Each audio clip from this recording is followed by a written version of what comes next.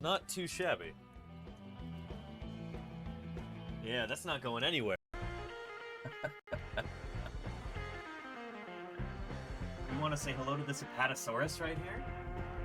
Look at that. Oh. What do you think of Diplodocid sauropods, sweetie pie? You like them?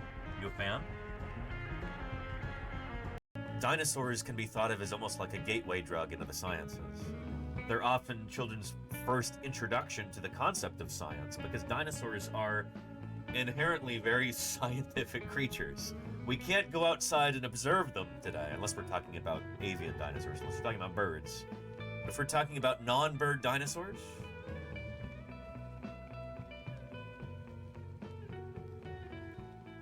you can't understand dinosaurs without understanding science. The reason we know anything at all about dinosaurs that lived during the Mesozoic is because of science. It's because of concerted scientific work. Excavating those fossils, cleaning them, preparing them, studying them, publishing on them. These are all scientific processes. You can't go and see a Stegosaurus in a zoo. And if you want to understand Stegosaurus, if you're interested in that animal, that requires a certain kind of scientific mindset. Edmontosaurus. Check that out. Holy cow. It's so big it like doesn't even fit in the frame. Look at that right there. Look at that. Truly impressive, if you ask me. I think that is pretty darn cool. Look at it. And let's put the lower jaw on too.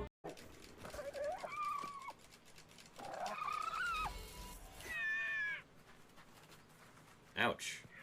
Whoa, little baby Triceratops! My goodness, I've never seen these before. These are brand new. Oh man, they're so tiny.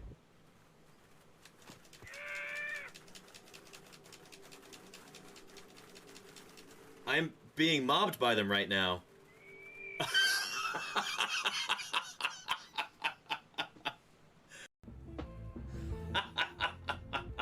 Ah, that makes me happy. That is pretty cool. I like that a lot. Not a single one of these is a dinosaur. Not any one of these is a dinosaur. These are all different kinds of ancient marine reptiles. Jerry, I'm sorry, none of these are dinosaurs. None of them.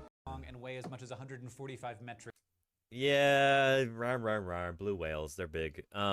They're essentially weightless because they live in the ocean, you know? Whales cheat. Tons, more than twice as heavy as the most. Skull, and we can kind of, here, if you want to hold that. It's not heavy. And you could drop it, it's fine, it's just plastic. The other day. Let's take the head off.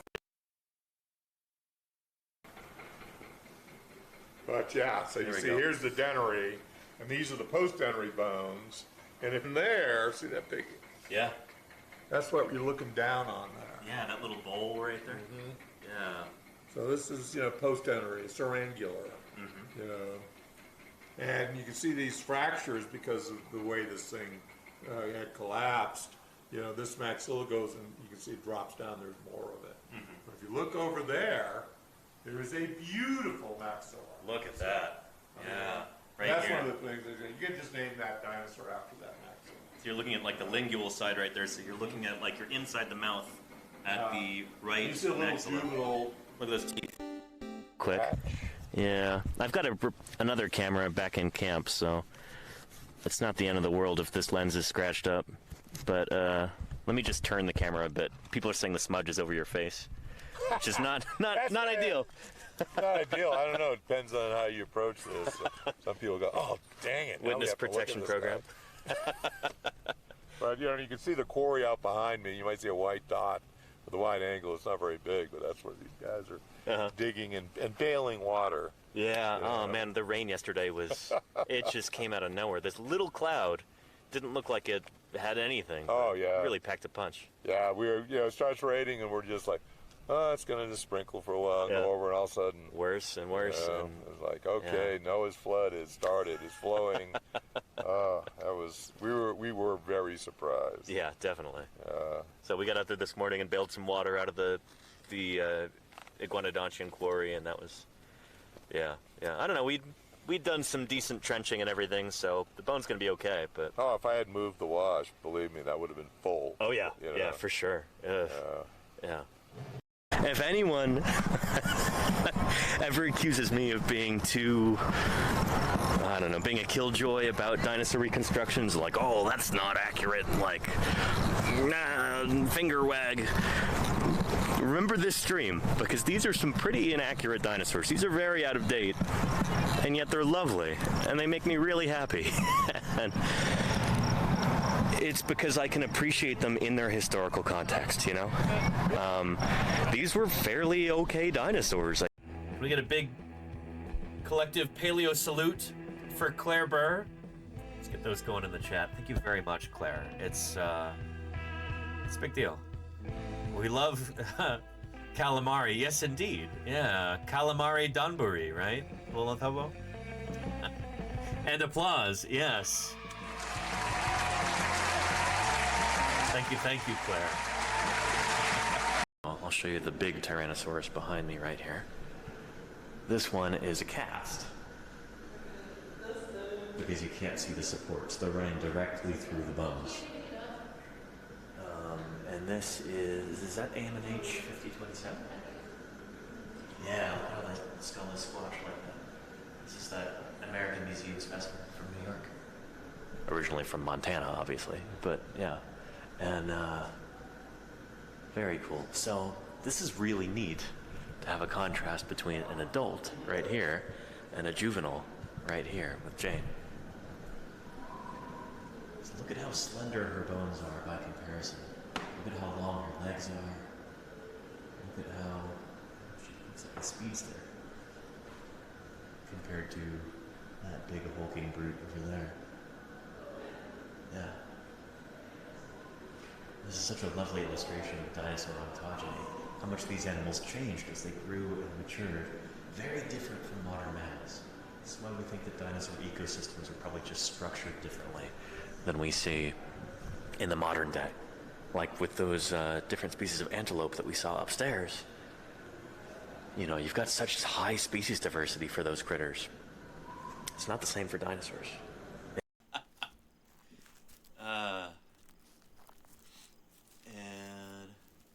And Iliamork says it's so worth it. The world needs all the science outreach it can get.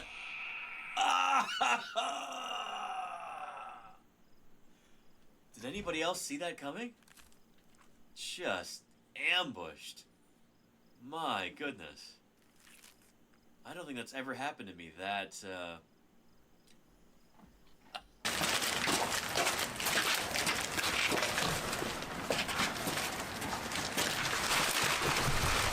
All right. Our baby emerges. Wow. Oh, man. Adorable. Oh man, this is one of the few 3D renditions of a baby ground sloth I've ever seen. Like, This is really impressive. I don't think I've actually ever seen one. Yeah. Oh my goodness. Wow. There I go.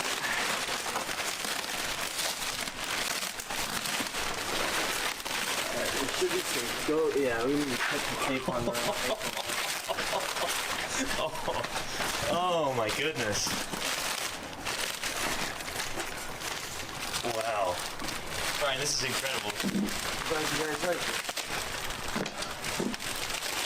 I think we might need it. So many dinosaur illustrations are based on the work of this one artist, Charles R. Knight. Whether it's in a Superman comic book right here, oh boy. That is directly copied from this paleo artist illustration. Thank you. Thank you from viewers like you. Thank you for viewers like that. You have to like say it in a generic foreign accent. Thank you for viewers like you. It's like a country that doesn't exist. Yes. From Elbonia. What are beans in Spanish? Krakosia. That could be like 3.5 continents. Pony is pretty Gracias good. por... Yeah, I tell you, there's dinosaurs out there in Wyoming. Yeah, here, have a tooth. But I love the idea of like a very precocious little kid who really loves titanosaurs. And you're like, well, what's your favorite titanosaur? And they go, I really like the unnominated clade of derived non-lithostracian saltosauroids.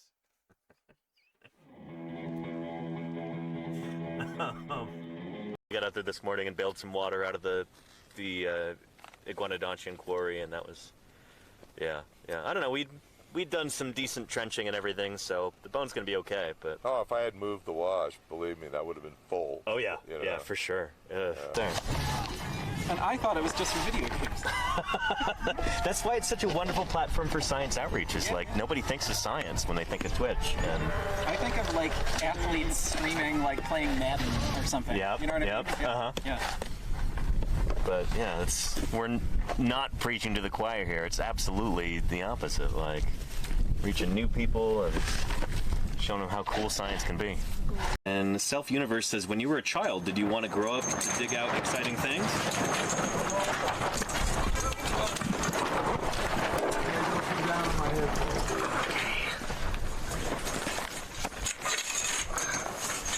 Thanks for helping me out there, Danny. Oh yeah. This is my dream job as a child.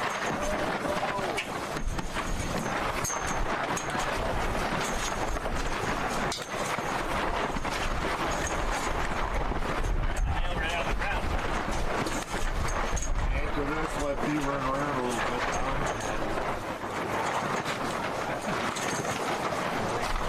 Then I'll say a nail flip over there.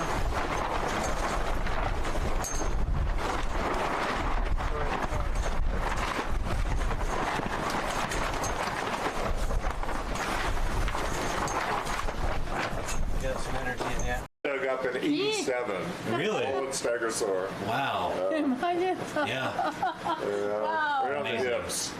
And look at those like blood vessel grooves, probably for Compare keratin. that to apex. Plates are totally different. Interesting. You know, and this is one from heading down to the shoulders. So this would be like from the hips or that area, right? Yeah, this Base is of right the on the hips. hips. This is getting down more of the shoulder. Yeah, yeah. You see it start developing the split base. Uh-huh. You know, there, and they get real split and smaller as you get to the neck. Very cool. But I remember digging both of these up. Yeah. That one, the jacket was probably 600 pounds. Wow. Huge jacket. We had a helicopter to get them out. But that jacket, you know, preserved this intact. Well, that is the beauty. Can we flip it without destroying it? Oh my goodness. Well, this is the beauty of the resins and to make it, you know, it's heavy, but not like heavy that we can But you take picture that it. covered with horn. Yeah. You know, the horn coming out, you know. Yeah. Allosaurus. A pretty big animal here. Take a look at that. Look at those jaws. Look at those jaws. Hope somebody's clipping this right now. Look at those jaws right there. Holy cow. How cool is that? Wow! And there is that eye. My goodness. Look at that. Wow. How lucky are we to have a Nautilus right here in the office with us? Suddenly Nautilus. Yes, indeed, Charlie's Dragon. Yeah. What's that? You've got to go? You've got a very important appointment to attend? Well, you better be on your way then, but thank you so much for showing up just at the right time here. I see you looking at me with those little pinhole camera eyes. You better skedaddle. All right, okay. Goodbye. Yeah, thanks for being here. Wow, ladies and gentlemen, a chambered Nautilus. Calm. Some lo-fi paleo beats to relax and study to.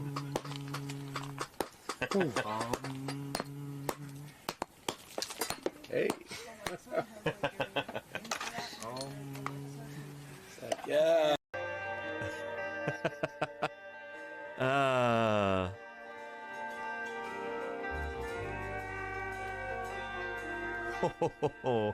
Oh, look at those luscious lashes. Reminds me of me, you know? Yeah.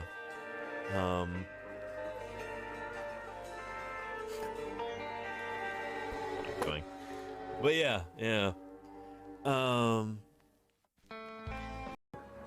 All the way up to the end of the dinosaur era, the end of the Mesozoic. It's called the Age of Reptiles. I'm sorry, the age of what? One more time? It's called the Age of Reptiles. Yeah. Reptiles. You just never hear that anymore. I love it. Reptiles, birds. If you paid $27 million for a dinosaur skeleton, you are getting played. They're not worth that much. I mean, like, this took a few $1,000s to dig up, and then, you know, a few thousand more to prep and to store and to clean and, you know, consolidate, like all the other stuff. You're dealing with probably less than $100,000, being generous. Yeah. So if you had even $1 million, you could go out and find 5 T-Rexes like this and dig them up, put them on display, whatever you want. So if you buy a dinosaur like that, you are getting ripped off. Quick. Yeah. But, and one thing I'll say too about the Triassic. Yeah. There are weirdos. Well, holy cow. My goodness. Gonna start a few minutes early here. Thank you for the raid.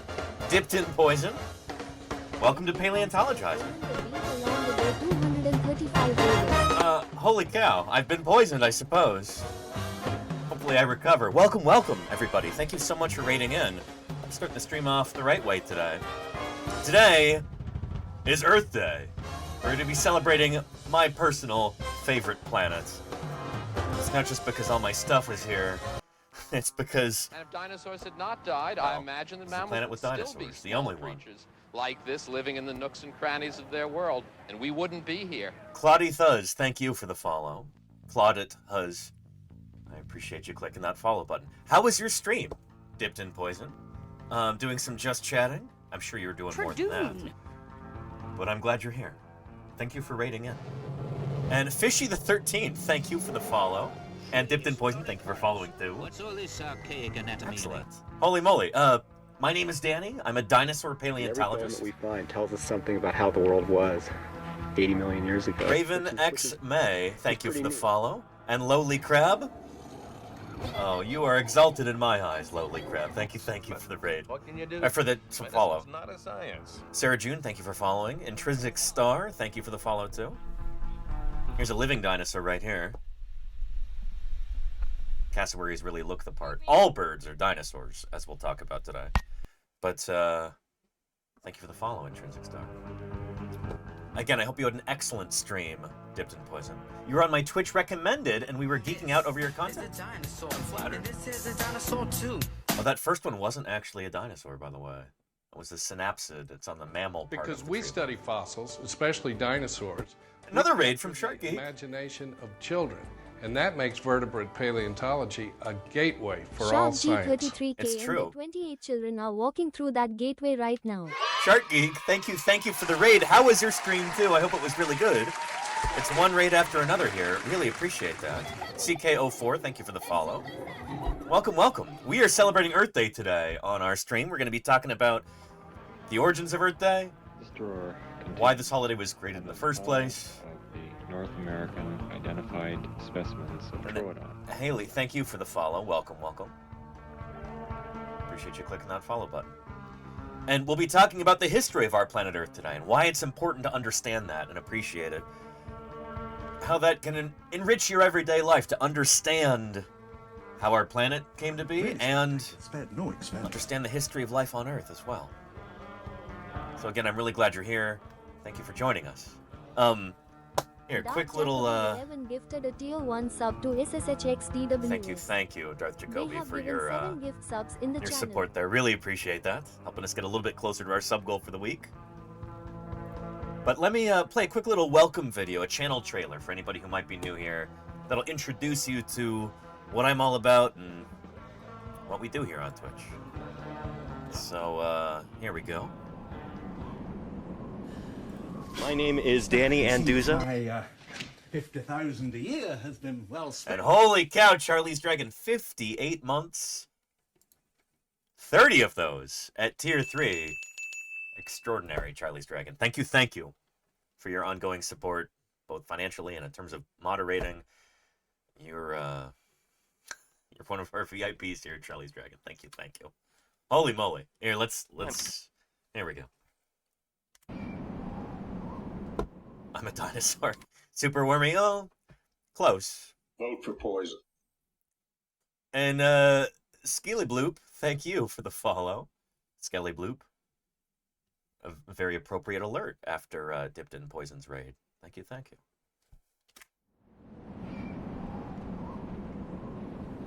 My name is Danny Anduza. I'm a dinosaur paleontologist, and this is Paleontologizing.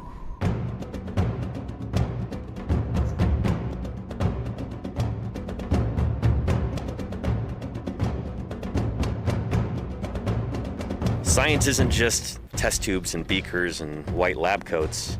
What we're doing out here is science, too. We're testing hypotheses by excavating these fossils. Join me for museum tours, interviews with other paleontologists, audience Q&A, 3D printing. It's pretty big. Who thought this was a good idea? And of course, live dinosaur digs. A limb bone from a new duck-billed dinosaur. I invite you to tune in and experience the adventure of fossil science. There you go. Yeah, welcome everybody. My name is Danny. I work on fossils, dinosaur fossils in particular. The last bone was put into place and the skeleton was complete. These men certainly felt a strong sense of accomplishment. As they should. They had brought back to 46 life months, that's one of the almost a greatest year. animals that ever walked the face of the earth. And one of those greatest animals is, of course, Murph, with the 46 months there. Mighty Murph, thank you for your ongoing support. Holy cow, I appreciate you more than you know, Murph. Thank you for everything you've done to support this community. Hello, Sweetie Pie. She is just starved for attention right now. This is one of my landlords, Sweetie Pie. I'm really lucky that she lets me live here. Because, as a starving scientist, it could be tough to pay the bills. Believe it or not, this is literally how I make my living, is streaming here on Twitch. This is how I fund my research, fieldwork, and travel, and everything else. Sweetie Pie, why didn't you the camera? You could call me the world's first full-time live-streaming paleontologist, and you wouldn't be wrong. It's been a dream come true to be able to do outreach. We do it here, whether we're streaming from my office here in the San Francisco Bay Area, or whether we're streaming via satellite from the middle of nowhere in Montana or Wyoming or Utah, maybe Nevada this year. Excavating fossils, collecting data, showing you how paleontology really works. So the whole point of this channel is to show rather than tell what paleontology is all about, how we do it, why it's important, why you should care about it. Understanding the history of life on Earth it's really important for being an informed person. And it's kind of crazy when you have a sense for how things came to be, you have a much deeper appreciation for so many things in your everyday life, you know? Whether you're petting a cat, like my landlord here, Sweetie Pie, you can understand, well, the lineage of cats, when they first evolved, how they've diversified and split and taken over different ecosystems, taken over different niches, I should say. And where they link up with us on the Tree of Life. It's probably about 80 or 90 million years ago that our own lineage, the primate lineage, split with the carnivoran lineage that includes dogs and cats and bears and sea lions and critters like that. So anywho, the whole point of these streams is to give you an inside peek into how fossil science really works. And today we're talking about, of course, the world's best planet, Earth, the only one that we found fossils on so far, and the only one that's got dinosaurs. And cats. People. All other life forms that we're aware of. Yeah. Yeah. Anywho. And never really thought about it like that, says Shark Geek. Can we get a shout out for Shark Geek as well? Who, does a lot of ocean conservation education. Does dives with sharks and then reviews the footage live on stream. Really, really cool stuff. I'm proud to share this platform with Shark Geek, and go give him a follow. Cool streams. Cool stuff. Everybody watch the dinosaur. And Unrelento, thank you for the follow. Welcome, welcome. It's good to have you here. Yeah, as Lenina was saying right there, I will be out in Wyoming digging up dinosaurs at the beginning of June. Very excited about that. And we'll be having a special fundraiser for that on Monday. We need to raise some money to be able to rent a truck. We've got a larger crew this year. We've got more people out looking for new sites. We're going to be hopefully discovering some additional new species of dinosaur. We've already got 2 or 3 new species, at least, over the past few years. We're hoping to kind of fill out this fauna, find more and more of the dinosaurs that lived in this environment. I didn't know what dinosaurs was all about until these boys come. And a Cepheid Variable, thank you for the 50 months of support. Really appreciate that, Cepheid. Thank you, thank you. And Grey Leaves. Thanks for the follow. Oh, thank you, thank you. It's good to have you here. And I really like that, Luke Herman's Gaming. My calendar reminded me it's Earth Day. Stated the following quote. We can't live without Earth, but Earth can live well without us. And it certainly did for about 4.54 billion years. That's part of what we're going to be talking about today. Oh, yeah, I like that. That's a cool calendar, Luke Herman's. And how long am I going to be in Wyoming this summer? At least 2 weeks. Maybe a little bit longer, but not the full month plus that I was out last year, Murph. Yeah.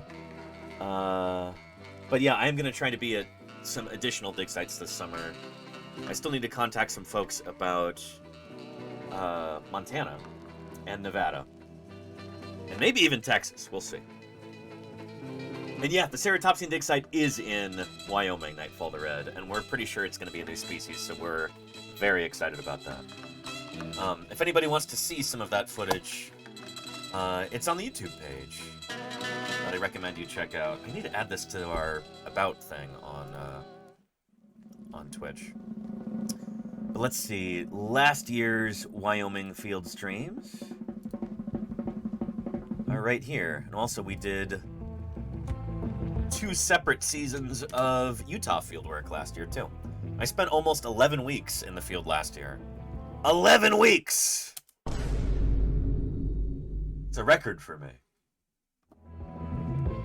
Like, I think close to 80 days in the field or traveling to or from the field. It's a long time. So, yeah.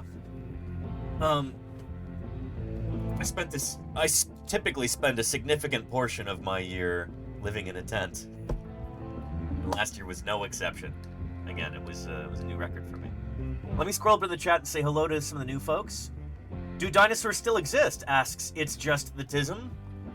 They do, and I think that kind of answers, hopefully, your other question that I saw earlier. Dinosaurs are not extinct. We have quite a few species of them today. How many species? Over 9,000! Literally, over 9,000 species of dinosaur. I'll show you on our Tree of Life here. And you're going to take care of your garden to celebrate Earth Day. Richard Prick? I was going to make something different out of your name, and I just didn't do it. You got me. Anyway, if we're going to find living dinosaurs on our Tree of Life, we go to this clade called Aves. Every single living dinosaur on our planet is part of this group. We call them birds. Birds are a kind of dinosaur.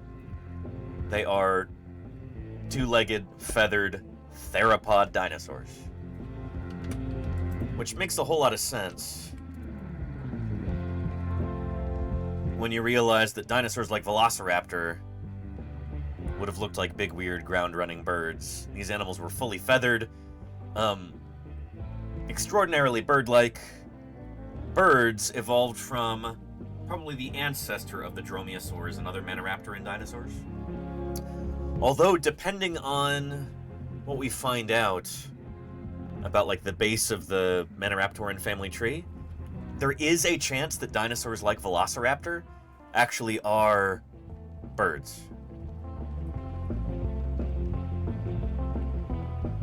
If they evolved from the lineage that split off and became birds, if that makes sense. If these guys have a avian ancestor, if they have an avian ancestor, that means that they are birds. We're still kind of figuring some of this stuff out. But when we're looking at the phylogeny of dinosaurs, the evolutionary family tree, this is how we as scientists classify things. It's all based on ancestry. Dinosaurs start right here, so if you evolved from this first dinosaur, then you are, by definition, a dinosaur. Birds, we can trace their ancestry back to that proto-dinosaur, and thus birds are a kind of dinosaur. So critters like crocodiles, turtles, mosasaurs, ichthyosaurs, plesiosaurs, Dimetrodon, none of these guys are dinosaurs. They're from different branches of the amniote family tree. Amniotes are the mammals and reptiles combined. Oh yeah. So it's funny to think about.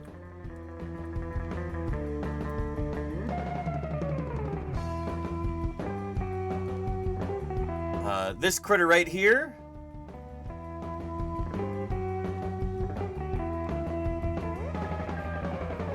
There we go.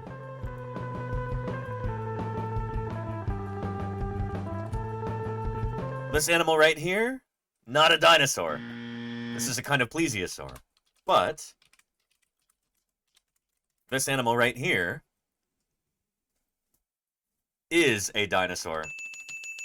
Because it's a bird. Birds, by definition, are a kind of dinosaur. They evolved from a dinosaurian ancestor, thus they are dinosaurs. So yeah, I hope that makes sense. All this being said, if anybody here happens to have any questions, do not hesitate to ask. That's kind of the bread and butter of our streams.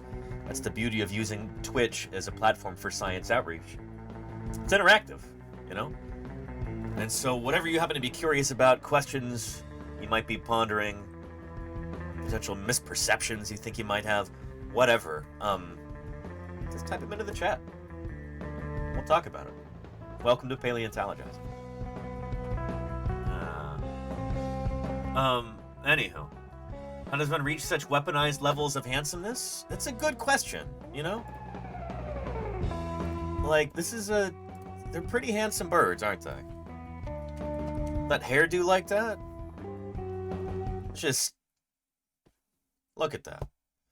I don't know, I think, well, those yellow feathers there have got no real, like, mechanical, practical purpose. That evolved for display. And there's a lot of different penguins that have actually evolved different display features like this.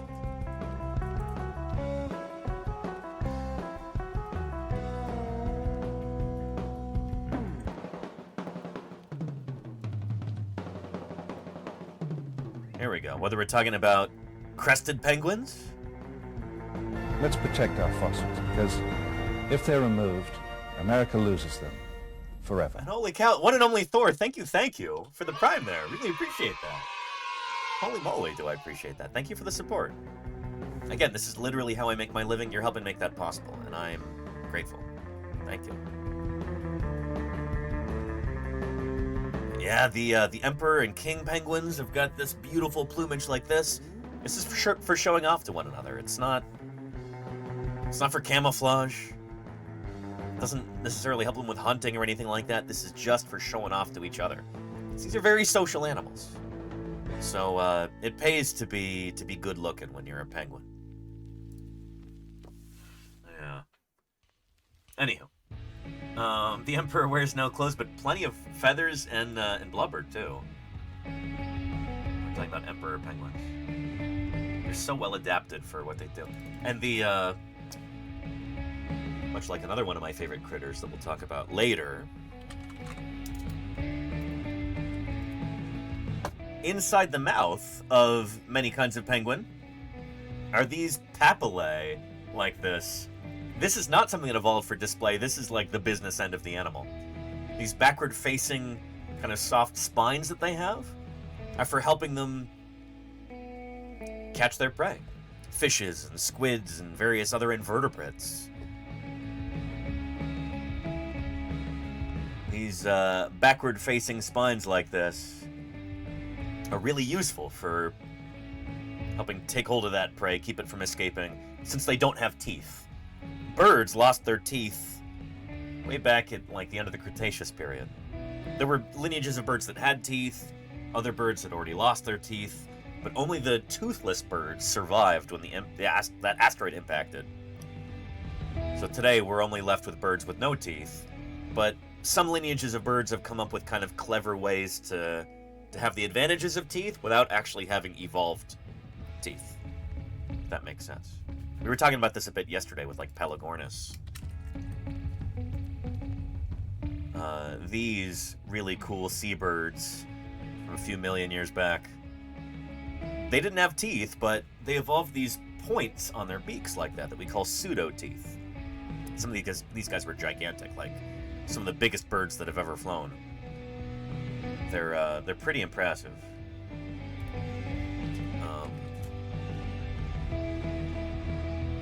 There we go. Yeah. Anywho, pretty cool. Looks like me on taco night, says Fishy the 13th. Nice. Yeah. Anywho. Yeah. Oh, an egg teeth. Well, that's not really a tooth. It's like a keratinous spike, I think, at the end of the beak. But yeah, a lot of birds do have that. It's called an egg tooth, despite not actually being a tooth. Teeth have sockets. They've got a specific. Blabbermouth who ruins a movie by telling you how it ends. Well, I say there are some things we don't want to know. Important things. Yeah! Oh boy. S. Lunes. S. Lunes. Gracias por seguirme. I hope your attitude towards science is a little more amenable than that. Thank you for following. Welcome, welcome. And the red-breasted merganser has a serrated bill. Interesting, Oddbjorg.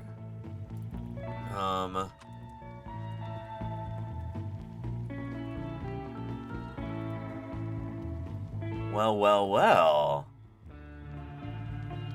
Look at that. Very cool. I do wonder if that's actually the beak itself, or whether those are...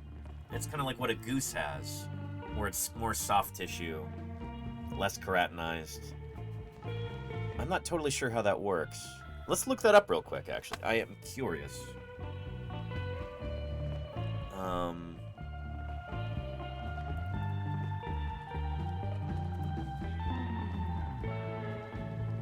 Let's see if we've got anything here about...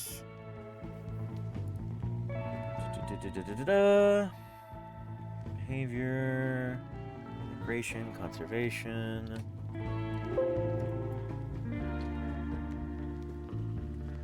Yeah. The specific epithet Serrator, that's the species name for this bird, is Latin for sawyer and is ultimately from serra, meaning saw. It refers to the saw-like projections on the bird's bill. So it actually is on the bill rather than like on the roof of the mouth or on some of the soft tissue parts. Interesting. Very cool. Anyway, here's a link to that. Cool stuff. Yeah. Anyhow. And Starmy says, in Dutch, they are called zagbik, or sawbill. Interesting. Yeah, there's another kind of critter that sounds similar. I wonder if there's a Dutch word for this animal, too. And I wonder if it's similar. Here.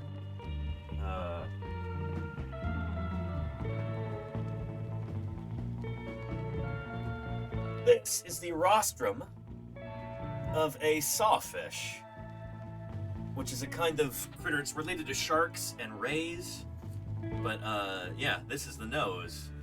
It's called a sawfish, in reference to these. What do you think, sweetie pie? Yeah, not into that? Okay. No, I'm jealous of Shark Geek. This is my 3D print of a sawfish rostrum. I don't have a real legitimate one. These are critters that are, I think all 6 or 7 species worldwide are endangered or threatened. So I don't have a real one here. This sort of thing belongs in a museum or a research facility, which is why this one is a 3D print. Yeah. But anyway, these critters are, I wonder what the Dutch word is, if there is a Dutch word for them. And zogvis in Dutch, same word. Oh, okay, sawfish. But these are really cool critters. We might even be able to do International Sawfish Day this year. Last year I was at TwitchCon for this. But this year TwitchCon is in November, and I'm gonna have to miss it. It's the same time as the Society of Vertebrate Paleontology meeting. But sawfish are incredible animals. They're so cool. Anyhow. Vasta Tarantula says, what is your favorite fish or aquatic critter? What do you think, chat? Favorite aquatic animal? I wonder. It might be right behind Sweetie Pie here. What could it be?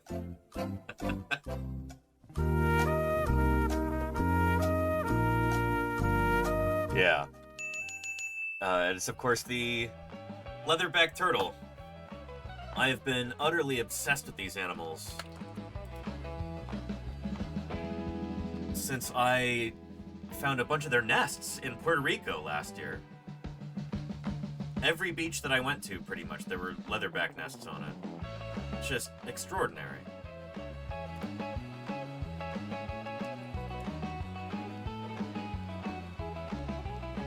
Yeah.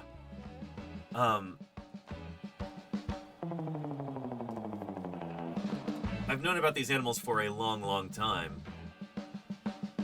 But never until I saw those nests in person did it really feel close to home. Did I feel like... It's almost like they became very real when I saw those. It was,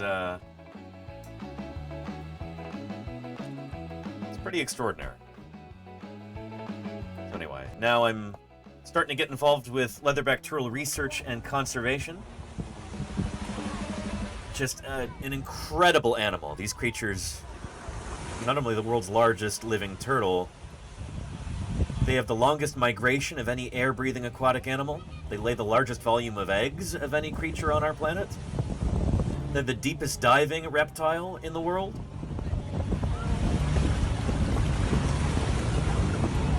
They're just extraordinary creatures. This is a nesting female in Trinidad, I think, who was going back into the water after crawling up onto the beach. These creatures have been around since the time of the dinosaurs, since, think about the Cretaceous period, about 80 million years ago, give or take. They're the only surviving member of their family. They're distantly related to all the other sea turtles. They're the last of their kind. They're unique. They're different from all other sea turtles today. Partly because of that, that incredible skeleton that they have. I'm really excited because I just finished and sent an email to somebody in Florida who works on leatherbacks, and I'm trying to link up with that team and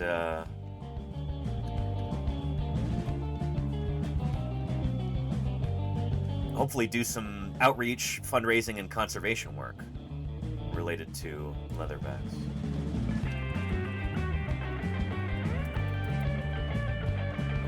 But yeah, truly extraordinary animal.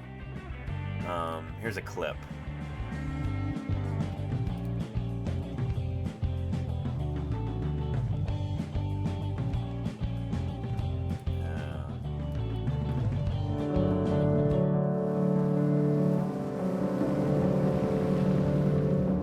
There are few more prehistoric That's a hawksbill turtle creatures there. swimming in the ocean than the Is it a sea green? turtle.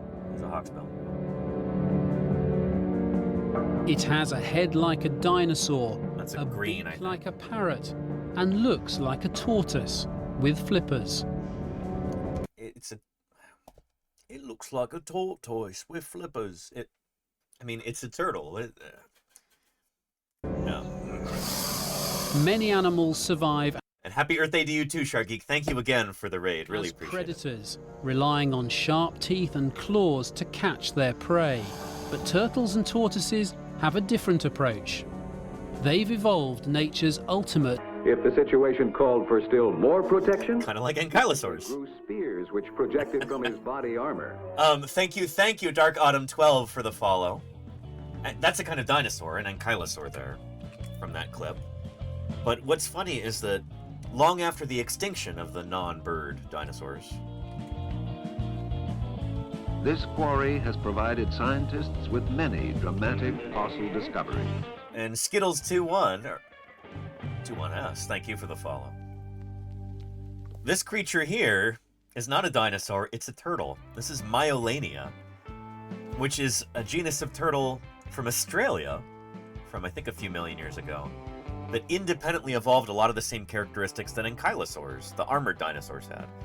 Like those backward-facing spikes on the back of the head, very similar to an ankylosaur. Some of them even had spikes on their tails, presumably used for defense. So it's kind of amazing, like left to their own devices and given enough opportunity, turtles evolve all kinds of wild and crazy morphologies like this. Really, really cool. And I think one of the most unique of the turtles is the leatherback. Defense We'll get to that. strategy. These are armor-plated tortoises shell has withstanding kept the them attacks safe of various for critters. over 200 million years. But there's only one turtle species in the world that has done away with that hard shell. Even the soft-shell turtles didn't do this. They got rid of their carapace to a large extent, and their plastron. Check this out. There's a leatherback there. In most sea turtles, the lower shell is made up of 9 bones, which are fused together to form a solid plate. What we call the plastron. But in the leatherback, these bones are reduced to a ring around the edge. Yep. So they have gotten rid of that original hard shell, both on the chest and on the back. Filling in is this layer of fat, which not only covers the belly, but encircles the entire body. But what's it for? It's for keeping warm. So here's dissection of a leatherback turtle. I'll pause so you don't have to look at that if you don't want to. But the woman speaking there is Dr. Jeanette Weineken, and we interviewed her a couple months ago on this channel, which was a ton of fun. I'll give you a link to that.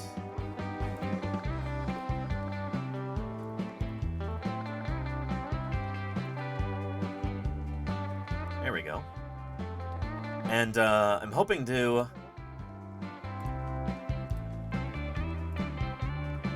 do a live stream from her laboratory in Florida and see some baby leatherback turtles, because that is an extraordinary place. I need to send her an email about this very soon, but I have that on the playlist here. Where is that? Here we go.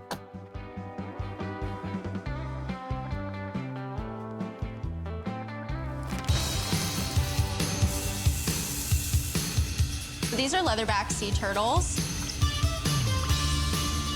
We know so little about leatherbacks, especially at the hatchling and juvenile sizes. So it's really incredible to get to work with them at those life stages that you would not see out in the wild.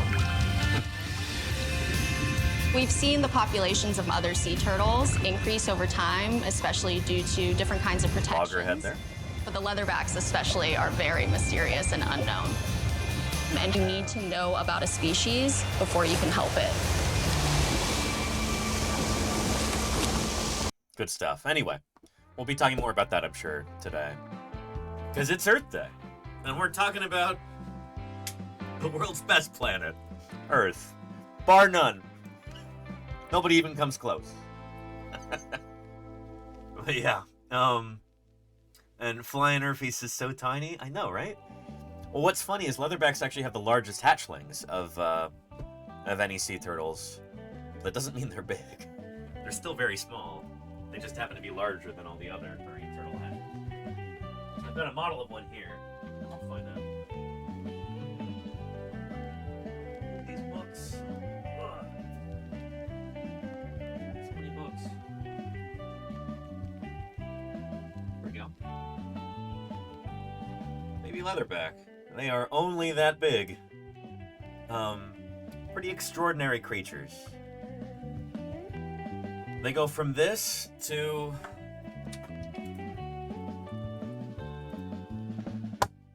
well, to this. Enormous. World's largest living turtle. Here's a research group led by Scott Benson here on the right. I also interviewed Scott at the end of December. Did a special stream. We were on the front page of that. For a front page of Twitch for that. That was quite the honor. And with any luck, I will be on this same research vessel in September, helping to tag and track and take data on Pacific leatherback turtles. So I'm pretty darn excited about that. I'm excited to go to Florida next month to see leatherback turtles from the Atlantic Ocean. But given that I live here in the beautiful sunny San Francisco Bay Area, we're also blessed to have leatherback turtles right off the coast here. In fact, they migrate here, off the coast of California, all the way from Papua New Guinea, Solomon Islands, all the way from Southern Asia,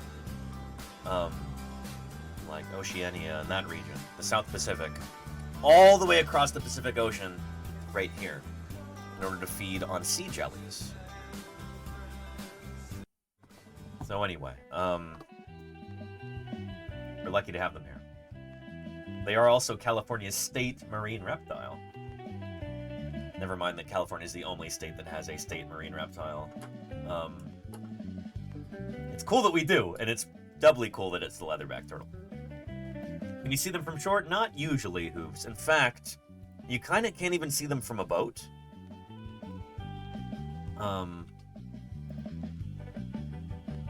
You kind of need air support for that. So let me show you. Upwell and Noah. Again, this is the team that I'm hoping to work with in September. Hi, I'm George, and I'm very excited to share with you Upwell and Noah's work surveying for leatherback sea turtles. Leatherbacks are giant turtles. Even though they can grow over 6 feet long and weigh over 1,500 pounds, finding them in the... Again, this is a turtle that can weigh more than a Harley-Davidson motorcycle. Like a big touring bike, you know? A turtle that can weigh more than a Harley. I mean, it's bonkers.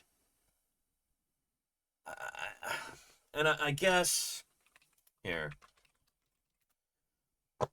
That's maybe not as impressive when you consider that there were sea turtles the size of like a pickup truck, like a Ford F-150 or something, back during the Cretaceous. Like absolutely enormous marine turtles.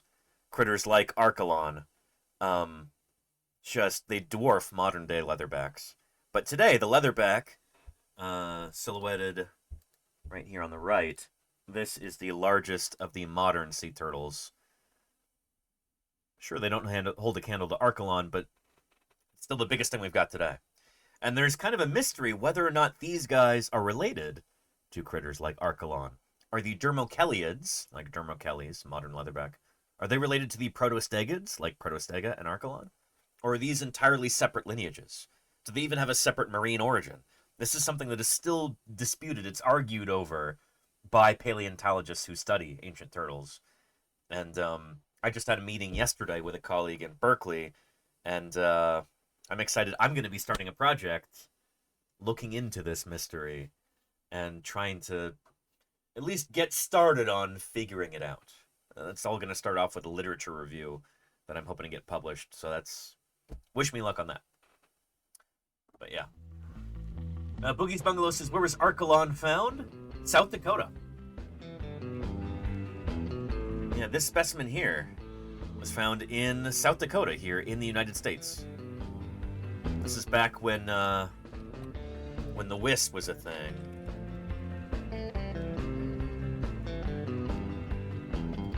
The Western Interior Seaway. North America used to be kind of cut in two by a shallow ocean. When sea levels rose, South Dakota, North Dakota, Kansas, Nebraska, Colorado, New Mexico, parts of Texas, inundated by seawater. And,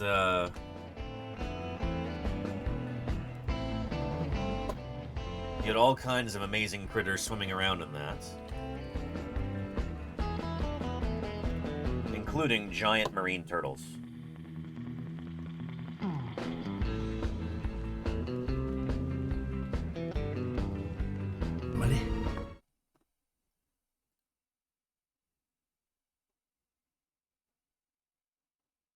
There we go.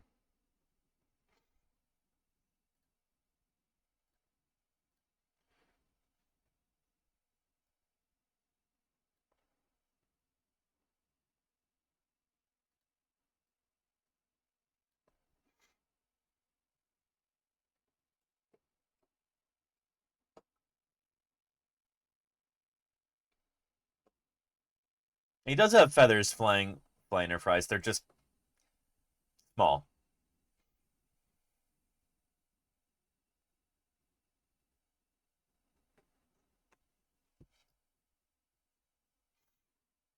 And look who's underneath.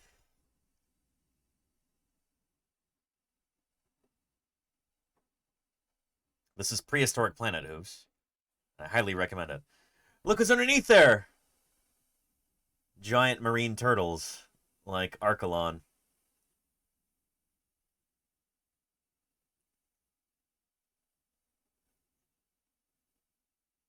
Yeah. Because there's mosasaurs, too. Anyway.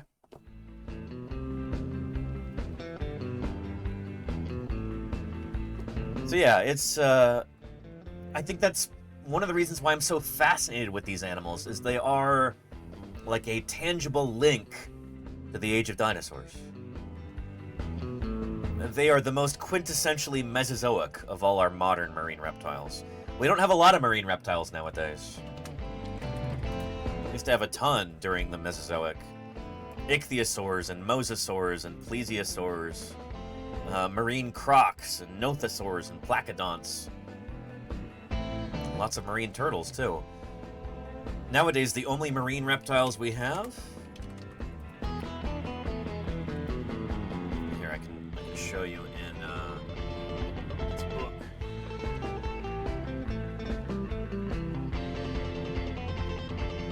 I think it's in this one. Here we go. We don't have quite the selection nowadays.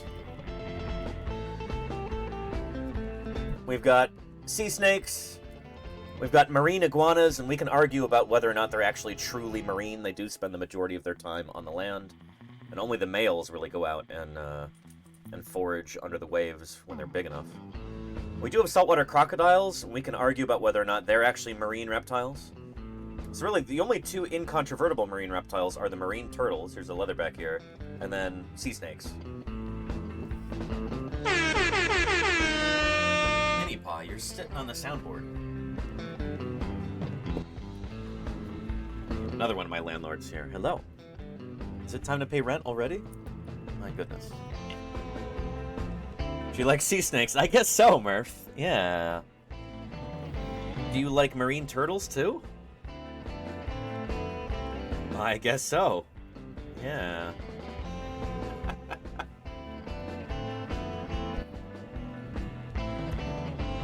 Anyhow, we'll get back to leatherbacks in just a minute. But, hello. Yeah.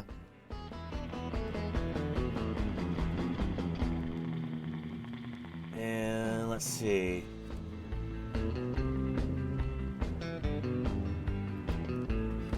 Penguin crocodile bracket. There you go. Ended then did. Kind of, yeah. Yeah. Hello. Hi. Oh. All right. Let's get you paid, huh? Time to pay rent. Yeah. Oh, what do we got here? Oh, I should mix these treats together. I feel like that would be a clever way to do this. That way I only have to deal with one bag.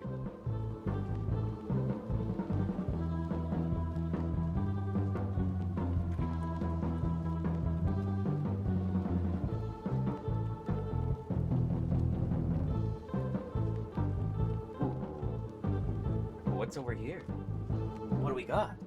Oh, what do we got? Oh, look at all those. My goodness.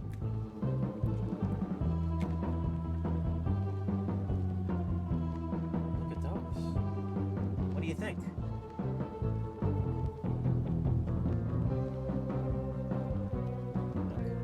Hey. You don't want to eat those? What are we even doing here? What are we even doing?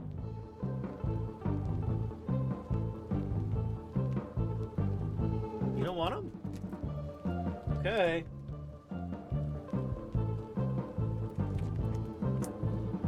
Decided to be picky?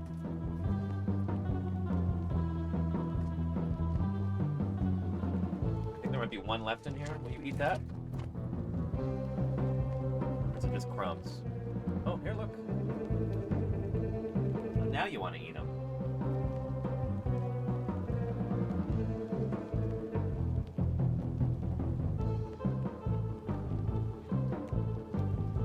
You're just gonna hang out? Alright, well, we can make that work. Send it back to the kitchen. I guess so, Oddbjorg, yeah. Yeah. And brush time? That's a great idea, Diagonal. Happy Earth Day, Mini Pie. It's my favorite planet, too.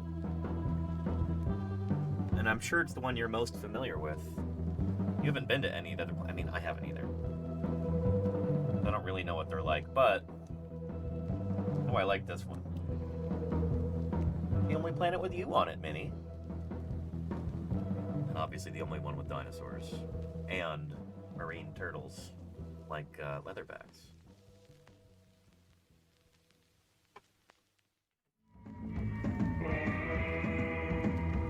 What are you doing? You're shaking your tail like you're aggravated. What's your deal? I gotta keep them happy, all the landlords. But it's hard to know what precisely they want when they won't talk to me, you know? We're not talking.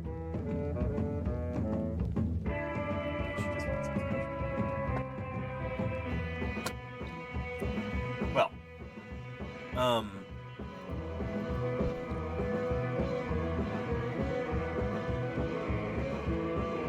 looking for leatherbacks. Continue.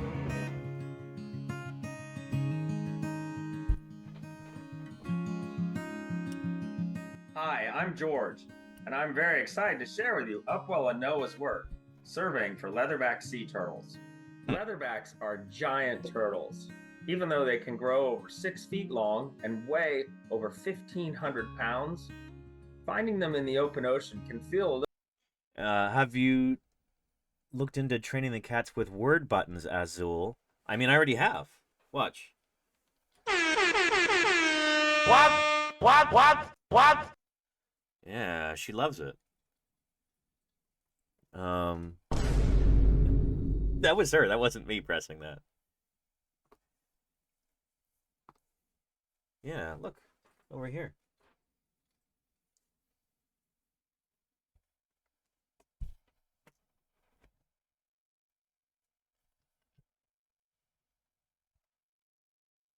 Is she gonna leave? Where's she going? Where are you going, Minnie?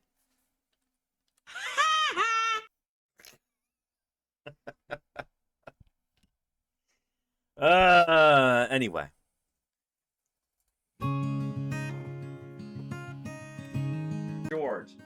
I'm very excited to share with you Upwell and Noah's work surveying for leatherback sea turtles. Leatherbacks are giant turtles.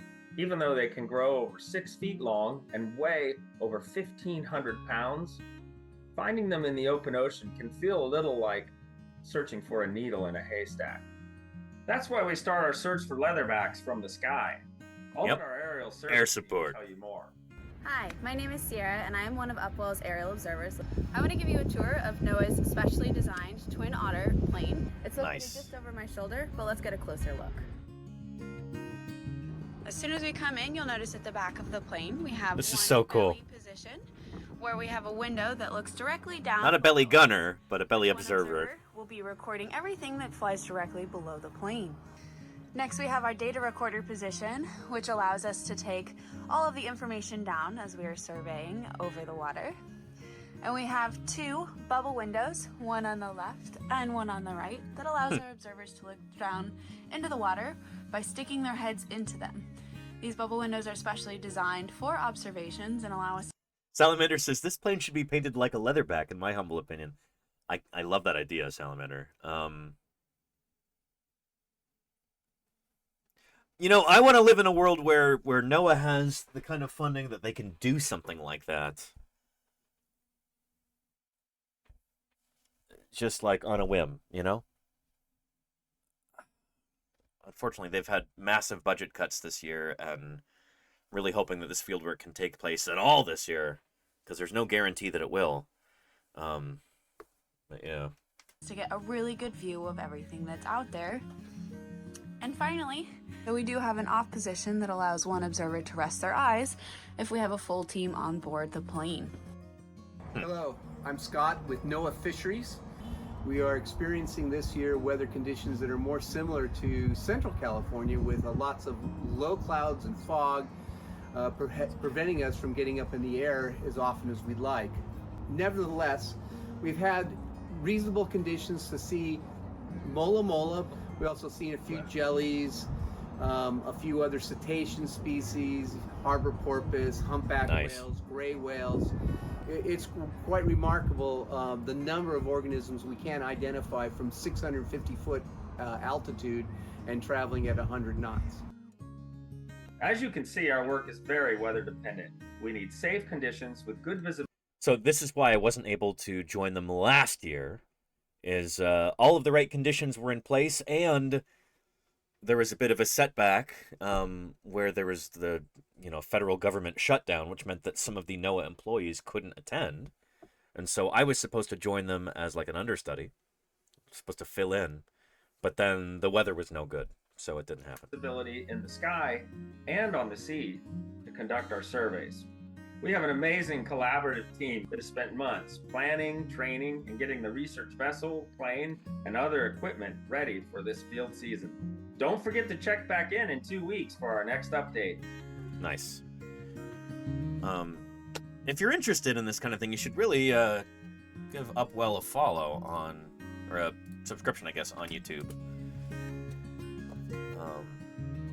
I'm hoping to maybe do some fundraising streams with Upwell at some point.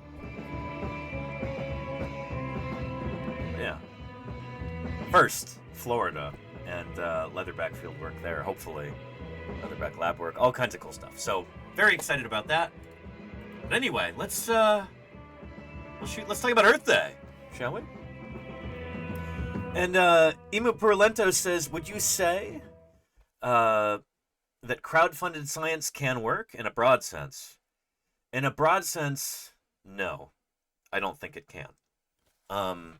In order for science to really thrive, it needs significant funding, and that's not really the sort of thing that you can rely on. You can rely on crowdfunding for. And I say this as somebody who has repeatedly crowdfunded a bunch of paleontological field work and research and prep work and stuff like that. I'm extraordinarily proud of this community for making a huge difference for fossil science over the past 6 years that I've been streaming. We've repeatedly raised a ton of money, tens of thousands of dollars for fossil science. But that is a drop in the bucket compared to what our science should be getting, you know? Again, we'll be doing a fundraiser stream on Monday in order to be able to raise money for a rental truck that we'll need in Wyoming. We need an additional truck this year to be able to go out and find more sites, given that we're going to have a larger crew, more people on it. We need another vehicle, and we don't really have the budget for that at the moment. So we need to raise about $2,000 or $3,000. Petrodactylus, shout out to Petra, she actually helped us out with this on Friday, did a special fundraising stream, raised over $900, which is extraordinary. So shout out to Petrodactylus there. And there she is in the chat. Excellent. Howdy, howdy, Petra. Perfect timing. But we'll be holding our own special fundraising stream on Monday. We actually had to push World Tapir Day back one day, but I think it'll be worth it. So yeah. Nice head start? Absolutely, Petra. Thank you again for incredible support. It makes a big difference. So yeah. Anywho, before we get into our Earth Day stuff, let's do a quick screenshot for Blue Sky here. And we'll let everybody know that we're live. That'll work.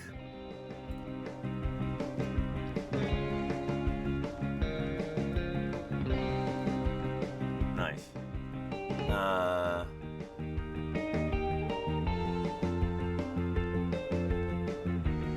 And Starmy says, I'm going to add some nuance to your statement, Danny. I mean, Starmy,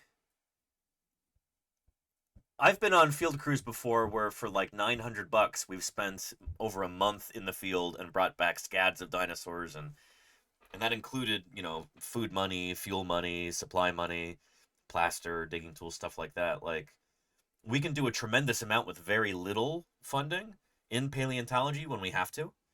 We're an extraordinarily frugal science when we need to be. But on a broader scale, I don't want people to get the impression that science funding can all come from a crowdsourcing kind of a deal, because it can't.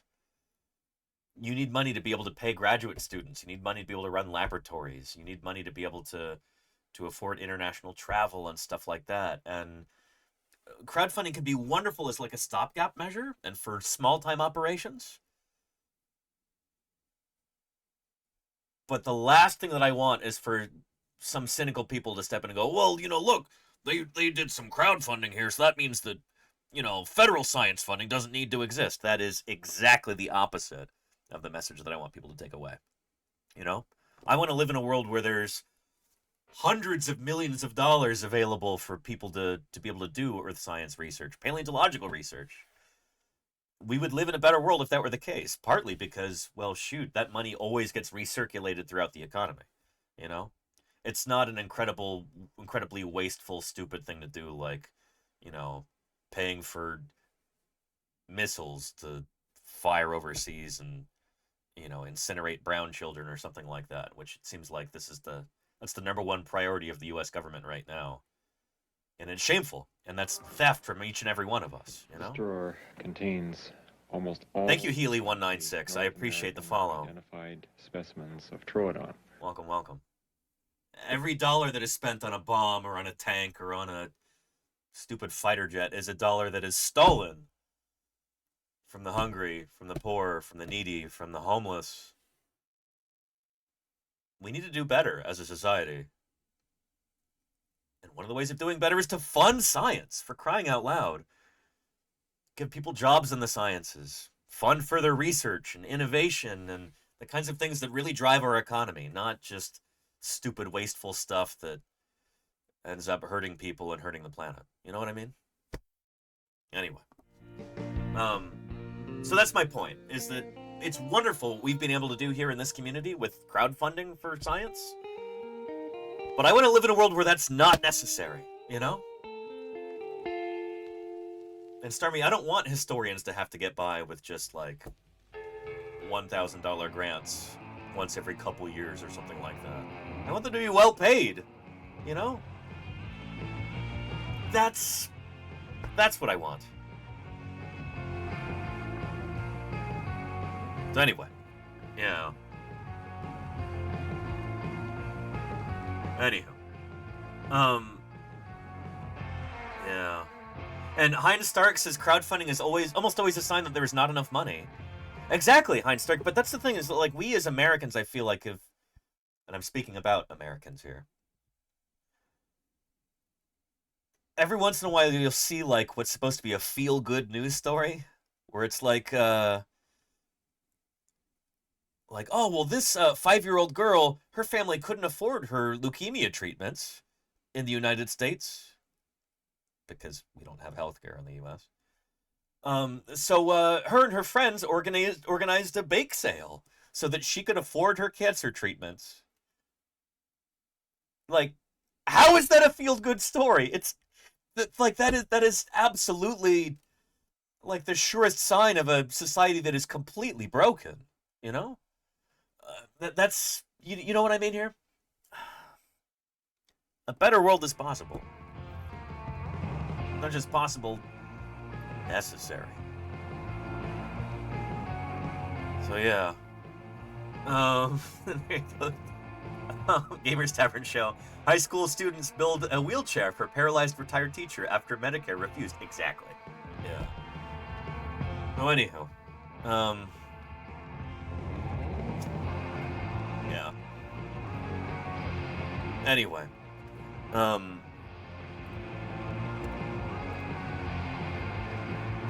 But yeah, let's Oh, and Luke says, as a European, it's so refreshing to hear an American talking like this instead of all the heavy stuff we hear on the news. I mean, of course, I know there are many of like you out there. The majority of people in the United States feel the way that I do. I promise you. You'll never hear about that in corporate-run media or anything. You know? Like, news programs that are funded by, you know, like, pharmaceutical companies are the ones who are buying the ads on most of this stuff. Partly because just about everybody who watches television news in the U.S. is over the age of 70. So all of the ads are for self-lubricating catheters and blood pressure medication and motorized wheelchairs and stuff like that. Not casting aspersions on anybody who needs that stuff. But there is direct incentive. Like, this is why we don't really have real news in the United States. It's all just corporate trash. Don't get me started. Anywho. There you go, Leak. Yeah.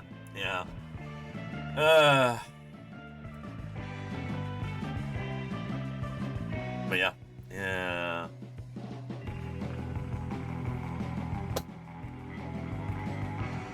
Anyway, let's save this screenshot.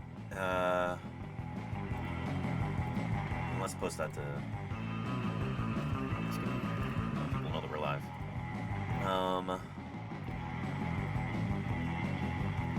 There we go.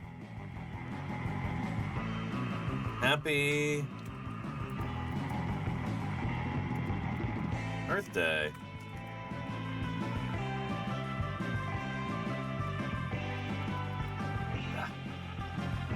Screen keyboard.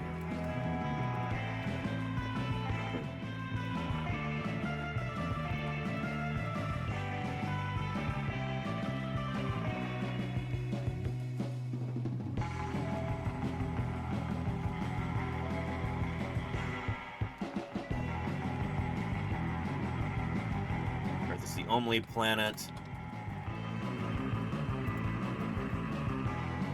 with dinosaurs.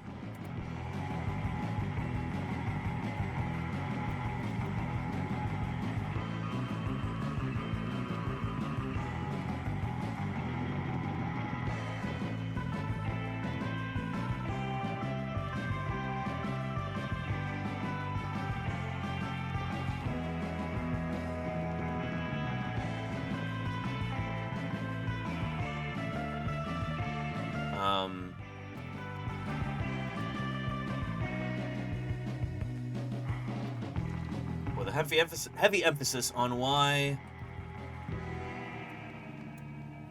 understanding natural history is vitally important in this day and age.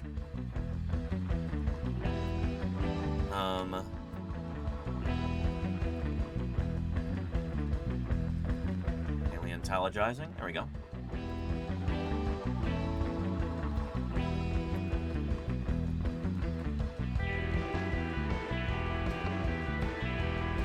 TV/paleontologizing. There we go. Yeah.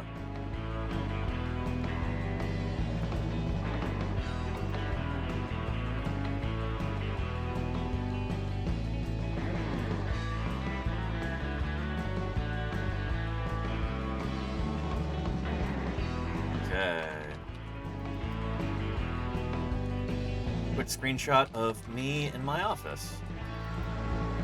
Behind me hangs a birthday letters style banner reading "World's Best Planet,"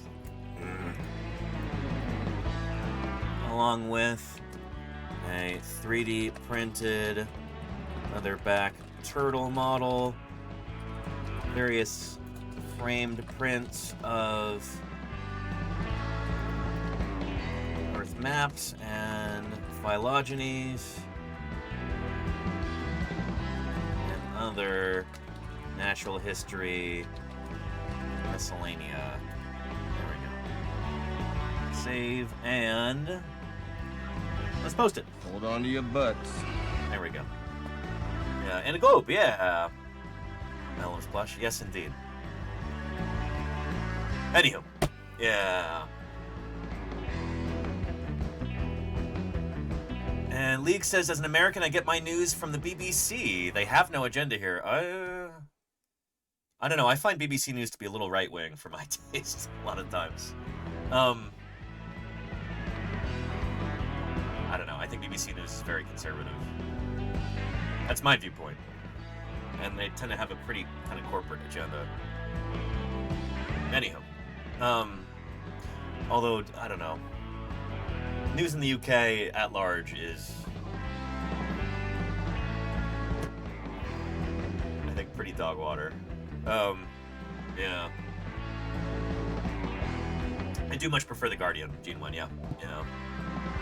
And yeah, Salamander, I know, right? I mean, I don't mean to cast aspersions upon that lovely archipelago. Can you call the British Isles an archipelago? But there's a lot of lovely people who live there. But yeah, there are a lot of issues with stuff like transphobia for sure. Oh boy. Archipelago definition. An island group or island chain is a chain, cluster, or collection of islands. Do the British Isles count as an archipelago? I wonder.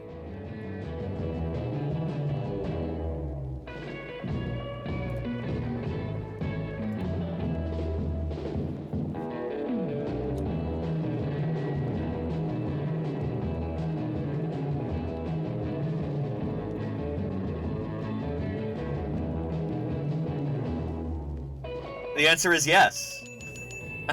Apparently. Opening sentence of this article. Anywho.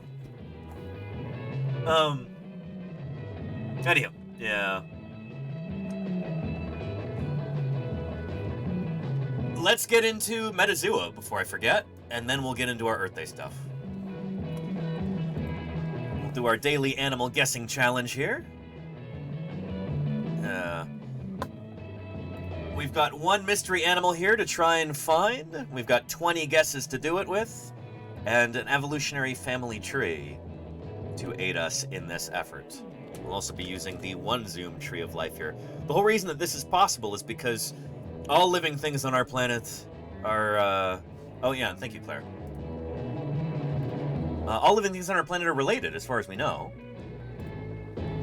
All the evidence points to that being the case. There's the Blue Sky post if anybody wants to interact with that for whatever reason. If you happen to be on that platform, thank you to the folks who already reposted and liked that. Lovely.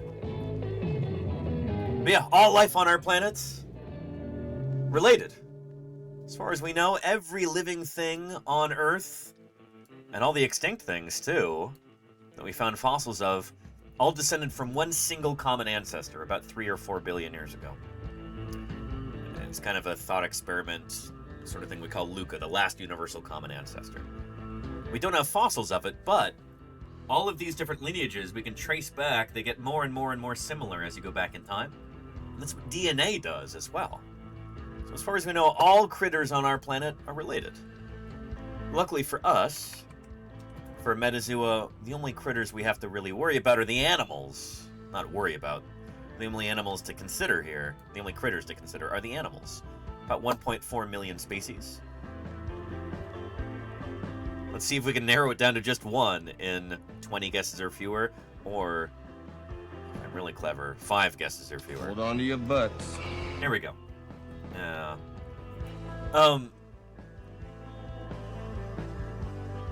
Metazoa is, it doesn't have all of those 1.4 million species. It's actually far fewer than that. And there's some other biases. It is heavily tilted toward mammals and other vertebrates, but mammals are overrepresented. Give me the name of a mammal, chat, and a placental mammal. These are mammals over here. So let's ignore the monotremes and the marsupials for now, because I don't think we've ever had. Maybe we have, but it's very uncommon. Chances are, if it's a mammal, it's going to be a placental mammal. Give me one of those to guess, and we'll take it from there. Let's see. Kevin Bacon says Boogie's Bungalow. We could do Homo sapiens. And I always start with cat, says Tone Rebellion. Nordic Gale says wild cat. Coyote is a good one. Let's do coyote. Canis latrans. We'll start there. And holy cow, we're on the right track already.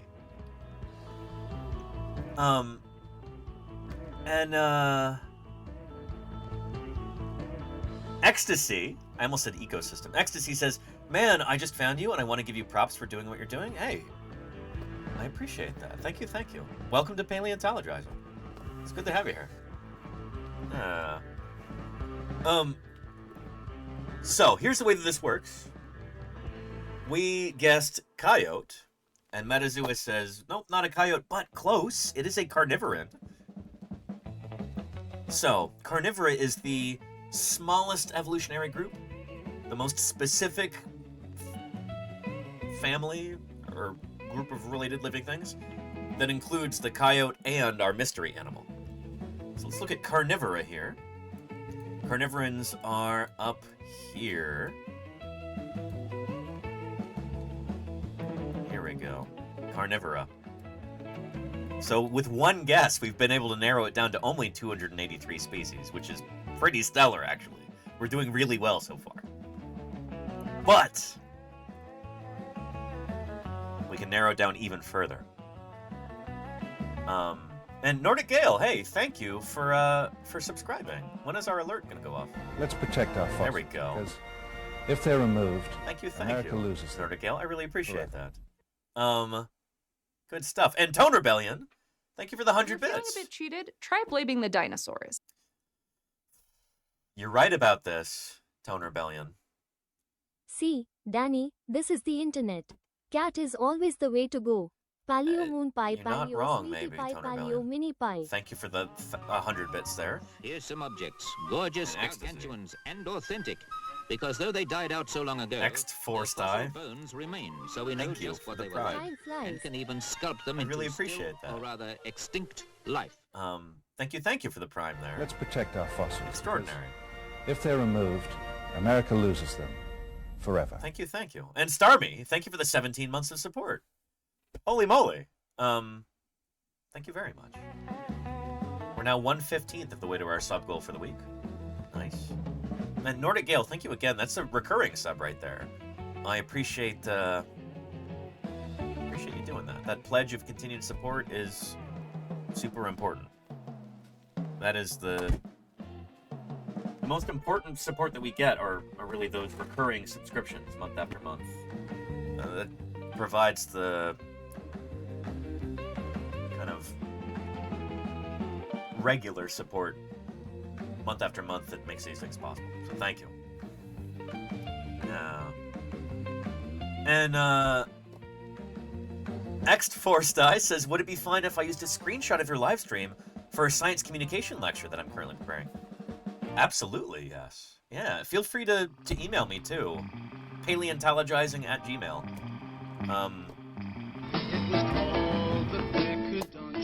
And thank you, League, for those 5 gift subs. Really appreciate that. Thank you, League. Began the dinosaur dynasty. Yeah, let me pull up another thing too. I was presenting on my research at the Society of Vertebrate Paleontology meeting. On my outreach, rather, at SVP last year. Dinosaurs hold a special magnetism for children.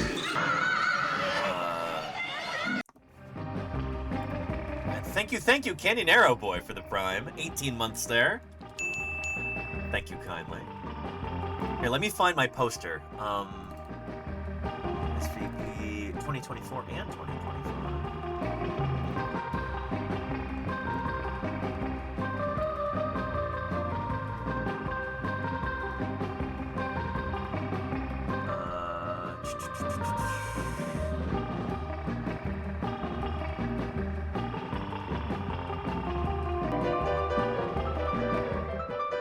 Thank you, Nordic Gale, for the gift sub there. Really appreciate that. Thank you. Nordic Gale gifted Nordic Gale a subscription. I need to fix that alert. There's a bug with it. Here we go. Here was my research poster, one of my research posters from 2024 for the Society of Vertebrate Paleontology. All about outreach here on Twitch. And then I had another one focusing on my fieldwork outreach.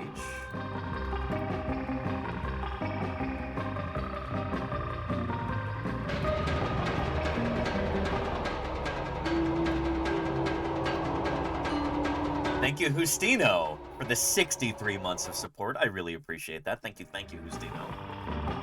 Excellent. 63 months is nothing to sneeze at, Justino. Holy moly, I appreciate that.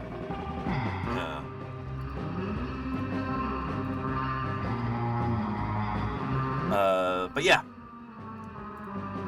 This is my 2024 SVP poster.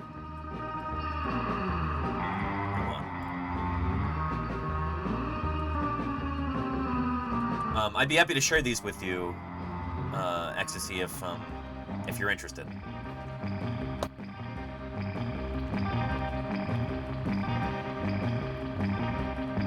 Yeah, I've been trying to get more of my colleagues to do outreach on platforms like Twitch. I find this is it's a superb avenue for science outreach because it's not preaching to the choir. Nobody logs onto Twitch looking for science, really. Maybe someday they will. Inshallah. But, Twitch is primarily a video game streaming platform. Those claws on the new wings audiences are once again invaluable. Thank you, Chris TS, for the 22 months. Really appreciate that. But yeah, thank you, Chris TS. Super appreciate it. And Gamers Tavern Show says, I do. You come to Twitch looking for science? Science! I'm happy to hear that. Yeah. Well, we've got a growing and fairly robust, so far, a community of scientists who stream here on Twitch. People like Science Streams, like Volcano Doc, like Draw Curiosity, like Nerduino. Can we get some shout-outs for some of these folks? I need to come up with like a special... Oh, there we go. You've already got one there. Thank you, Claire. It's pretty impressive. Yeah. I appreciate that, Claire. Beautiful. Yeah. And thank you, Gamers Tavern Show. We don't have to do the big shout-outs. I think that'll be sufficient, but thank you, Claire. Excellent. So yeah, Ecstasy, if you want to chat about this, shoot me an email. I'd be more than happy to talk about this. Yeah. It's great to have you here. Welcome.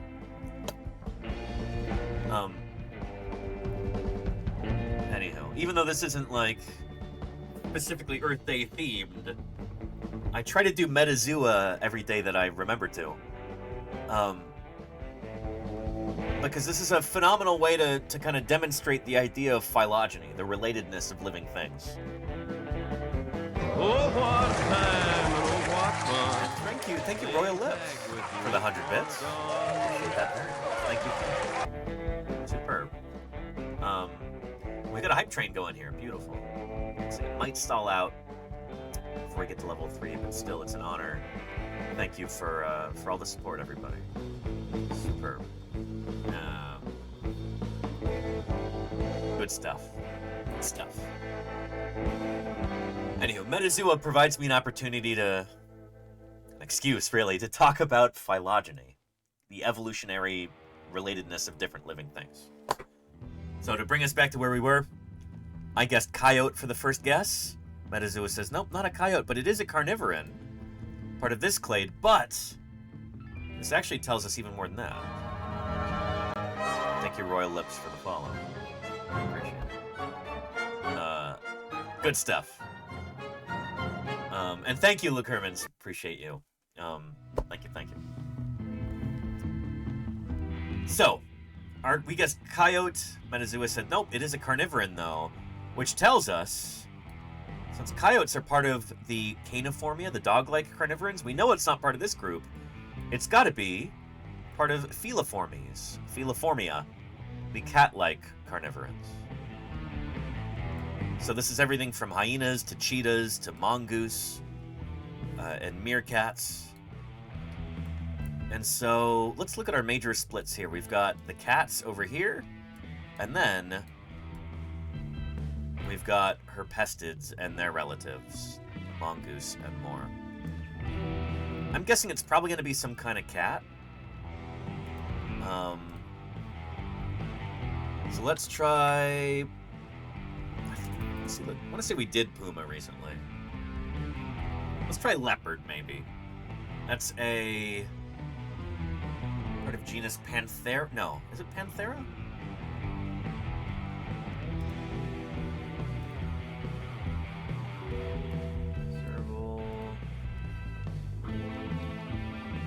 Yeah, leopard, genus Panthera. Panthera pardus. There we go. Let's try leopard. Hold on to your butts. Let's see if that gets us any closer. It is a felid, but it's not part of genus Panthera. We're doing really well so far. So it's not going to be any of these. It's not genus Panthera. No lions or tigers or jaguars. Oh my. It's instead part of Felidae.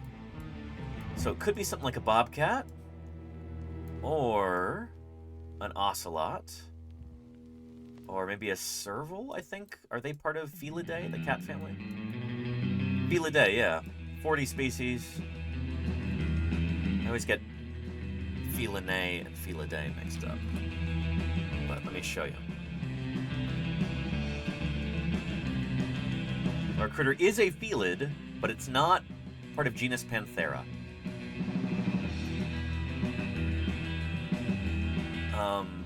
Why don't we try house cat?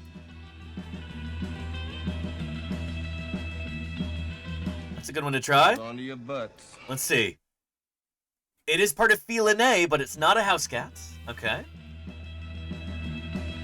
5. Very nice, Lenina. I've done 3 so far. So we know our critter is part of Felinae, but not a domestic cat.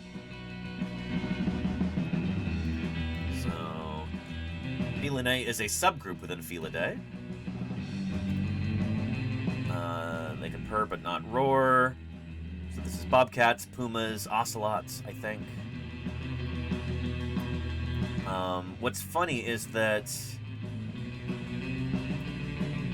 This tree right here, I think, disagrees in some of the specifics with the Metazoa tree.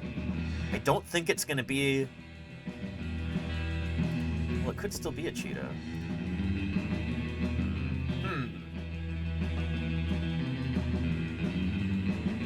I want to say we had cheetah not too long ago. It could be an ocelot or a bobcat.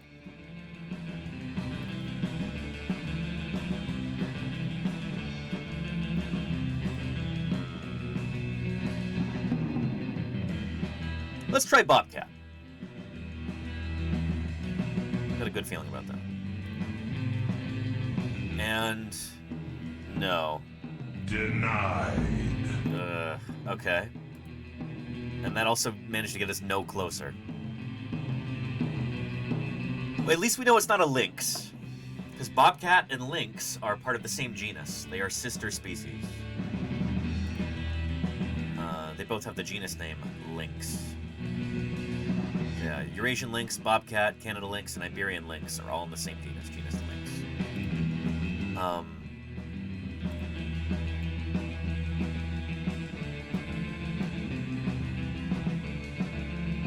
So let's see here.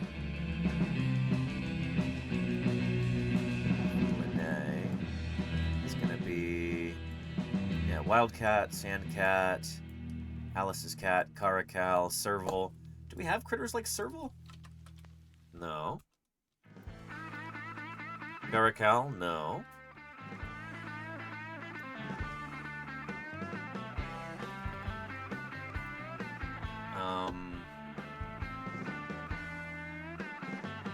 Could still be a puma, maybe. You know it's not going to be a lynx. Could it be an ocelot, though?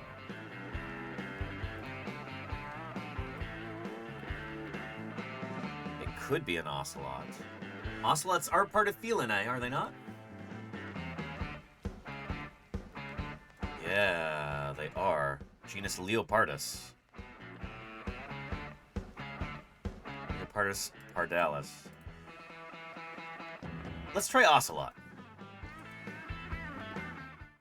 Hold on to your butts. All right, let's try it. Nope. Ah! And it didn't get us anywhere closer. It's going to be puma, isn't it?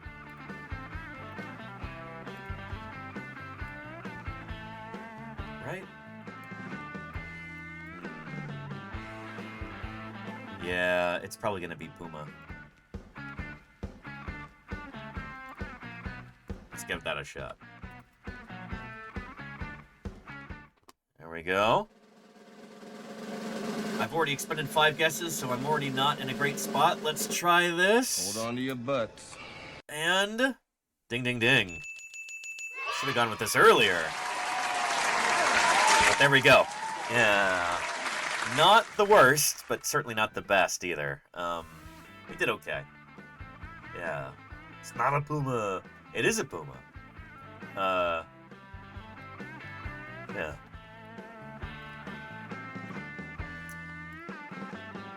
Let's post that too.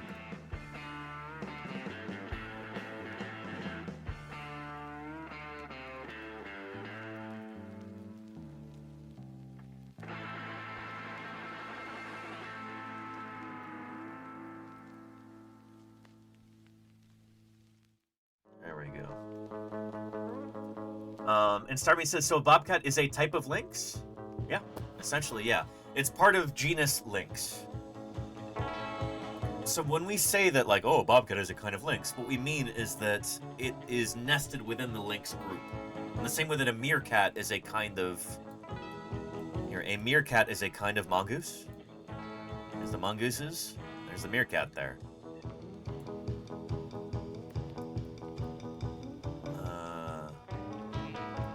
Here we go, meerkats. They are part of Herpestidae, the mongoose family. So, strictly speaking, a meerkat is a kind of mongoose. In the same way that a bobcat is a kind of lynx.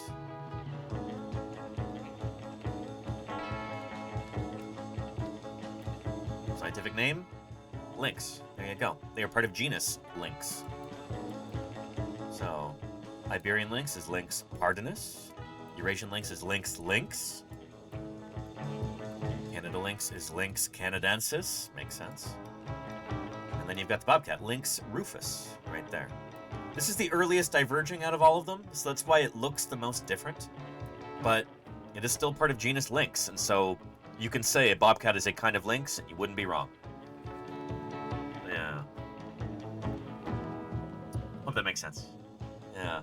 You got it in 3. Holy cow, Petrodactylus. Well done. That's awesome. Yeah. Yeah. Anywho, hope that makes sense.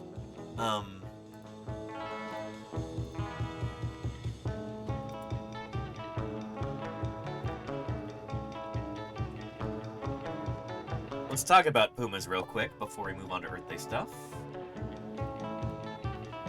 Here's a video from Animal Fact Files.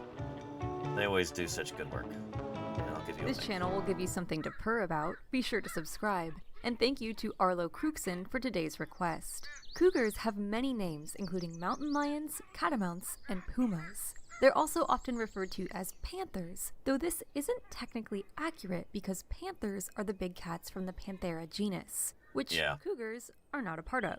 Cougars. Yep, so Panthera is lions and tigers, leopards, and jaguars are all part of genus Panthera.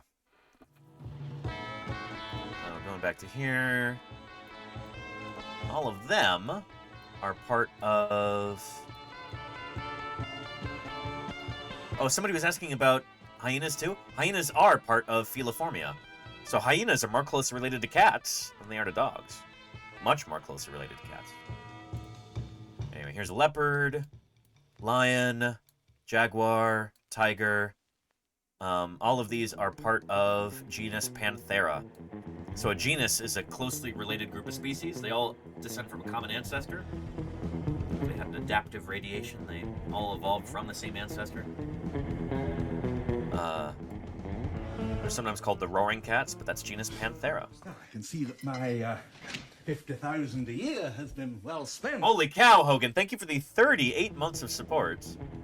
4 of those at tier 3. Thank you, Hogan. I really appreciate that. Astronomy Flame left Yogurt 40 Bob Yogurt 40 GG Mojojo 14 Q2 Mojojo 14 Wow Mojo. And Gamers Tavern Show says, question, do cougars do if I fit, I sits, if presented with a box? Well, let's see.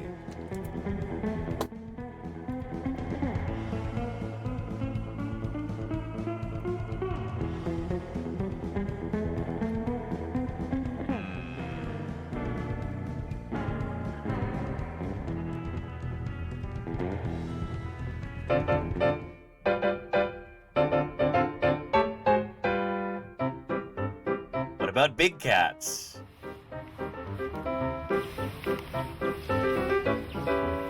Members of genus Panthera certainly like boxes.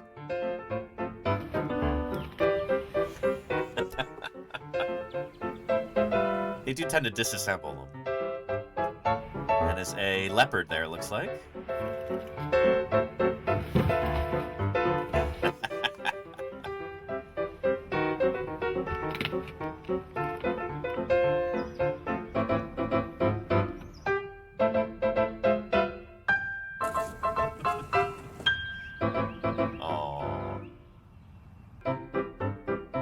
So, I mean, it makes sense when you realize that all these cats are related to one another. And when we say that they're related, we mean that they all evolved from a common ancestor. They are literally related. And that's why they have so many similar characteristics, is they're part of the same evolutionary group, you know? They have all these different traits that are evolutionary hand-me-downs from their ancestors. And maybe the whole fascination with boxes is a heritable trait. Maybe this is something that members of this group just have, because they're all related, you know? There's bobcat there. Some kind of lynx.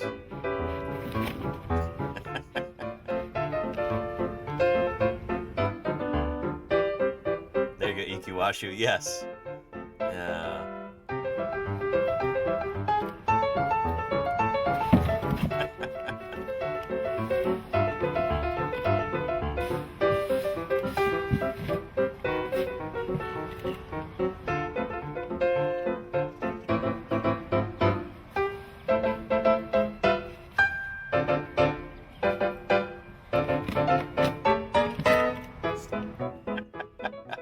Is this a serval or a caracal here?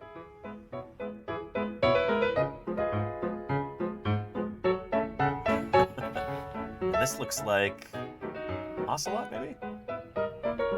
Caracal. Thank you, Charlie's Dragon.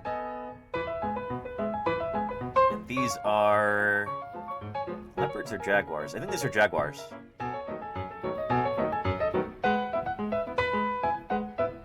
Panthera onca.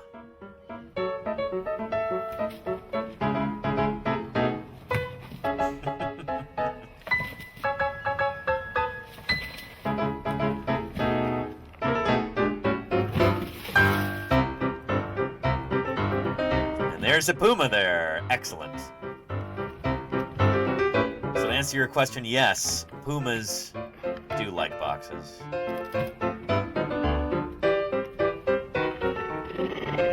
And they purr too. And they will also mark things if given the opportunity. Just being on the box. Here's a link to this video here. Good stuff. Let's learn a little bit about pumas here.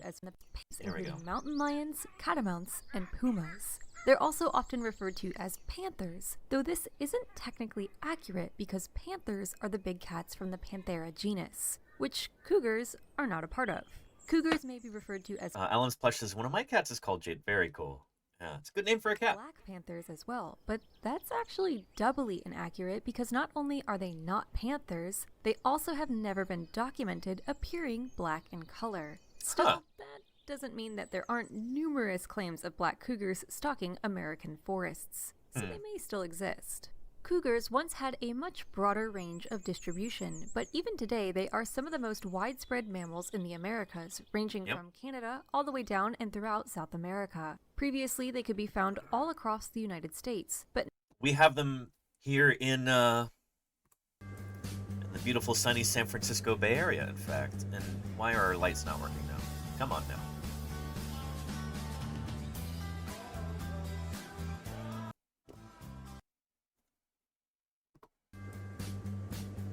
So frustrating. Lumia stream, what do I pay you for? Why are you not working?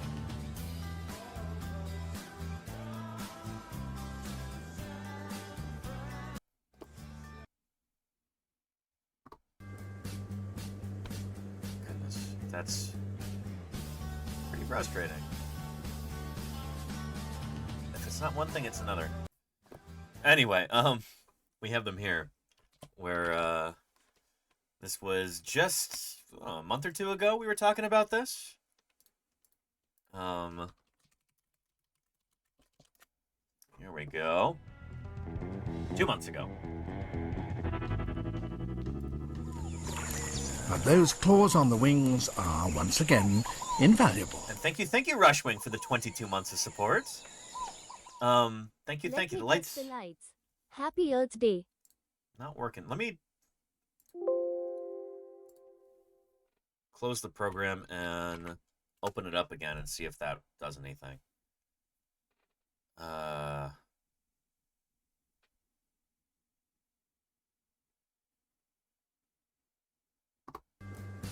There we go. Now it's working. Anyway, right here in the San Francisco Bay Area, in fact, in San Francisco itself, along the San Francisco Peninsula, we occasionally get pumas, mountain lions, cougars, whatever you want to call them. It's certainly not unheard of. We begin with that breaking news in San Francisco. This is where Pacific Heights neighborhood is locked down this morning after a young mountain lion is spotted in that area. Now, Fish and Wildlife has moved in within the last hour. Different song, Pashka. Areas. Bob Riddell joining us live from the scene. And Bob, give us an update of that situation. Well, Marcus and Laura, you're looking at the green space between two apartment buildings here in Pac Heights, Octavia and California, and the mountain lion is sedated beyond those trees. As you zoom in, unfortunately, we can't spot. And the song is Scott McKenzie's San Francisco. I think in parentheses, wear some flowers in your hair. That's the song. Different from the song that I Left My Heart in San Francisco is one of Tony Bennett's standards. He didn't actually write it, as far as I know. So I don't want to call it a Tony Bennett song. even though that is kind of his signature song. It's not his originally.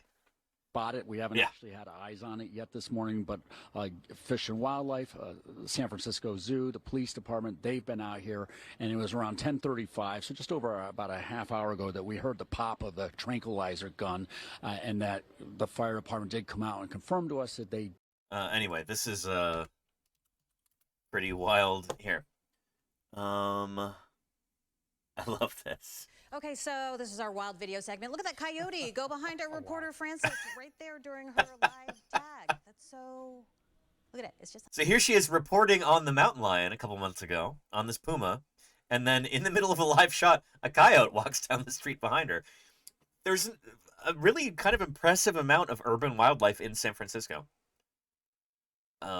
Critters being able to survive and, in some cases, like with coyote, thrive in the middle of a major American city, you know? By some counts, the most densely populated city in the U.S. It's pretty impressive, you know? And that's possible because San Francisco has so much green space, way more than other cities like, say, New York City. Here.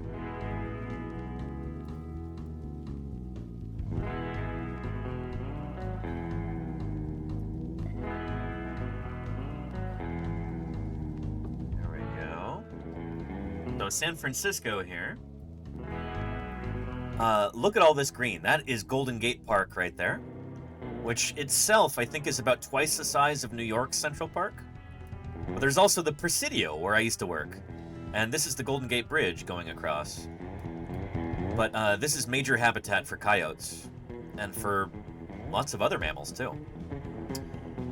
Skunks and raccoons, and I've heard of possums and badgers and a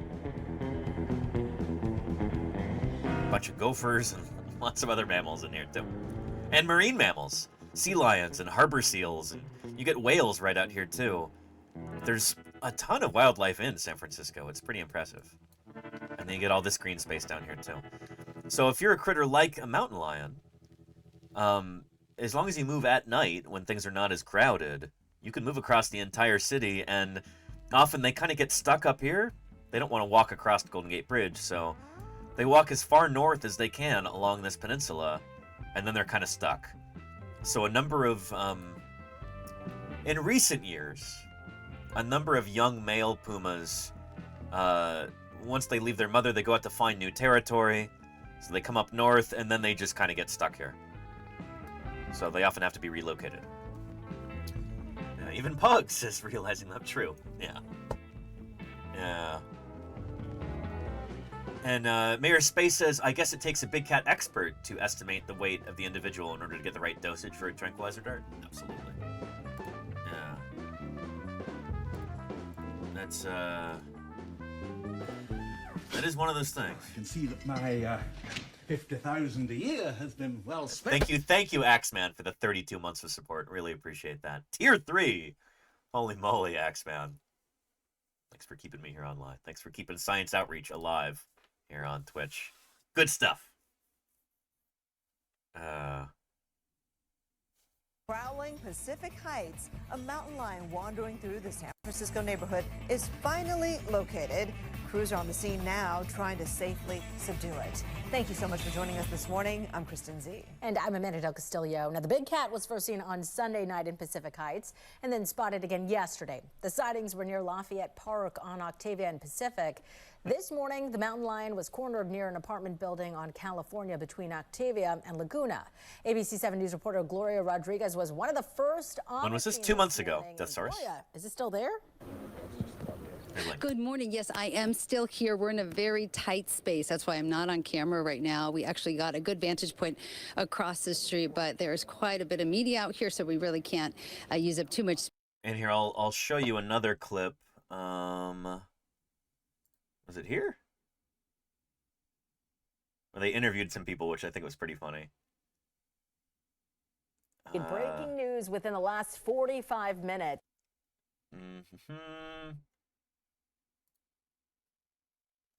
Here it is, I think. And this is on national news, by the way. This is not local In recent news. days, a 2-year-old has been seen terrorizing the streets of San Francisco. Yeah. What else is new?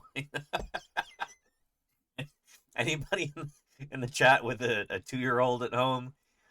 You know what a terror they can be.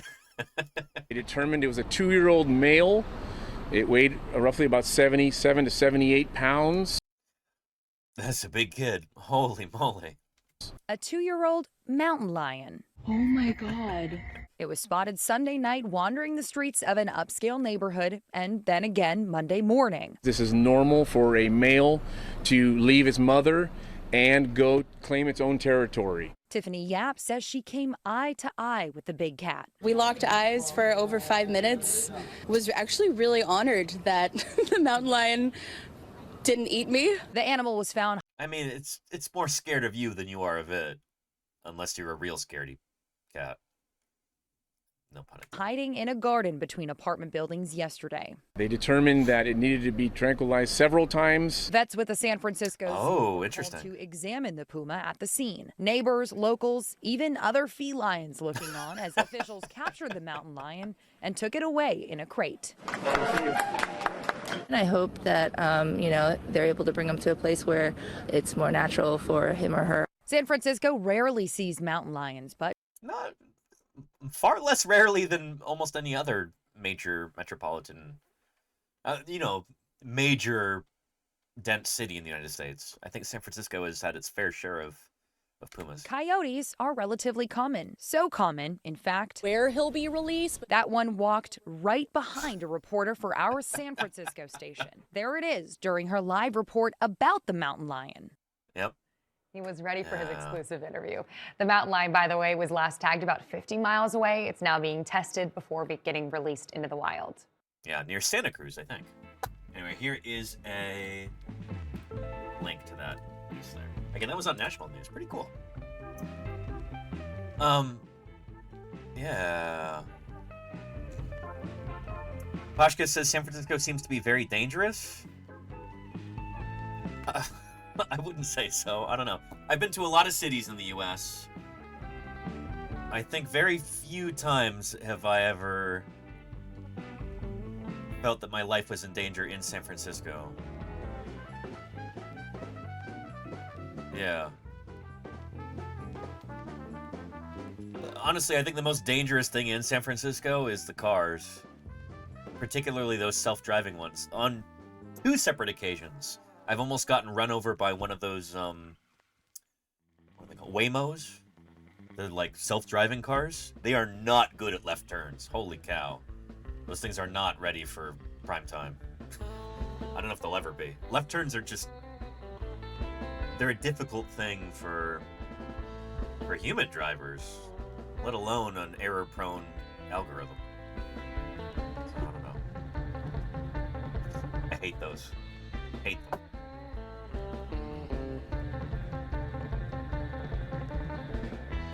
Let's talk about... let's get back to pumas here. More confined are the most widespread mammals in the Americas, ranging from Canada all the way down and throughout South America. Previously, they could be found all across the United States. And yeah, don't get me started on those delivery robot things. Gamers Tavern Show. They used to be all over Berkeley, and I've not seen one in years. I think they were banned because they were just causing too many problems. But now they're more confined to the West Coast. In the eastern United States, they only occur in their dwindling Florida habitat. Here, they are considered endangered, and because they've been cut off from other members of their species, their genetics have bottlenecked, similar to the cheetahs we've previously discussed. Plus, just like cheetahs, all cougars can't roar. And considering cheetahs once lived in North America, there are quite a few similarities between these two kitties. And actually, the American cheetah that we had back in the Pleistocene, at the same time that there were mammoths and mastodons and ground sloths walking across North America, I think it's not entirely certain whether or not the American cheetah is closely related to Old World cheetahs, cheetahs in Africa and the Middle East. There's a population of cheetahs in Iran that are cut off from all the rest of the cheetahs, so they're kind of becoming their own subspecies or species over time. Really hope they're still around.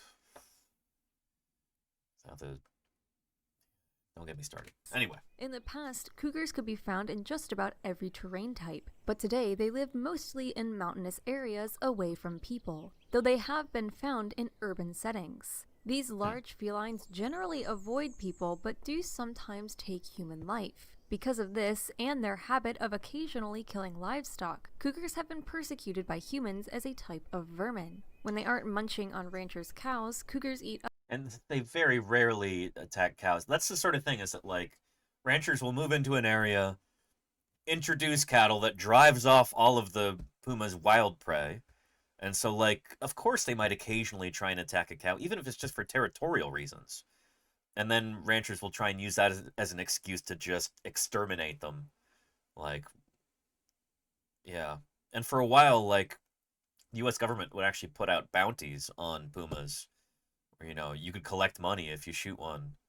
Which is one of the reasons why their range is so fragmented nowadays. Other large ungulates, such as bighorn sheep, deer, and sometimes even moose. In doing so, the cougars help to control populations of these animals. They may also eat armadillos, rabbits, skunks, and other smaller prey items if chances arise. Cougars themselves are generally top predators, but, especially when young, they may be taken by bears, wolves, and each other. This is why mothers keep their babies in secluded dens until they're a few weeks old. Females exclusively take care of the young. The males usually have larger territories that overlap with a few females with which he will breed. Breeding can occur year-round, but in northern areas happens in the winter, so babies can be born in late spring or early summer. The mother cougars will gestate for about 90 days, and the babies will stay with her for upwards of 2 years, learning how to be the best cougars they can be. So they really are excellent parents. Like, being able to... There's so much that a puma has to learn about its environment in order to really be able to thrive. You got to know where all the best hiding places are. Where do you find prey? Where do you find water? Especially when some of them move so far and wide across the landscape. Like, they've got excellent knowledge of the local geography. And so a mother has to teach that to her cubs as well. It's really cool how they're able to pass down that knowledge from generation to generation. In the wild, they may live to be 20 years old, though 10 is a closer average. Other cats are often misidentified as cougars, including house cats, lynxes, and we talked about this yesterday. But cougars can be distinguished because of their long cylindrical tails and their large sizes.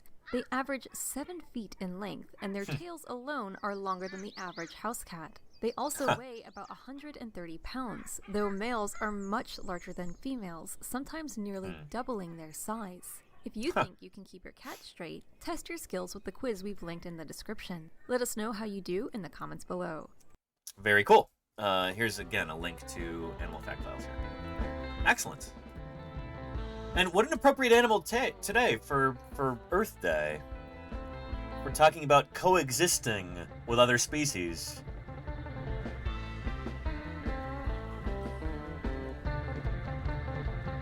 I think that fits really well. And there you go, Gamers Tavern Show. That is good advice. Yes. Let's talk about Earth Day a little bit. I'm so glad that this is not like a specific American thing, too. It is global.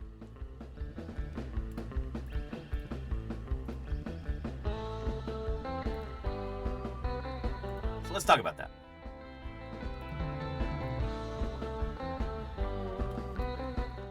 Here's a little video kind of explaining what Earth Day is. And Earth Day 2026 is the largest civic event on the planet. 1 billion people, nearly 200 countries, April 22nd. And most of them do not know what it actually changed the last time the world showed up like this. 56 years ago, humans broke the sky. They punched a hole in the layer of gas protecting every living thing on Earth from radiation.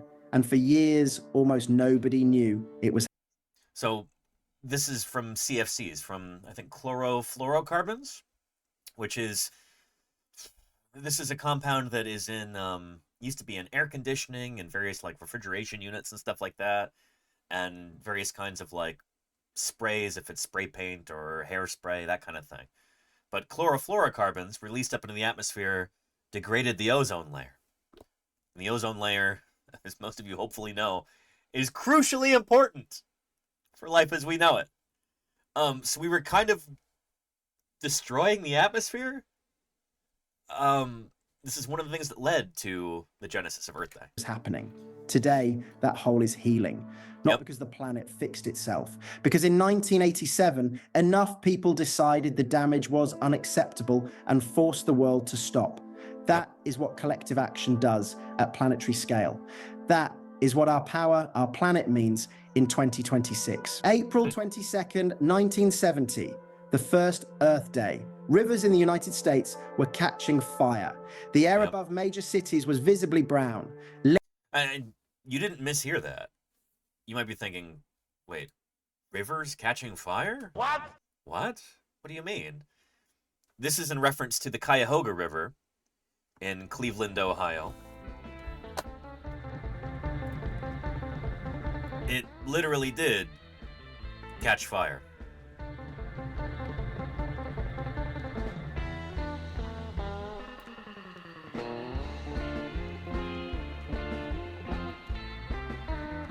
Hang on a second.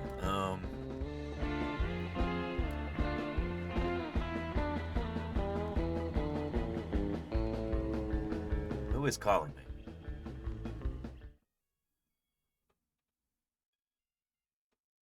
Been getting like spam calls all day.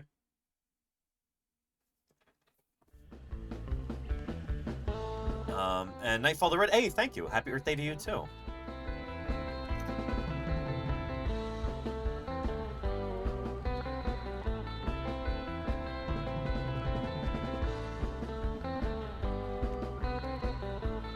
Board is spam.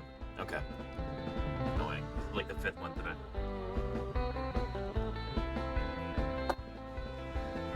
I was looking for Johnny Cash's Ring of Fire. Give me a second, let me find it here.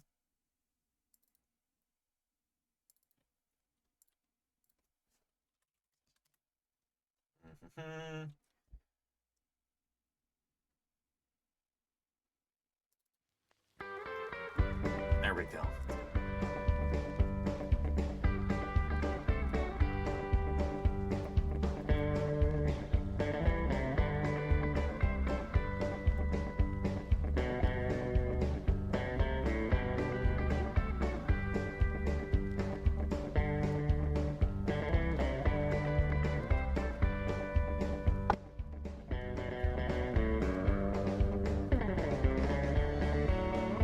There we go.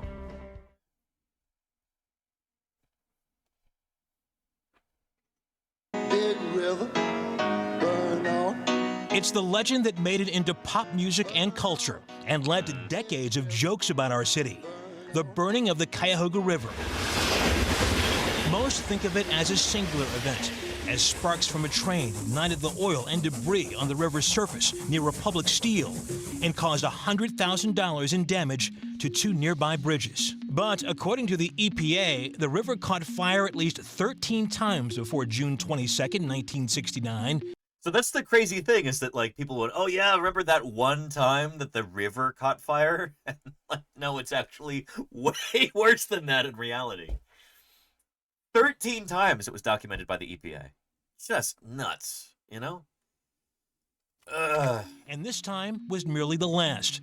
The picture of the burning river that made the cover of Time magazine in August of 1969 was actually from 1952, when a much larger fire caused more than $1 million in damage to boats and the riverfront office building. According to Time, the 1969 fire was put out in half an hour, and no known photographs or video are known to exist. But there was some good that came out of the event that so tarnished the city's reputation. The EPA was new? No, I don't think the EPA had been created yet, Kennedy. I think this may have been one of the events that prompted the creation of the Environmental Protection Agency. That final fire drew national attention to the problem of water pollution. Here we go. Then Mayor Carl Stokes held a press conference at the site of the river fire and explained how industrial waste and the sewer system were part of the problem. He argued that a $100 million bond issue to keep raw waste out of the river would not be enough because rivers flow through so many municipalities. He pushed Congress to support federal pollution control. All of that attention led to the Clean Water Act and eventually the EPA. There you go. And I want to say the EPA was like 1972 or 3, something like that. By 1989, the river was considered fireproof, and insects, thank goodness your river is fireproof. Oh boy. mollusks, and other signs of life had returned. Nice. Yeah. So that is part of what prompted the birth of the EPA, which I guess was December 2nd, 1970. Okay, Darkness. Nice. Lead Nice. was in the petrol. Yeah. DDT was in the food chain. The environment was not a political issue. It was not even a recognized category of public concern. And that's the crazy thing, is that, I mean, the idea that people considered this to not be political was incredibly naive, you know?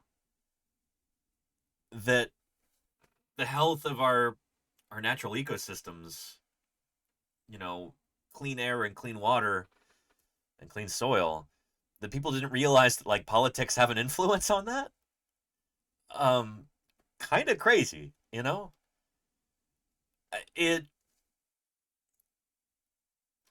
But there really was, like, a major change that started to happen around this time, like the early 70s. In fact, it even,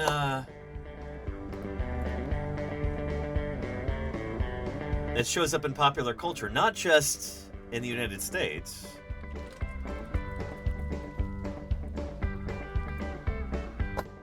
but overseas as well.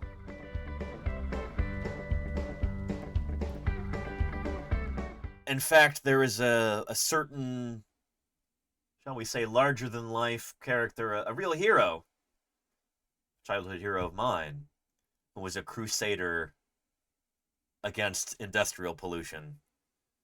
And that was the subject of a 1971 film. Take a look. Waters it came, to become the most fearful menace that ever threatened mankind. Feeding, growing ever more deadly on smog. Only one force dared stand up to its overpowering evil. What force would dare stand up to the overpowering evil of industrial pollution? Godzilla versus the smog monster. Yep. What a weird movie. Will Godzilla, man's friend, be vanquished?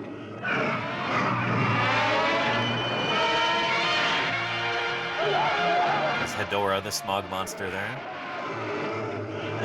Really weird movie tonally. 100 dead have been reported, while other casualties are expected to exceed 30,000.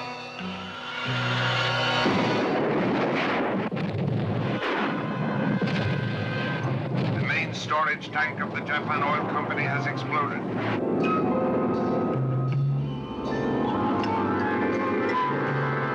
Nothing man can do can stop the smog monster. You could try polluting less. That's a good start.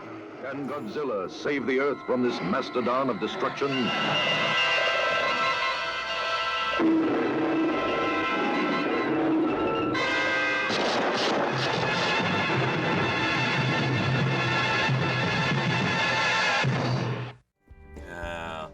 Ikiwashu says Gamera should have fought the smog monster. Gamera is a friend to all children. Unfortunately, Gamera took on a lucrative sponsorship deal with the pollution factory. So Gamera was actually pro-pollution. I'm just kidding. But yeah, Gamera should have done that, you know? Should have fought against smog. But yeah, Gamera gets his energy from eating fire. Spare space.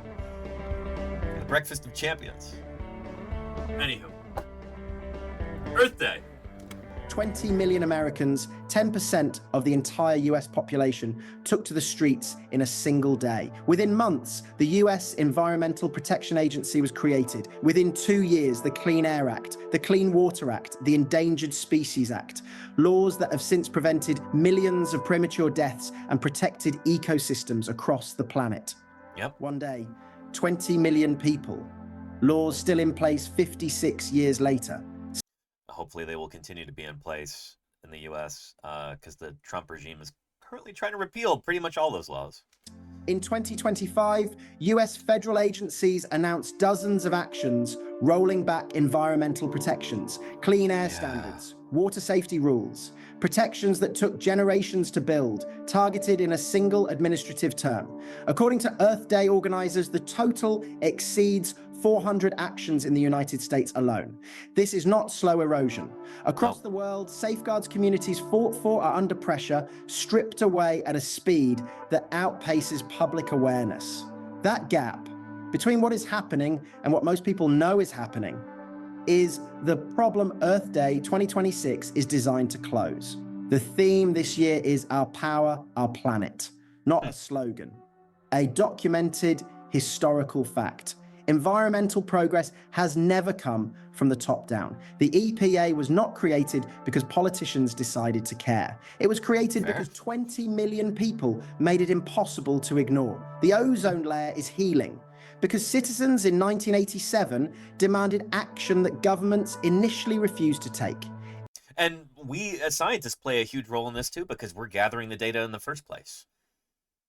You wouldn't know that there's a problem unless there were active science going on to collect data and demonstrate that, like, shoot, this is a phenomenon that we should be paying attention to.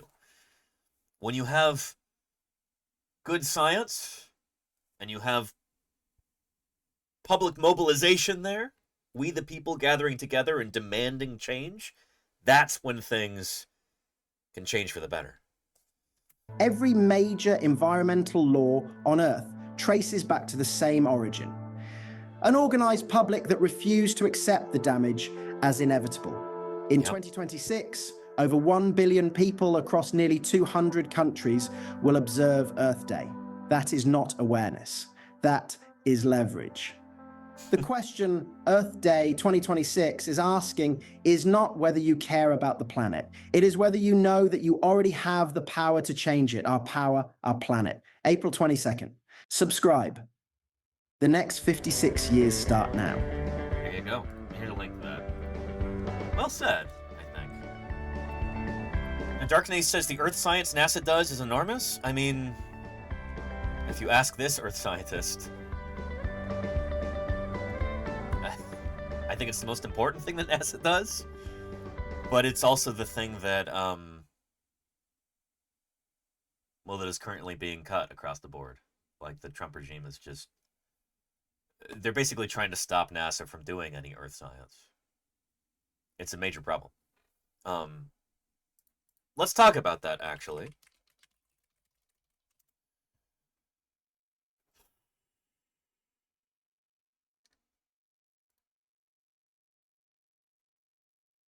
So let's filter for this year.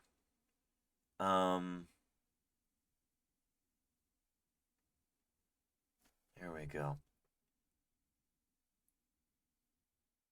Let's filter for this month, actually, and see what we've got. Oh, no. Let's go back to where we were. Here's Bill Nye talking about this on CNN. NASA know about... Exactly, Gamers Tavern Show, yeah. These are organizations that have done tremendously important work, and they often work kind of hand in glove, you know? They partner in order to be able to give us insight into how our planet works.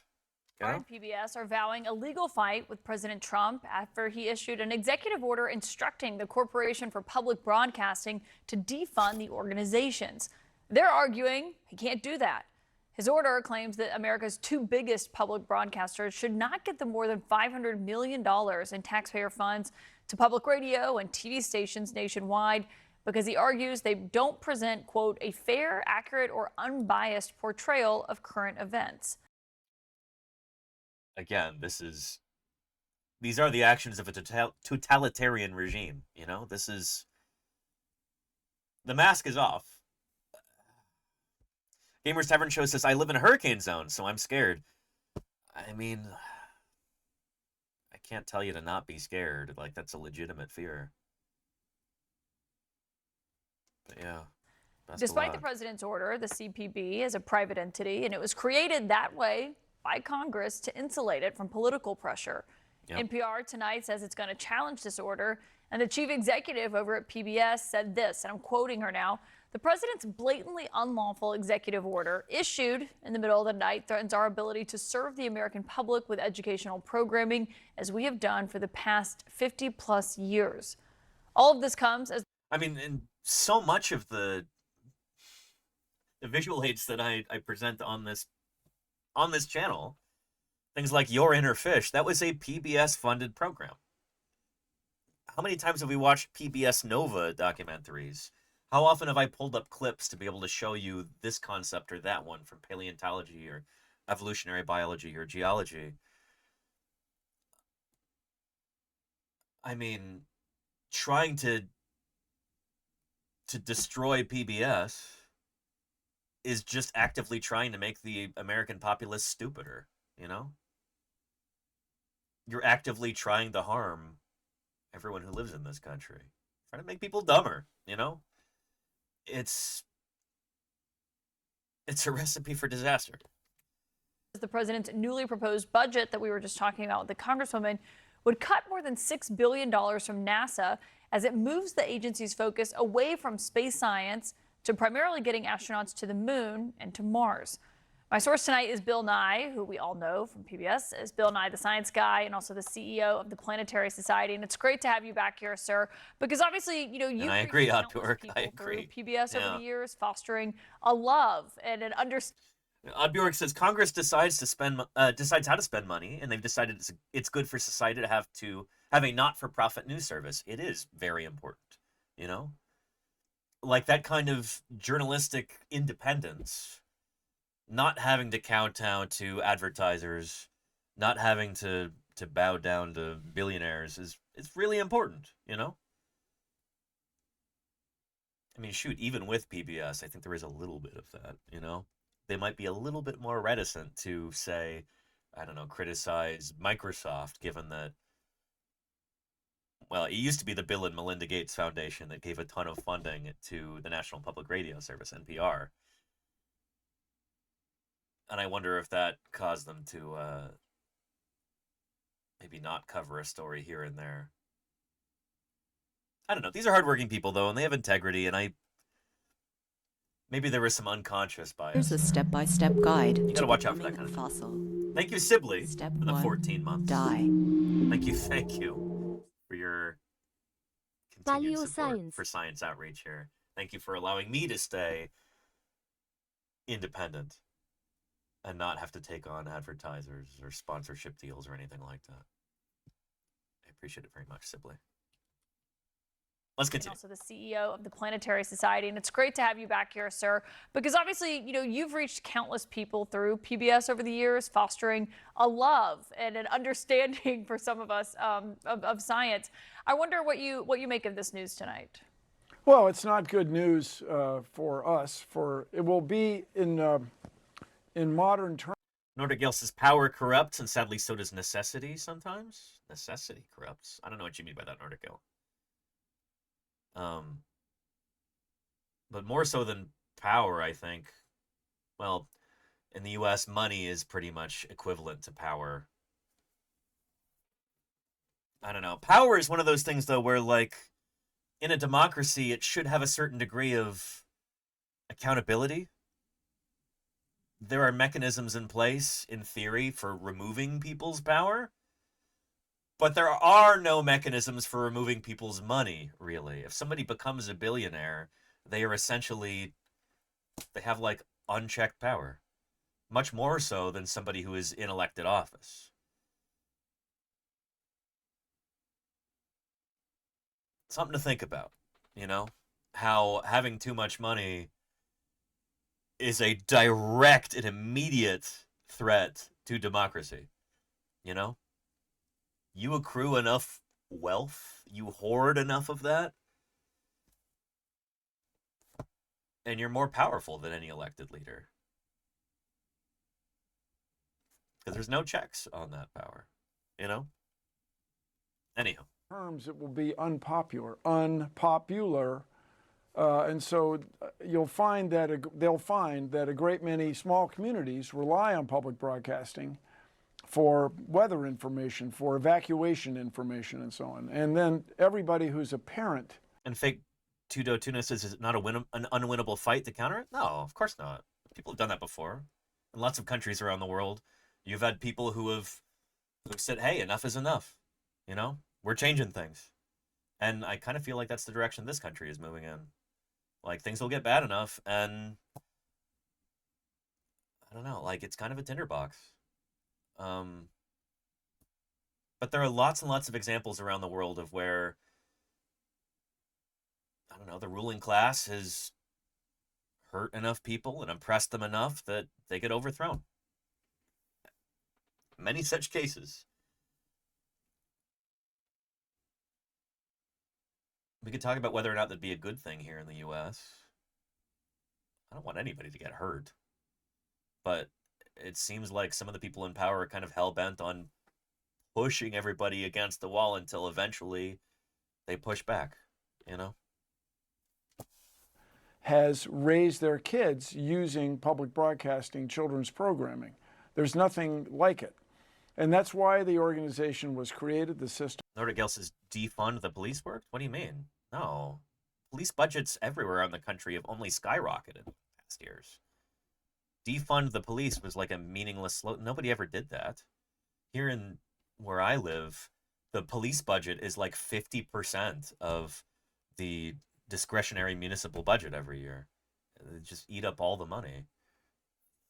Don't get me started. I mean, that is the number, like, as far as municipal governments go, that is the number one most wasteful thing. That money just gets urinated away. It's ridiculous. Was created, and that's why people are going to push back against this. Nordic Gale, here. Delete that comment there. I want to make this very, very clear, so listen up. Our level of tolerance for racism on this channel is exactly 0. That is a warning, and it'll be my only warning. Second one is a ban. Got it?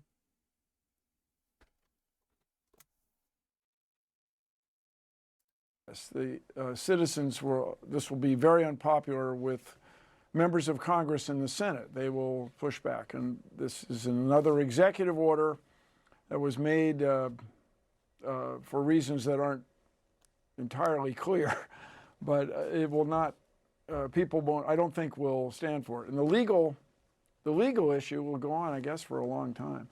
I mean, I'm sure you personally must have interacted and encountered so many people over the years who have talked about how beneficial that was to them or to their kids or to their families. Well, it's not millions or tens of millions, hundreds of millions of people watch the Science Guy show. Thank you all. Put my heart and soul.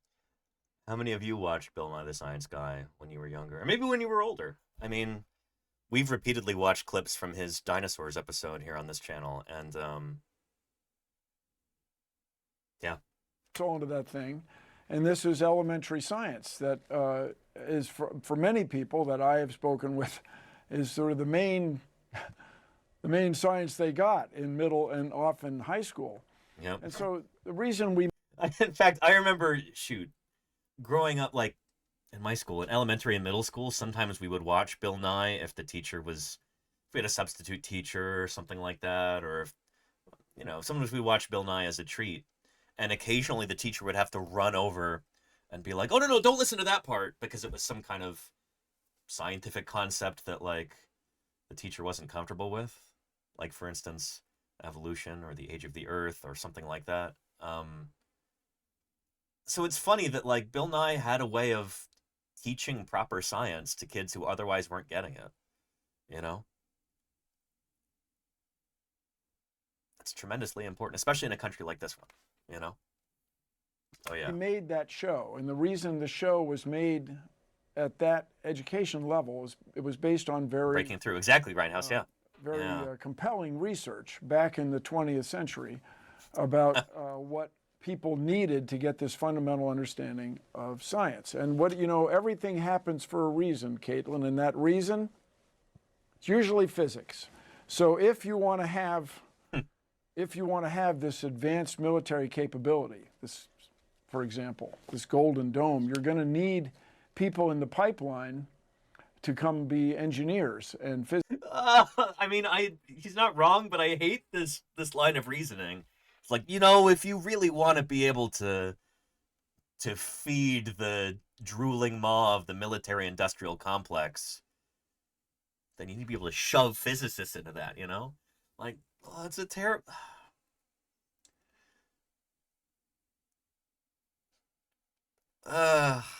As a scientist to build this extraordinary system, and those people are going to get their love of science from public broadcasting. So this is very well documented and so on. This is not in the national interest, and it will be unpopular. In terms of how you did that and how you accomplished that, which I do think some people may say, I don't remember what I learned in the 6th grade, but you're not wrong. Yeah, you're right. And he did it in a way that I could remember it and understand it, and it was actually enjoyable. I just want to take people back for a moment and remind them of some of what that was like. Imagining distances in space is difficult because everything is so far apart. But think of it this way. Let's say that this miniature soccer ball is the size of our sun, and it's right on the goal of a soccer field. How far do you think it is to the next star? Well, it's not in here.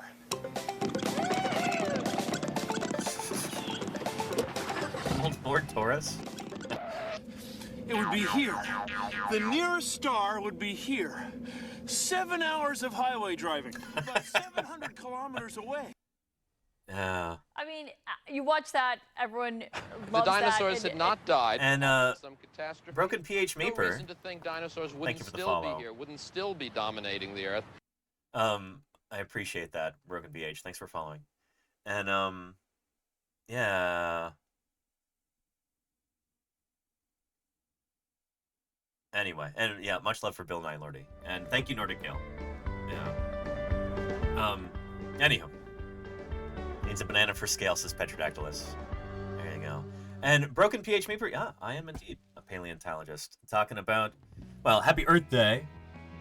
I'm talking about the world's best planet today. The only one that has dinosaurs on it. That alone makes it the best, in my opinion. But welcome, welcome. It's good to have you here. Yeah. And happy Earth Day to you, too, Elizabeth. Yeah. Good stuff.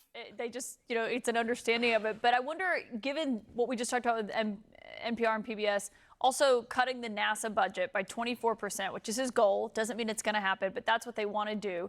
And also moving it, you know, to prioritizing sending people to the moon and to Mars. What do you make of that? Well, it's very troubling, you know. So the Planetary Society was started by Carl Sagan, a visionary who realized that public interest in space exploration was very high, and government support of it was not back in 1980, and so that turns out it's true again today. Now, everybody, objectively, I have very competent staff at the planetary, along with 42,000 members around the world. We have very competent staff who have analyzed the NASA budget over the last 5 decades. We've spent about $23 billion to study the planet Mars, get rocks sampled. Geologists are into rock samples from exactly the right place on Mars to learn the most what we think about where there was water and where there were signs of life. The current administration is planning to abandon that program.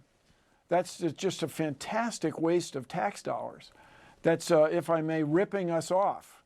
Furthermore, Mars is just one example. We have a mission on the way to Europa, the moon of Jupiter, twice as much ocean water as the Earth. We have missions on the way to moons of Saturn, to a moon of Saturn.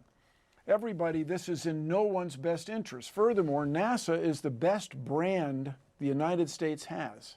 Yeah, by abandoning funding for NASA at this extraordinary National Park Service level. Is another one. Right now, NASA science cut is 25%. That's the biggest cut since the Apollo. I was alive for the Apollo era when President Nixon was concerned that somebody's going to die in the moon exploration, so they turned it off.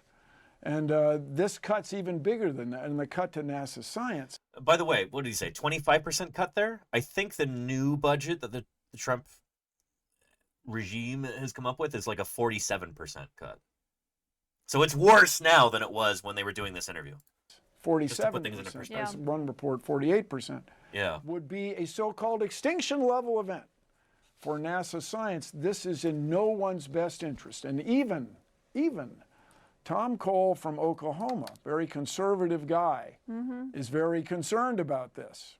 And I think the people on the other side are going to have a great deal of difficulty. What is the most untrustworthy person on earth for people on the other side? Yes, an unelected government bureaucrat. Well, apparently it's a guy at the Office of Management and Budget, Russ Vought, who's behind all this. And so we'll see how long Congress and Senate, members of Congress and Senate put up with this. Yeah, I mean, I would love to see a nationwide effort to get rid of that guy, you know? If there is an unelected bureaucrat who is proposing, he's doing this at the behest of Trump and those people at the top, but like, get rid of that guy, you know? Sometimes you need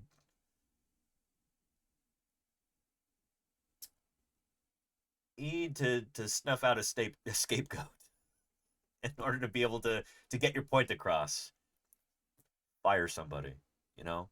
Make everybody sit up and realize that, hey, the people aren't having this. This is supposed to be a democracy, what we've got here in the United States. That's what everybody says. It's not being operated like that right now. Not at all. Yeah. And of course, the Senate just confirmed him to that position, Senate Republicans. Bill Nye, no one better to talk about this with than you. Thank you for joining us on a Friday night. Thanks, you guys. Thanks for including us. Let's work together and make the world better for everyone. Great to have you. Thank you so much. Here, here. Yeah. Here's a link to that. Right here.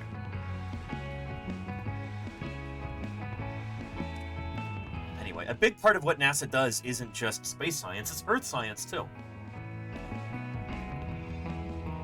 And I think a lot of people don't realize that. It is vitally important. Here's a quick little trailery thing from NASA about this. For more than 50 years, NASA has been collecting and providing data on Earth's land, water, ice, and atmosphere. Yep. Now, a new era of Earth science has begun. Together with international partners, NASA will launch the SWAT mission, wreaking his prehistoric fury on modern man and his puny machines. Cheebs, thank you for the follow. Welcome to Paleontologizing. It's good to have you to here. provide the first ever global survey of Earth's surface water, the oceans, this is from 3 years ago, lakes, and rivers that affect all of us. But we also need to understand our planet as a complex whole. That's why NASA will launch a fleet of state-of-the-art satellites forming the Earth System Observatory, which will create a comprehensive 4D view of Earth, from bedrock to atmosphere. But when the last bone was put into place and the skeleton was complete, these men certainly felt a strong sense of accomplishment. I appreciate the They 46 had brought months. back to life Holy cow. one of the greatest animals that ever walked the face of the earth. Appreciate it, Fluffy Dino. Like never before. Yeah. The Earth System Observatory will arm us with crucial data to help us address climate change and protect our communities. I mean, here's the thing, is that this is a necessary program, not just for understanding our planet and how it works and protecting our communities from natural disasters, harmful weather events, things like that, helping people better survive droughts, and helping people protect themselves and their families from these different things that our planet can throw at us, you know? It's not just important for that, but also this is a huge jobs program too. I mean, like, there are literally thousands of scientists who can support themselves and their families by doing this vital work.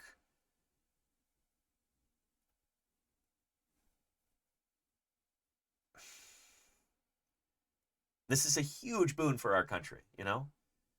This is one of the best things that the United States does. And it probably wouldn't surprise you to hear that the Trump administration is trying to just completely get rid of this. The whole, like, Earth sciences mission of NASA. I think a lot of this stuff has already been dismantled. But how do we get this critical information to the people who need it? Introducing the Earth Information Center. Musnick says, what do they mean by surface water surveys? So looking at things like ocean temperature around the planet, looking at where sea level happens to be going up more rapidly on certain parts of the globe than other parts. Stuff like this, you know? Like really important nuts and bolts information about what water is doing on our planet, you know? NASA, working with our federal partners, will equip decision makers with the information they need to mitigate, adapt, and respond to climate change. Yeah, you bet. We will create a greenhouse gas monitoring system and make data about our changing planet accessible to those who need it most. There you go. New satellites. And people like farmers. I mean, like, if we have massive crop failures because, you know, you have ice storms or heat waves or droughts or torrential rain, sort of stuff that you should be able to predict by carefully studying Earth's atmosphere and the changes that are happening in it. If you can't do that anymore, and farmers are blindsided by this, it can and will be a disaster. That's what we're marching toward right now. Changing planet, accessible to those who need it most. New satellites observing in the sky, and an information center here on Earth, protecting our planet for the next generation. There you go. This sort of thing is really important. And some of the really important work that NASA has done in Earth science has helped us understand the history of our planet, too. We'll talk about that. I want to be careful not to be too negative about this. That's the thing, when we're talking about an important subject like this, I don't want to tell you that everything is fine, because it's not. So I've got to try and walk a fine line here between being forthright and honest with everybody about the current dire situation that science is in, especially in the US right now. And also trying to provide a source of inspiration and joy, the sort of thing that science can bring us, you know? Nobody would watch these streams if it were all doom and gloom all the time. So, again, I'm trying to do kind of a balancing act here. And on that front, I found this excellent video this morning that I'm eager to share with you. From Howtown, entitled How Scientists Map Earth's Deep Past. This is something that is directly relevant to me as a paleontologist, because when we're trying to figure out how, for instance, the continents have moved around over the course of Earth history, well, that's vitally important for understanding the evolution of life on Earth.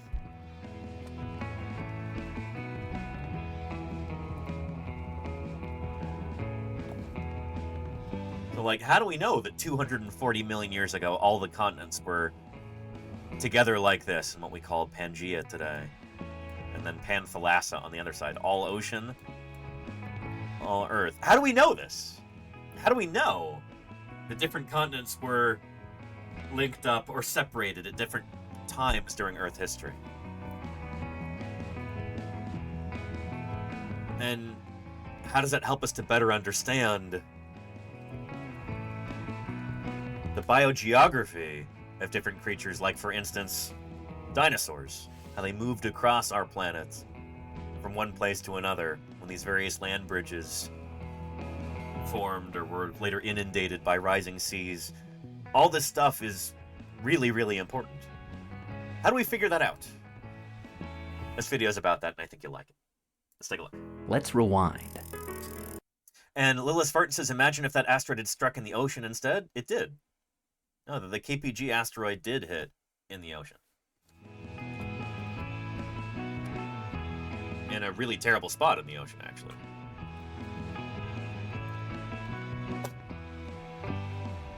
The Chicxulub impactor, this giant asteroid that hit the Earth in the Gulf of Mexico, it's kind of at the tip of the Yucatan Peninsula, but it was in a spot that was underwater at the time. You don't really see that here because this shows the current day sea levels, but at the time, it hit in shallow ocean. Yeah. It happened to hit in a very, like, carbonate-rich spot, which ended up just throwing up all of this detritus into the atmosphere. It was kind of one of the worst possible spots that it could have happened in. But yeah. Yeah. Oh, Ron Blakey map. Yeah, there you go, Odd Colonian. Welcome to Paleontologizing, by the way. Yeah. Speaking of Ron Blakey,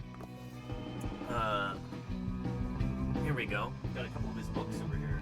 If you're interested in this kind of thing.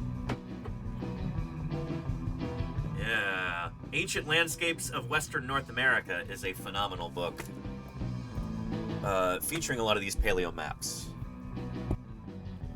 Here we go. Ron Blakey, he does kind of like the gold standard for these paleogeographic maps. So when we're talking about what these places looked like in terms of sea level and landmass during different times in Earth history, this is focused on North America.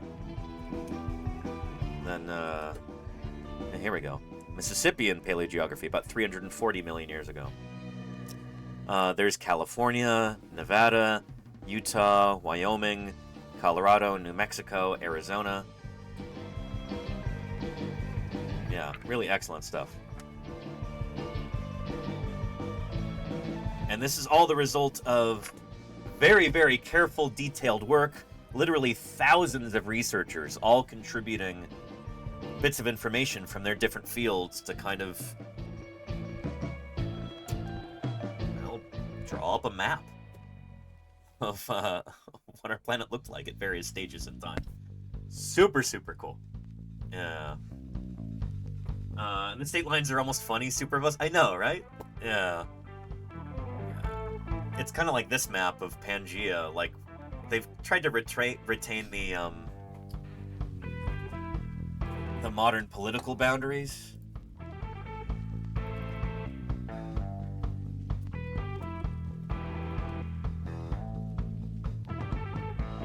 Yeah, which is really kind of goofy. Yeah, Turkey, Syria, Egypt, Saudi Arabia, Ethiopia, Kenya, United States, Canada. This should really be kind of squashed and warped a lot more than it is, but the point is to be able to show you where each of these different countries is on the map nowadays and where the continents were arranged back then.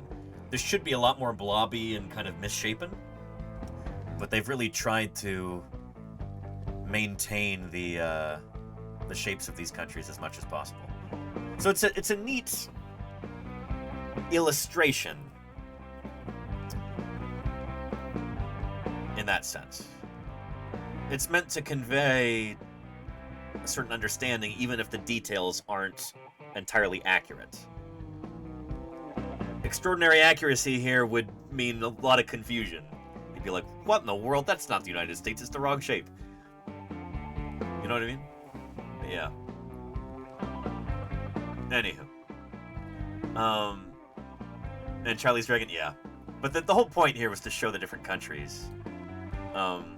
But a lot of these would have been squashed and warped, and yeah. Like, you probably wouldn't have ocean here between, say, Sweden and Poland. You wouldn't have, at this time in Earth history. It would have looked much more like this. You still have the outlines of the countries here, but they're... The further back in time you go, the less recognizable they are, obviously. But yeah. Yeah. Some crazy twists. Yeah, Odd Colonian. By the way, it's great to have you back. Thanks for joining us again. We will be talking more about leatherbacks later in today's stream, I'm sure. But let's get into this video. This is solid stuff. Love this. Let's rewind. You've seen this, Pangaea, some 200 million years ago. Just looking at this. But we're going way further back, to 1.6 billion years ago, when big pieces of India, Antarctica, and Ukraine were neighbors. So were parts of Africa and South America, Canada and Australia. This is the strange geography revealed by this brand new model of plate tectonics that was released at the end of last year. It spans 1.8 billion years. And of course, here at Howtown, we ask, how do they know this? How did they come up with this model?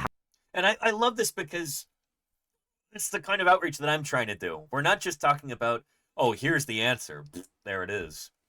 Like, handed down from on high. This is what, we are telling you to believe. No. Science is a process. And the process is just as important as the end result. I think communicating the ways in which we find these things out is just absolutely crucial. So that's what I'm trying to do here, How do they know where all these continents were a billion years plus in the past? So to find out, you and I I'll see you later, Nightfall. Thanks for being here. On two of these continents. I'm going to drop you off in Canada near some of the oldest rocks ever found. And I'm going to start on the other side Canadian of the world, Shield. In Australia. Yeah, and this is going to be near Jack's Hills in Australia, right? With the world's oldest zircons. We'll ride these patches of crust into the ancient past, and along the way we'll dig up some of the clues that scientists use to map a world that no longer exists.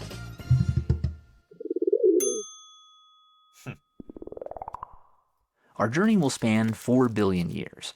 Every pixel on this timeline is 3 million years, and this tiny fraction of this pixel contains all of human civilization. Okay, let's start rewinding. We'll give each region its own color so they're easier to follow, and we'll get rid of the ocean so we can have a better view.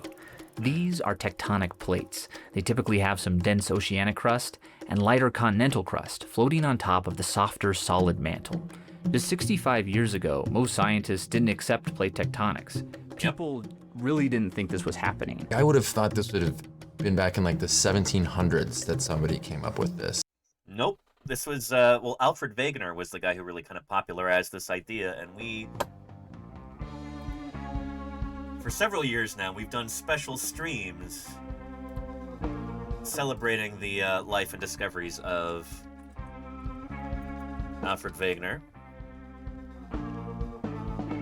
Here's one from 3 months ago. I'll give you a link if really well. It helps showcase. And there you go, Claire. It is a great song, the Alfred Wegener one. Not just from basic things like the shape of the continents, but things like geomagnetic evidence, paleobotanical evidence, so fossil plants, paleozoological evidence, fossil animals. You've got bands of rocks that are the same across different continents like this. You've got these different ridges in the seafloor. It's wild. So yeah, lots and lots of lines of evidence have gone into this discovery, this framework for understanding. But this was in people's lifetimes that are still around. Yeah, totally. One of the first clues that this is happening is just looking at the continents. And this map was one of the first that showed semi-accurate outlines. Its creator, a Flemish cartographer who definitely could be played by James Cromwell, noticed that Africa and South America looked like they had been torn apart. Over the centuries, a few other people noticed the same thing. And other odd clues started piling up. Old shark teeth were unearthed high in the Alps. Identical plant fossils were found spread across different continents. Some people suggested that maybe land could rise and fall, connecting continents and creating new oceans. But in the 1910s, Alfred Wegener proposed a different theory. The continents were drifting. If you smushed all the continents together in what is now... Maybe we should play that video real quick. That music video. Thank you, Claire. Celebrating the life of Alfred Wegener.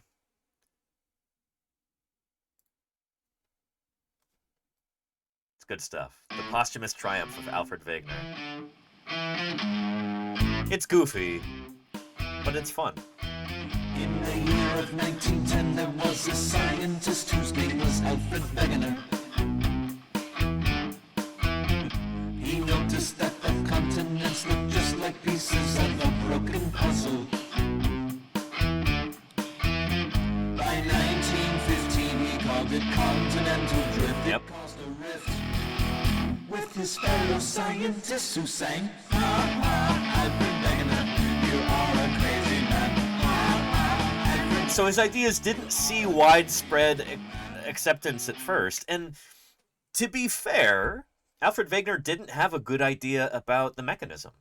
He didn't have a way to explain how the continents might move. And in science, we need to be able to explain how things work.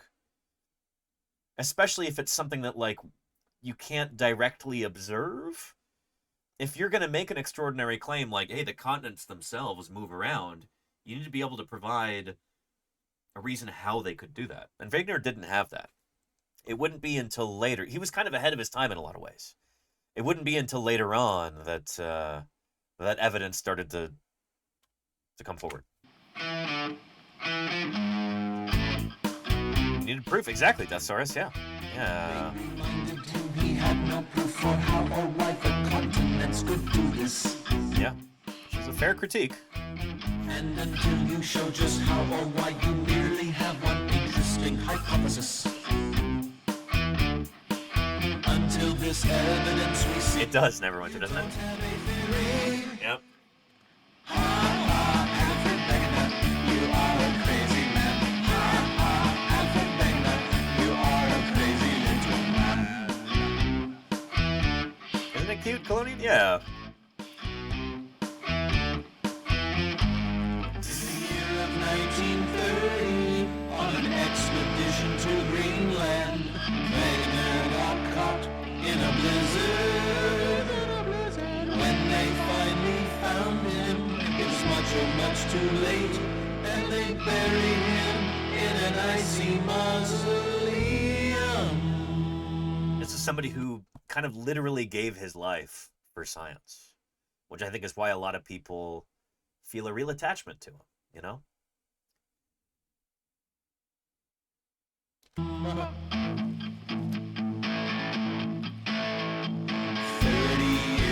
This is not my video, Heritage Nomad, no.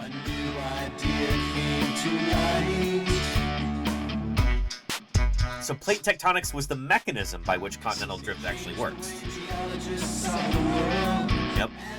Continental drift back to life. Now everybody sings, yeah! Alfred Wegener, you are a brilliant man. Yeah! Alfred Wegener, you are a brilliant, brilliant man. Get the idea. Continental drift. Alfred Wegener's theory, continental. This explains so much about how our planet works. Why you get volcanic eruptions in certain areas but not in others. Why the crust is thicker in some areas than in others, and how you get the distribution of different dinosaurs and other organisms like this throughout our planet. It's because the continents move. Wegener discovered that. Called Pangea. Kind of. I mean, he was one of the first people to popularize the idea, and yeah, it wouldn't be until after he died that kind of discovered the mechanism for how this works. But in the 1910s, Alfred Wegener proposed a different theory. The continents were drifting. If you smushed all the continents together in what is now called Pangea, those identical fossils matched up that golden act. Thank you. Other scientists didn't buy it, though. For decades, they called the idea a fairy tale. What was keeping the scientific community from acknowledging the possibility of this? Like, what's the big holdup? It's funny because he was a meteorologist. He was working in a field that he wasn't brought up in. And I think that was an advantage for him because everyone else immediately encountered the problem. Well, how would this even work? Alfred incorrectly thought that Earth's rotation might be causing the continents to plow through oceanic crust like ships through ice. But physicists and geologists knew that those forces and the rock itself weren't strong enough for that to work. They really wanted more proof and a better mechanism. So again, it's important to recognize that it's not like there is some scientific orthodoxy that, you know, that Wegener was battling against and people wanted to hush him up, keep him quiet, anything. It's that he's a guy working outside of his field. He's not a geologist. He had this idea, but intuitively, it made sense to him. But science is about more than just intuition, you know? He didn't have the mechanism underlying it to back it up. He didn't have the how. And today he's been vindicated because it turns out, well, shoot, his intuition was correct about this. And a lot of the lines that of evidence that he pursued, the fossils, the different, like, the rock layers that you can find across different continents, all of this stuff points to the underlying reality that the continents used to be together at various points in Earth history. But the nuts and bolts of it, he didn't understand, didn't have a good idea about. And the nuts and bolts that's science, you know? So I hope that makes sense. And they were about to get both. Sonar gave us a new way to scan the ocean floor, and in the 1950s, Marie Tharp spent years at the drafting Gamers table, Tavern Show, yep. translating this kind of data into incredibly detailed maps. There's an excellent book about this that I haven't read yet, but I have here on my shelf, about Marie Tharp's work. Where is that?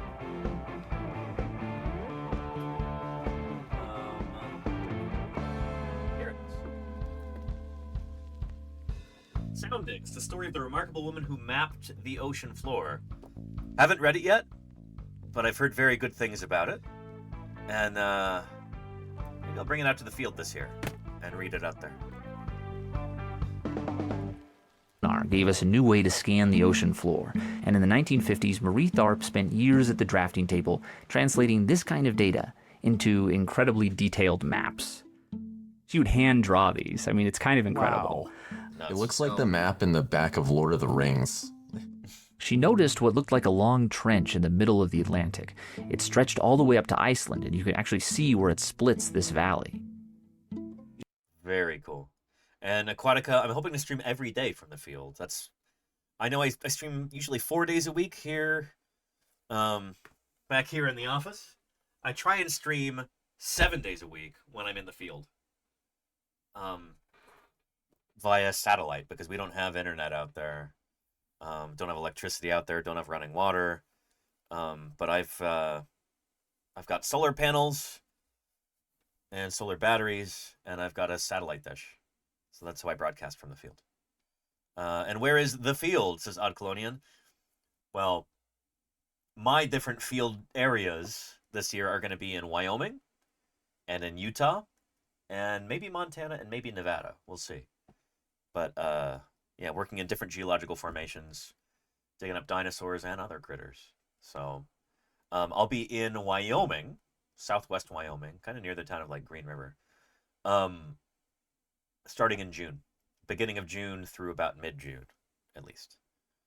And have I ever been to North Dakota? I have, Aquatica. There's a beautiful little museum up there that I've helped out with in Dickinson, North Dakota. I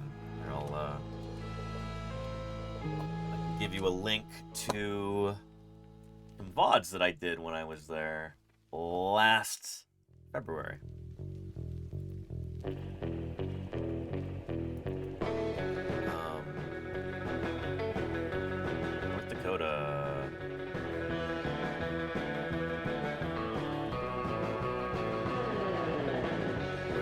Depends what timing you've got. We can. Yeah, let's see. It's like 3:10 right now, so we're like an hour, 10. There we go. Good. Excellent. All right. Beautiful. Well, good stuff. Good stuff. Welcome, everybody, to Paleontologizing, and welcome to the Badlands Dinosaur Museum in Dickinson, North Dakota. This is a museum that's very near and dear to my heart. My old crew chief, Denver Fowler, is the curator of paleontology here, and in just a couple minutes he's going to be giving us an exclusive tour of the exhibits, and we might even make it into the collections or the lab, too. I'll also be streaming from here tomorrow, so we'll be taking a look at the laboratory in there. We'll be meeting Steve Clausen, who is the fossil preparator, and yeah, we'll be looking at collections and stuff, too, looking at some of these really important fossil specimens, some of which are new to science. They are holotypes, which means they are the name-bearing specimen for a new genus or species of critter. Some of them are... Yeah. Oh, and here's Denver. Dinosaurs. And this museum was established here, and then it was actually... Curator here. Introduce yourself. There we go. Yeah, sure. I'm Denver Fowler. I am the curator here on the dinosaur side of the museum, and I run the field work and basically organize the lab and collections, things like that. So Denver and I worked together for years and years in Montana. Yeah, we're really excited about that. I told them we're going to get to meet Steve and see the work in the lab and everything, so very cool. One of the themes on today's broadcast is just going to be how this might not seem like a very large museum, but it punches well above its weight in terms of field work and research and outreach, and I really think, we're going to hit you over the head with that idea today. You're going to see it firsthand. So yeah. So the Badlands Dinosaur Museum in Dickinson, North Dakota.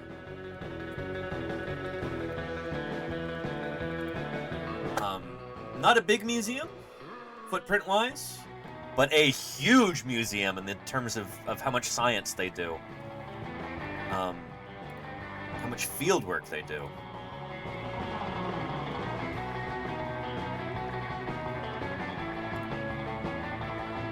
Here we go, field work. And there's me. There's my leg right there. And then here's me again. I'm all over the website.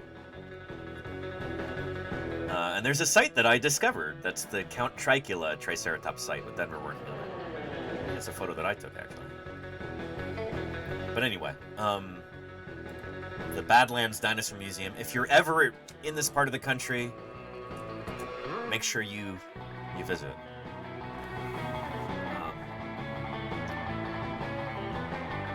And they are planning a major expansion right now to build new exhibits, expand their laboratory, expand their collection space.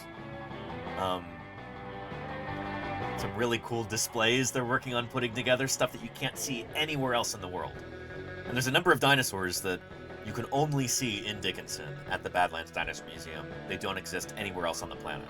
Daspletosaurus horneri, for example, only place in the world you can see that. I think it's the only museum in the United States where you can see an actual Lambeosaurus skull. Stuff like that. And they've got at least a half dozen different new species of dinosaur that they're working on describing right now. So you're going to be hearing a lot about this museum in the coming years. Have to add that to my places to visit list. Absolutely, on Colonian. Yeah, it's such a cool place. Yeah. Anyway. Lambeosaurus. Oh, nice, Petrodactylus. You got one of the skull magnets.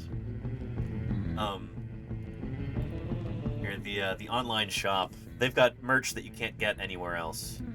Like of Daspletosaurus horneri, which is, well, that's one of their critters. And there's those Lambeosaurus skull magnets. 3D printed. I've got one of these. It's really cool. But anyway, if you want to support the museum,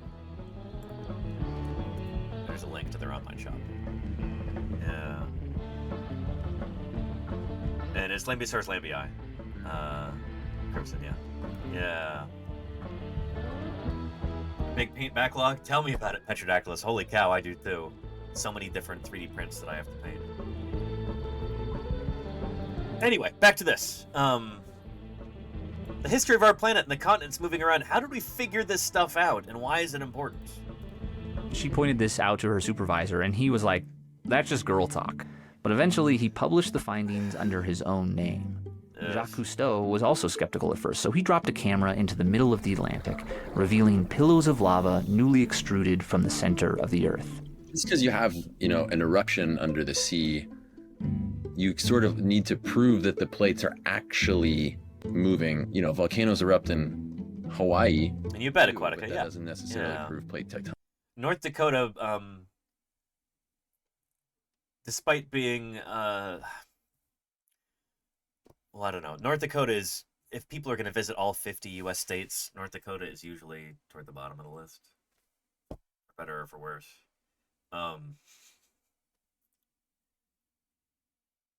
But man, do they punch above their weight in terms of fossil science. It's one of the best reasons to visit North Dakota is to go to the museums. In Dickinson, in Bismarck, really cool museum there. There's a little one in Bowman, North Dakota, the Pioneer Trails Regional Museum. Find dinosaurs all over the place. It's a cool place.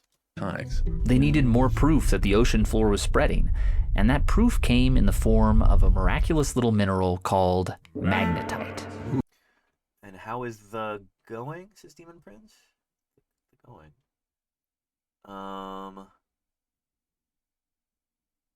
Oh, you mean you're talking about research publications? I'm working on a few different things right now. It's hard to find time sometimes to like do this stuff quickly.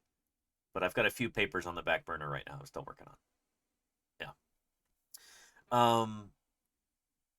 And Aquatica, site that my geo professor talks about a lot. Oh, Aquatica. It isn't the Tanis site, is it? The KPG boundary site, which is on private land in North Dakota?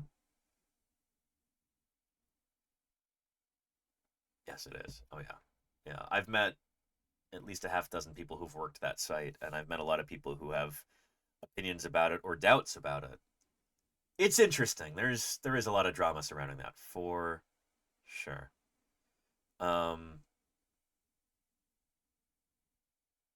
Yeah, I'm not going to name names, but yeah, Aquatica, that's definitely a thing. Ooh, has a cool name. Yeah. It's this iron-rich mineral, and when it's hotter than about 580 degrees Celsius, it's not really affected by Earth's magnetic field.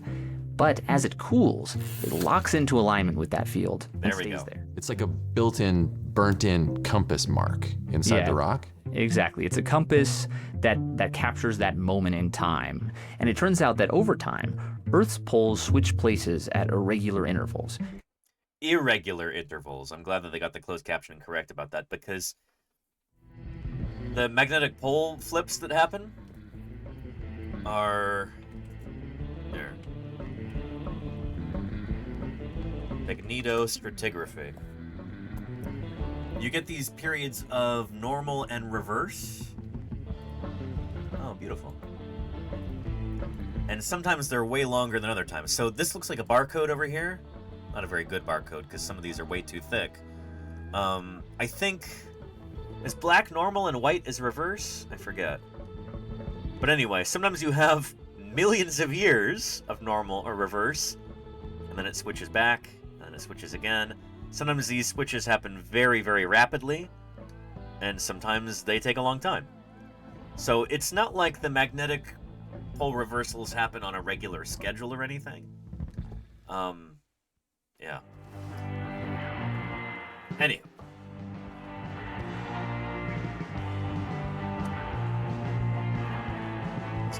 And you can see that switch in the ocean floor. The magnetite points north, then south, then north again, and so on, providing proof that the seafloor was spreading. But they still needed to explain what was causing the movement of the plates. Can you guess what the early theories were? I mean, and Petrodactylus says, bath toys kind of. Are we in a normal or reverse right now? What do you think, Chad? What we've got going on right now, do you think we'd call that normal or reverse?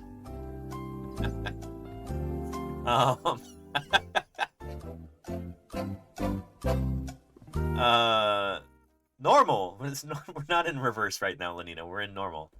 The definition of normal is what's happening now. That's our baseline. So normal, because it's all about us. Yeah, I'm pretty sure, right? People are saying reverse. I don't think that's the case.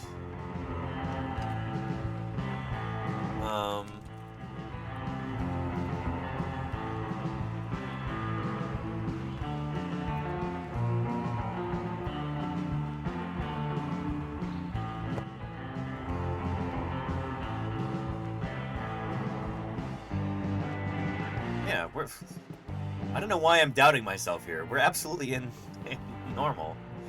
And are we about to have a magnetic reversal? Almost certainly not, says the U.S. Geological Survey. But yeah. Yeah. And Cacklin's Wharf, fair. Anywho. Let's continue. Of just bobbing up and down on a sea of hot magma. Go back a little bit. That the seafloor was spreading. But they still needed to explain what was causing the movement of the plates. Can you guess what the early theories were? I mean... And will we legit do everything upside down? No, Zul. I mean, you can if you want to, but no. And if the magnetic poles do flip, it'll take probably a long time. It'll probably take hundreds, thousands, maybe tens of thousands or hundreds of thousands of years for that reversal to fully take place like that. I don't think it's like flipping a switch. I think it seems like a flip of a switch on a geological time scale, but I think to a human lifetime, I think it's much longer. Yeah. I mean, is it like little bath toys kind of just bobbing up and down on a sea of hot magma? Yeah, I mean that is sort of what they were initially thinking. So the mantle isn't this ocean of molten rock. It's mostly solid. It can still flow over millions of years, but it looks like these currents have only a tiny effect on plate movement. Instead, they're pretty sure the main driver is what's going on at the other end of the plate. In subduction zones, the densest oceanic crust sinks into the mantle and pulls the rest of the plate with it. You actually are like tugging the conveyor belt of the continents behind you as you sink? Yeah, that's the main force, they think. Yeah, what kind of scale of movement are we even talking about here? Does anybody know? What is the rate for continental drift? Generally speaking, I've done about this since I was a kid. I used to tell people all the time. Do you know that the continents move at about the same rate as... Claire's already got it there. Yeah. Fingernail growth. Roughly speaking, different continents move at different speeds for different reasons. But generally speaking, we're talking about the same rate at about our fingernails grow. More or less. So yeah. So millimeters a year, exactly, Odd Colonian, yeah. The fastest moving plate on Earth, how much is it moving in a year? To help answer that very question, NASA sent up this satellite in 1976. So remember I said we were going to be talking about NASA Earth science? There you go. We wouldn't understand this in the same way that we do today if it weren't for Earth science programs put together by NASA. Well, it was the 70s, so of course it had to be a giant disco ball satellite. They bounced lasers off all these reflectors to measure how much the continents were drifting. And they found, for example, that North America and Europe are moving apart at a rate of about 2 to 3 centimeters per year. And the fastest plate, the Pacific plate, is going 7 to 11 centimeters a year. Wow. Isn't it going this way toward North America? Because this is a subduction zone along here. I think they made a little goof having the arrows go in the wrong direction. Slow down, buddy. Carl Sagan placed a plaque inside the satellite that showed Earth today and Pangaea 268 million years ago. This arrangement of Pangaea makes sense if you look at the age of oceanic crust. Red is the newest rock, blue... And Neverwinter says, no, that's correct. Really? The Pacific plate is moving west?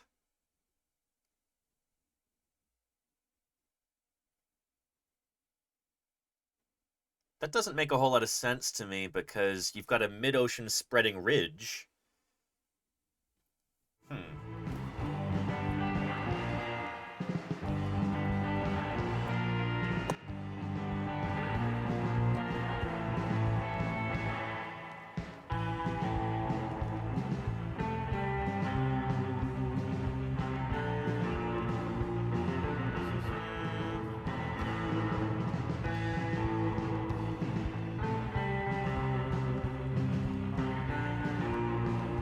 Largest tectonic plate, okay.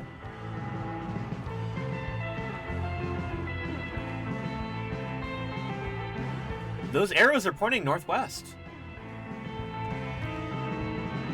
Huh. Weird. I was always taught that we have a subduction zone here. Unless the North American plate is also moving west at a faster speed than the Pacific plate, then you would get subduction happening. But, yeah, what's the deal with that?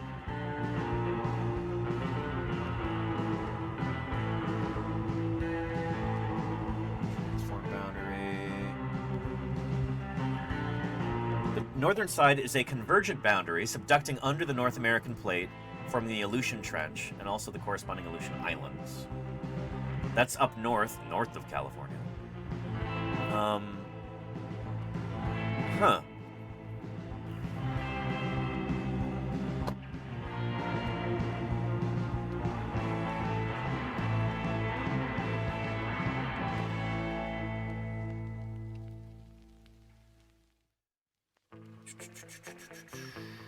Let's see. In the Pacific Northwest, the North American plate is moving west-southwest at a rate of about 2.3 centimeters per year, roughly how fast your fingernails grow, largely in response to pushing forces from the mid-Atlantic ridge, thousands of kilometers away. Along the U.S. Pacific coast, the Pacific plate is moving to the northwest at speeds ranging from 7 to 11 centimeters per year. Wild. Okay. Yeah, moving northwest. Interesting. Yeah, okay. Let's take a look at this from Darkness. Wild. Today I learned. Shoot. Been living here much of my life along the Pacific coast of the United States.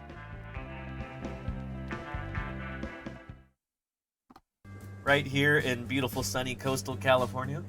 And I always thought that what's going on down there was some subduction, you know? And apparently it's not. That's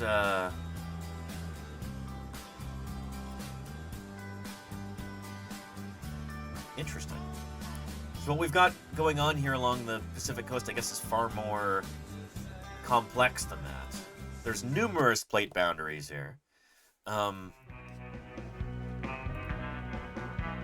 we've got the North American plate, we've got the Juan de Fuca plate, we've got the Pacific plate along these various faults, like the San Andreas fault or the Hayward fault. I actually went and looked at the Hayward fault live on stream in Berkeley a few years back. I don't know if those streams ever made it onto YouTube. Berkeley. No, I'm not seeing that. Geology. Huh. Maybe not.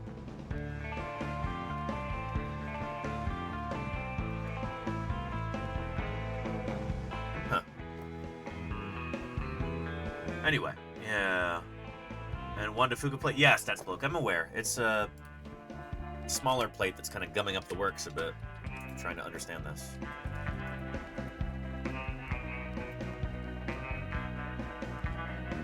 Here we go. Yeah, so is the Juan de Fuca plate subsiding underneath Ridge, Cascadia Trench? That would make sense. Yeah. Although, it looks like the southern boundary of the Juan de Fuca plate might be way north of where I am in the Bay Area. That might be primarily like a Pacific Northwest thing. Yeah. Interesting. Huh. Because I know...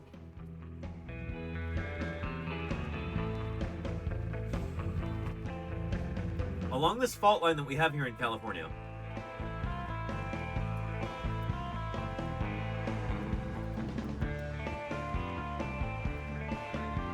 you have the western part of the coastline moving north, and the east part moving south along the San Andreas Fault.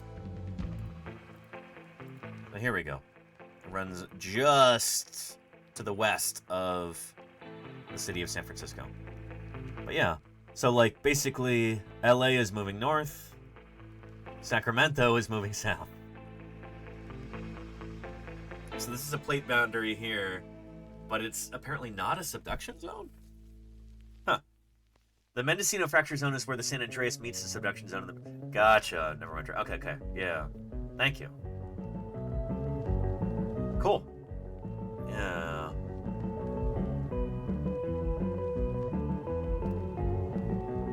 Good stuff. And, thank you, Stats Bloke. Yeah, that's the one we were looking at, right? Yeah. Cool. And California is messy. Yeah, it's an interesting place, Claire. It truly is. Anyway, let's get back to this. of some of these tabs. Slow down, buddy. Carl Sagan placed a plaque of dinosaurs were drifting. And they found, for example, that North America and Europe are moving apart at a rate of about 2 to 3 centimeters per And year. thank you, Colonian. Hey, I appreciate you being here. Needed some good science talk to brighten my day today? Anytime. Come by whenever you feel like. It's been nice having you here. Hope you have a good rest of your day. This plate, the Pacific plate, is going 7 to 11 centimeters a year. Wow, slow down, buddy. Wild. Carl Sagan placed a plaque inside the satellite that showed Earth today and Pangaea 268 million years ago. This arrangement of Pangaea makes sense if you look at the age of oceanic crust. Red is the newest rock, blue the oldest.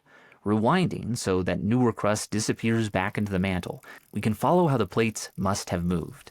Yep. And Pangaea is where we find ourselves now.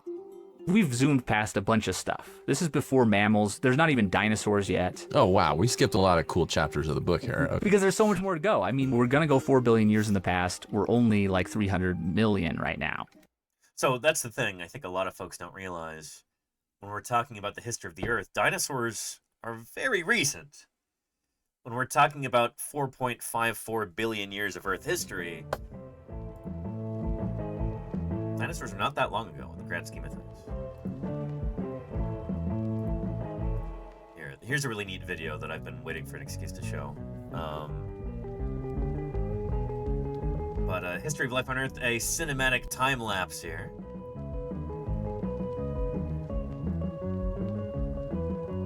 So here we go. We start off 4.5 billion years ago.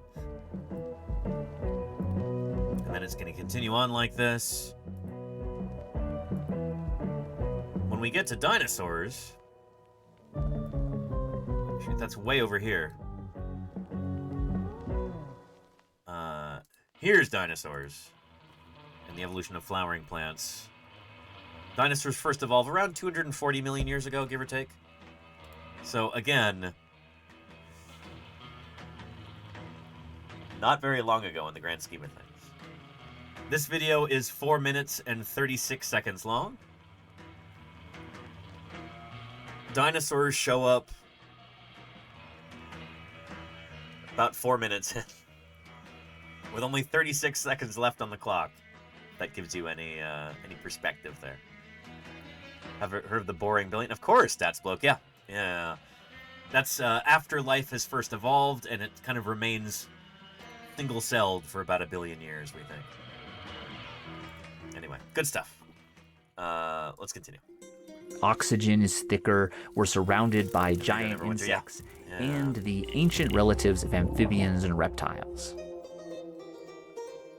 It gets way harder to map the world before Pangaea. For one thing, hardly any oceanic crust survives from that time, so we can't rely on that. But luckily, there are other hidden clues.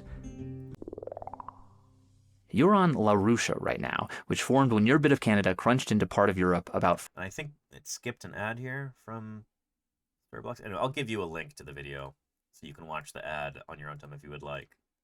400 million years ago. That series of collisions created a long line of mountains, and we can still see them today spread across continents. And Cacklin's Verb says the ancient ancestors of reptiles were reptiles, right? Oh, were reptiles. Oh, I see what you mean, Cack. Making a joke. Reptiles. The age of reptiles. Yeah.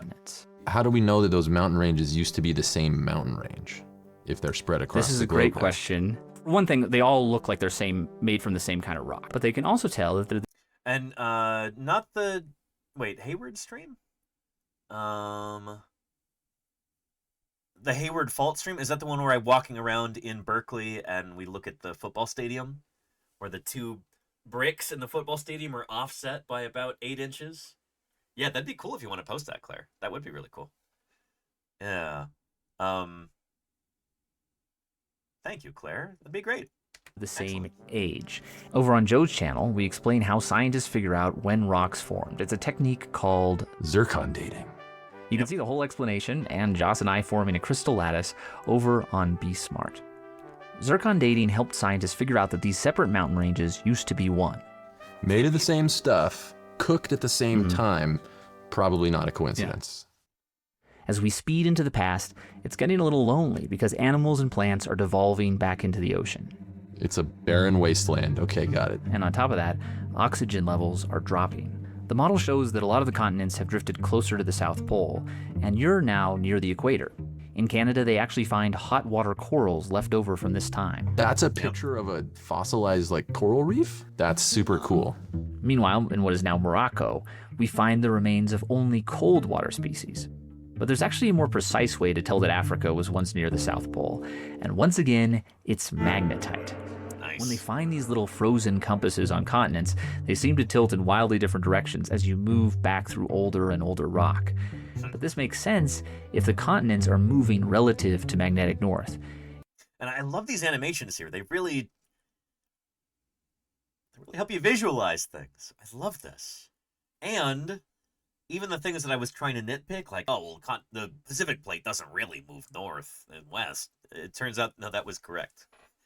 So I'm thoroughly impressed with this so far. Yeah, and PaleoMag, so important, Neverwinter. This is such cool stuff. And you can use this to reconstruct their positions, so they're always pointing towards the same pole. Paleomagnetism is one of the most important... Freckman says, what about pole flips? No, that's exactly what we're talking about. That's how we can tell that that's what PaleoMag is. So they explained that earlier, Trek Nerd. Maybe you weren't here for that. But here, we're at 9:45 right now in the video. Here we go. Magnetite. And that proof came in the form of a miraculous little mineral called magnetite. Ooh, it has a cool name. It's this iron-rich mineral, and when it's hotter than about 580 degrees Celsius, it's not really affected by Earth's magnetic field. But as it cools, it locks into alignment with that field and stays there. It's like a built-in, burnt-in compass mark inside the rock? Exactly. It's a compass that captures that moment in time. So get that? It seals in the compass direction, pointing north and south, at the time that the rock cools, and then it's locked in there. Fossilized in place, almost. Oh, I shouldn't use that term outside of its normal context. Yeah. Anyway. And it turns out that over time, Earth's poles switch places at irregular intervals. And you can see that switch in the ocean floor. The magnetite points north, then south, then north again, and so on, providing proof that the seafloor was spreading. But they still needed to explain what was causing the movement of the plates. Anyway, get back to 9:45 here. Bingo. Tools in building a model like this. It should be said that it's not like the silver bullet.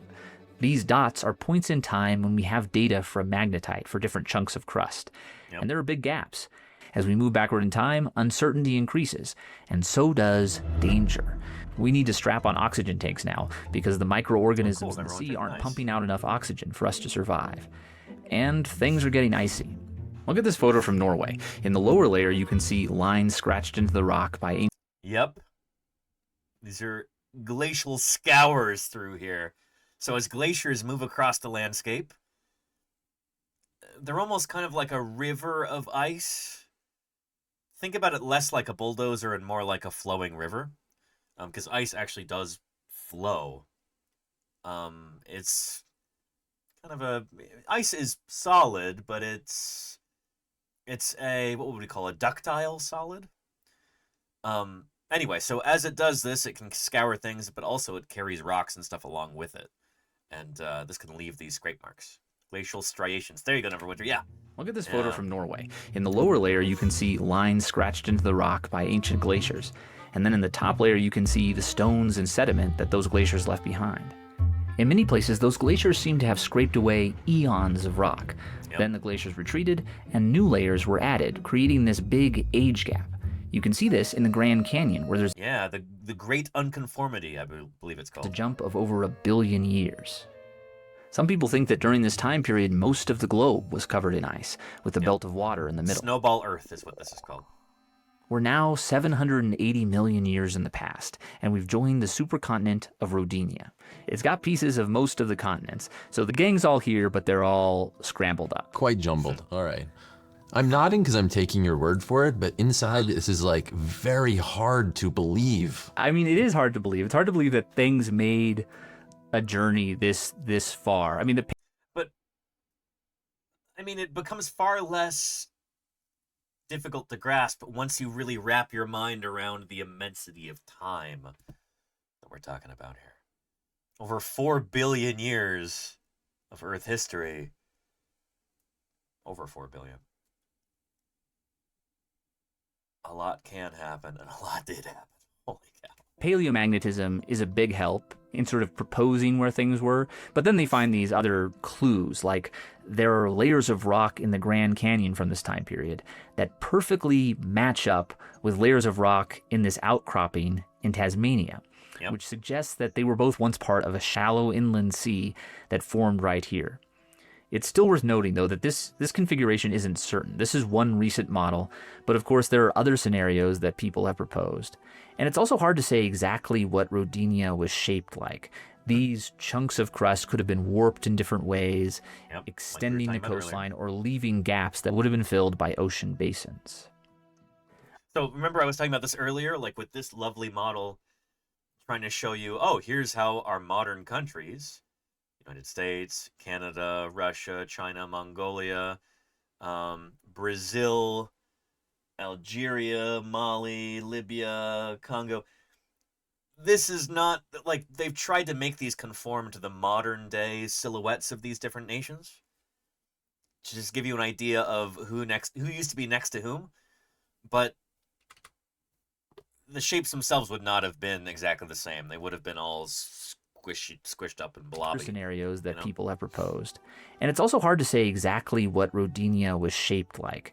These chunks of crust could have been warped in different ways, extending the coastline or leaving gaps that would have been filled by ocean basins. Over the next hundreds of millions of years, we'll float apart and then come back together again. We needed to do our own thing for a while, but we're coming together. Yeah. We're coming back together. This new supercontinent is called Nuna, or Hudson Land, or Columbia, depending on who you ask.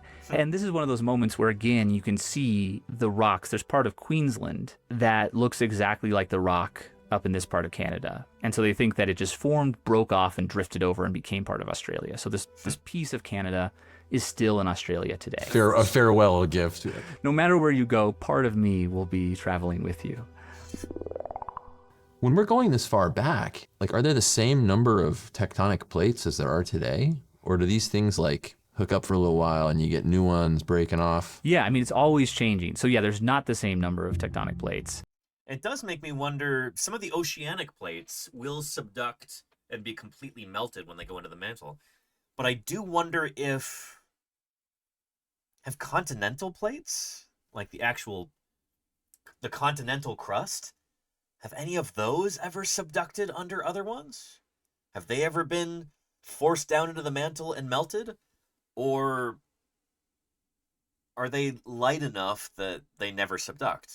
I wonder. You could see over time new cracks forming, others closing. What is maintained is the cratons. So these chunks of continental crust that are part of the plates that have persisted to this day. Canada is made up of a bunch of different ones that are all kind of mushed together. You can almost imagine like chunks of clay that are slowly being added to create what is now Canada. Australia is the same deal.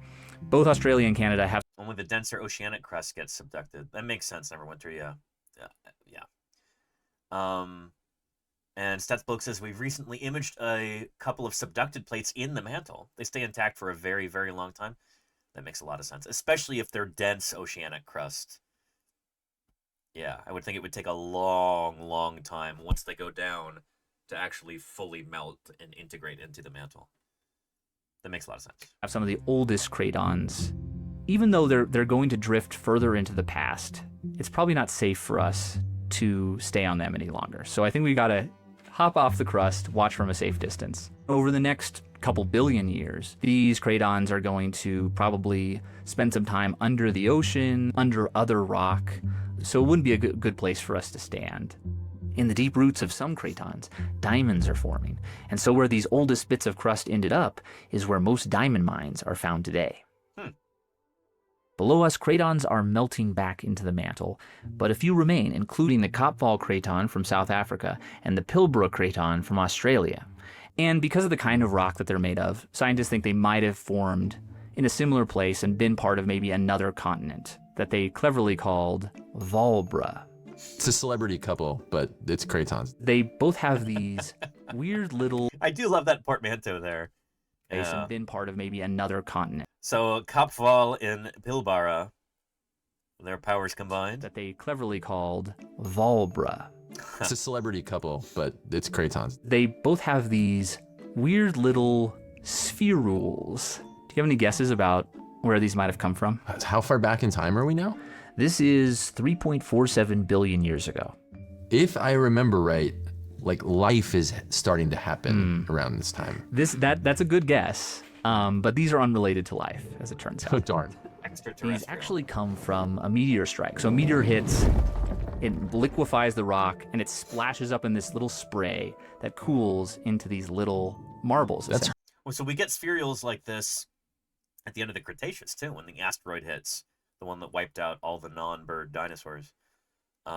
You get similar spherules like this. Horrific. That's so violent. Like, for something to hit so hard that it melts the Earth into glass droplets. And that violence is becoming more common. We're getting hit by quite a lot of meteors. And the best evidence for this bombardment doesn't come from Earth, it actually comes from the moon. Here you can see one of the moon's giant impact craters. Apollo 15 visited its rim and grabbed a chunk of this rock. It turned out to be 3.8 billion years old. So again, another NASA connection here. Important. And it carried all the signs of being shocked by an impact. A bunch of other lunar samples also support this idea that there was a spike in meteor strikes around this time. So those marks have been left on the moon because the moon doesn't have tectonic plates. But are there any craters left on Earth? There are. Meteor crater in Arizona. Everybody always makes the same joke about it.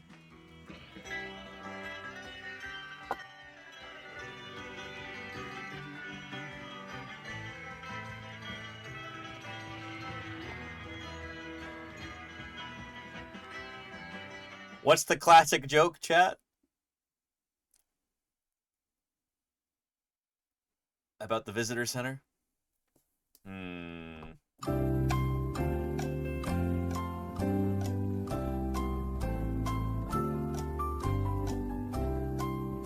Somebody knows it.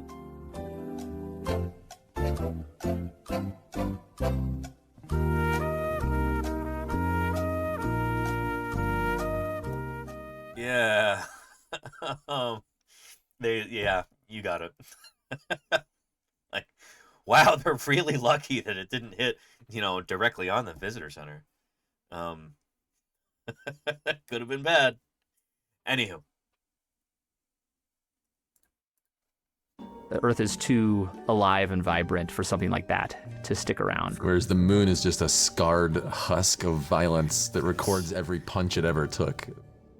Well, craters tend not to last very long on our planet, which is true. Meteor crater happened how long ago? It was like pretty recently in the grand scheme of things. Meteor crater is such a funny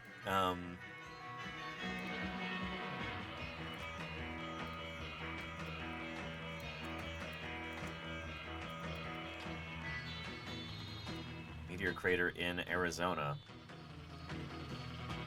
Wait, is there another name for it?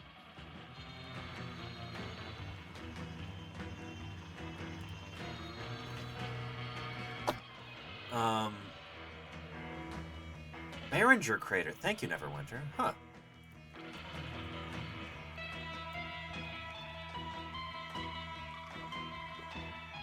I searched meteor crater and didn't take. That's weird. Also known as Barringer crater. Again, I always thought this was such a dumb name. Meteor crater, it's like, Water Lake. Like, yeah, of course. Anyway, how old is this? Crater was created about 50,000 years ago during the Pleistocene. Yeah. So wow, pretty old visitor center there too. Apparently. By now, all of the cratons that we've known have disappeared. They don't exist yet. But somewhere down there in the crust, a very special rock is forming. this rock will survive to the year 2025 and be held by Joe Hansen. This is the rock that hadn't been recycled down into the earth and messed with by chemistry. And now scientists are studying this rock to learn more about Earth's infancy. Now I can look at that rock and say, I know when you were born. I've known you your whole life. The world. An oldest known critter about 2.2 BYA, says Darknaze. Yeah. Our abbreviation for billion years ago is GA for giga-annum, and MA is million years. Just so you know. Yeah, well, actually, giga-annum, but GA. But, yeah, good stuff. And hello, Mini Pie. You've returned. What's going on in the rest of the house? Am I really the most interesting thing happening in this house right now? You've come to visit me again? Why are you all wet? Were you outside? Is it raining out there? What kind of trouble are you getting into?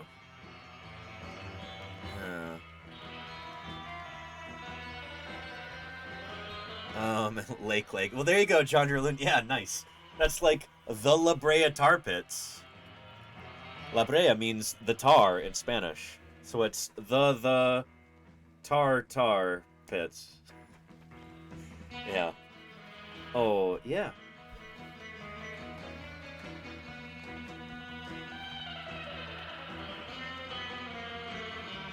Salt licks in. I guess so, Crystal and Sono.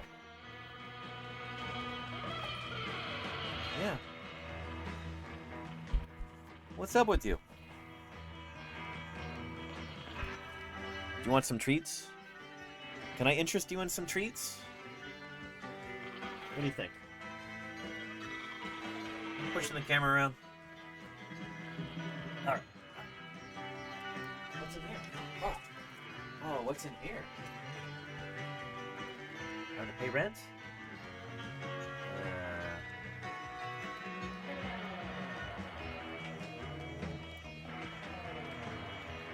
Look at those. Ooh, now you're hungry. Good stuff.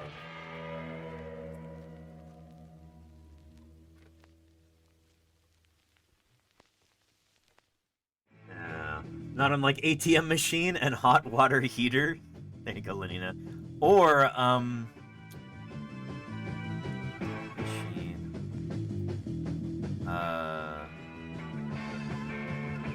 What's the other one? There's another one like that. PIN number. Thank you, Lenina. Yes. Yeah. The personal identification number. Or VIN number. Vehicle identification number. Rio Grande River. There you go, Softy. Yeah. I wonder if there's a name for that phenomenon. With like a certain degree of redundancy within a name. You're not going to finish that last one? Just leaving a mess on my desk. Bye. Rip in peace. There you go, Dinosaurus, yeah. That'd be a nice Halloween decoration.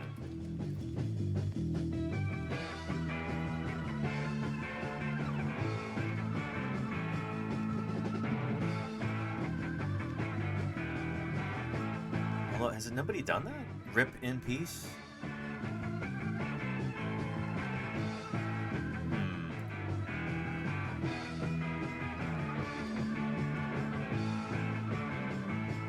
Put some quotation marks around that. Really? Nobody's done that? Rip in peace?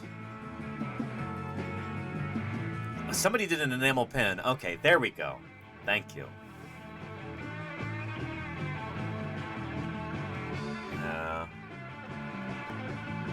Anywho.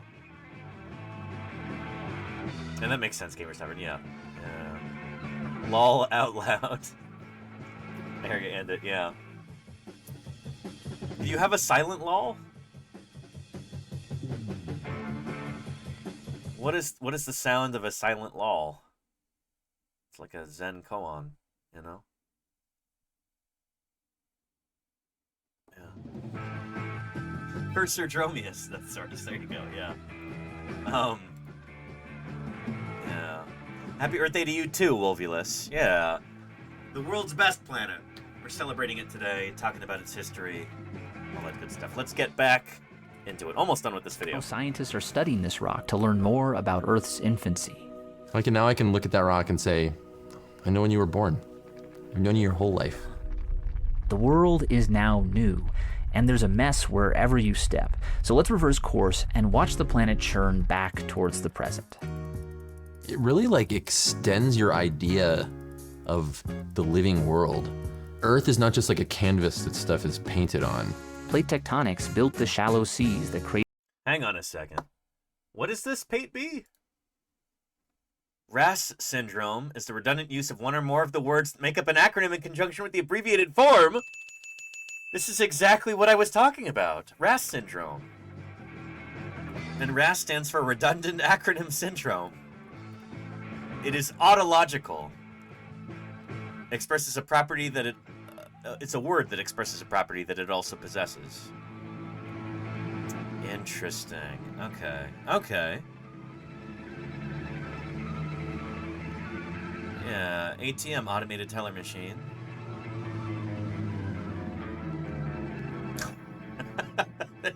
This is rad. I love this.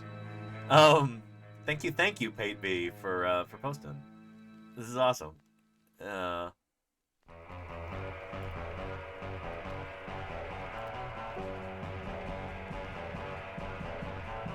HIV virus, salt talks, OPEC countries.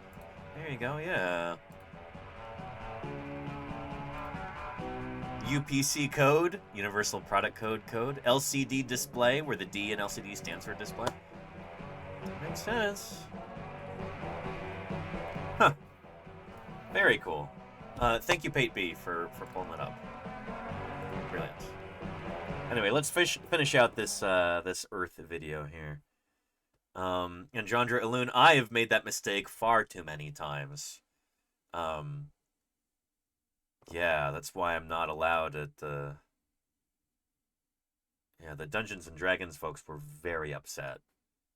And holy cow, armored vehicles cost so much to repair. Shoot. Extends your idea of the living world. Earth is not just like a canvas that stuff is painted on. Plate tectonics built the shallow seas that cradled the first life, and then shattered that nursery into 1,000 niches where new creatures would have to adapt and evolve. And the process isn't done. This is the final image that Carl Sagan smuggled aboard that disco ball satellite. It's what we think the Earth will look like in 8 million years.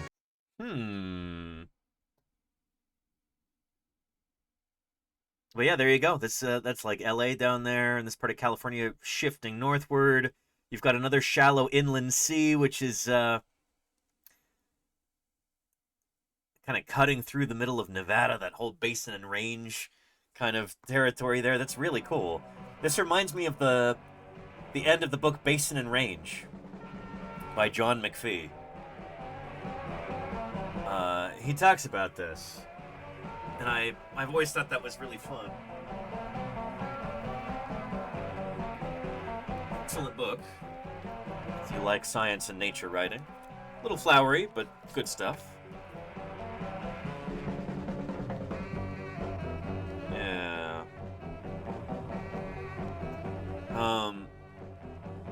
He's in, I think, Lovelock, Nevada.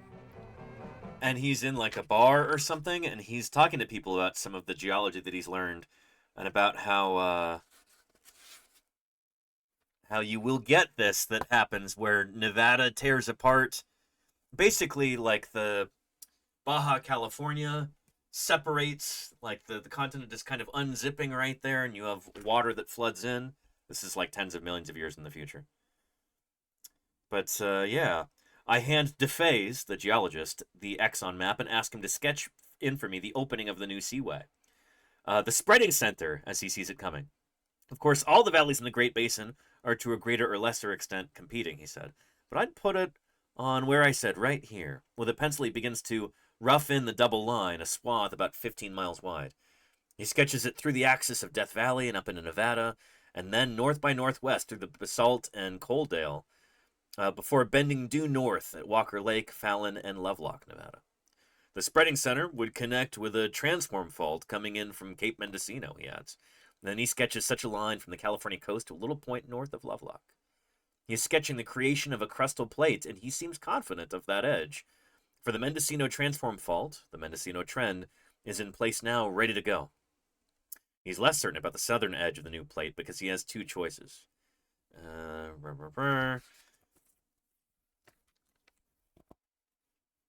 My mind has drifted outside the building. I'm wondering what these people in this dry basin, a mile above sea level, would think if they knew what DeFaze was doing. If they were confronted with the news that an ocean may open up in their town. I will soon find out. What? Are you stoned? The way I see it, I won't be here, so the hell with it. It's a little doubtful. It could be, but it's a little doubtful. If it happens real quick, I guess a couple of people will die. But if it's like most other things, they'll find out about it hundreds of years before and move people out of here. This person knows what they're talking about. The whole world will probably go to hell before that happens anyway. You mean saltwater, crests, troughs, big splash, and all that? Don't sweat it. You're safe here. As long as Pluto's out there. Pluto? Like the planet? Yeah. We got a boat. That's the best news I've heard in a couple years. When I go bye-bye to the place below, why, the water will be there to cool me. I hope it's Saturday night. I won't have to take an extra bath. Just like... I love this when... I think it's a beautiful and sometimes hilarious thing when you introduce geological concepts to people and you kind of blow their mind a little bit. You get them to think about their world in a new way. It's a part of what I'm trying to do here on Twitch, you know?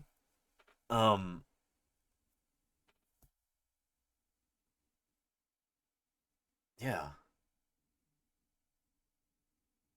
It's fun. And stats bloke, I appreciate that. Good stuff. Here. And the process isn't done. This is the final image that... And holy cow, Victorious. Coming in with 10 gift subs right there.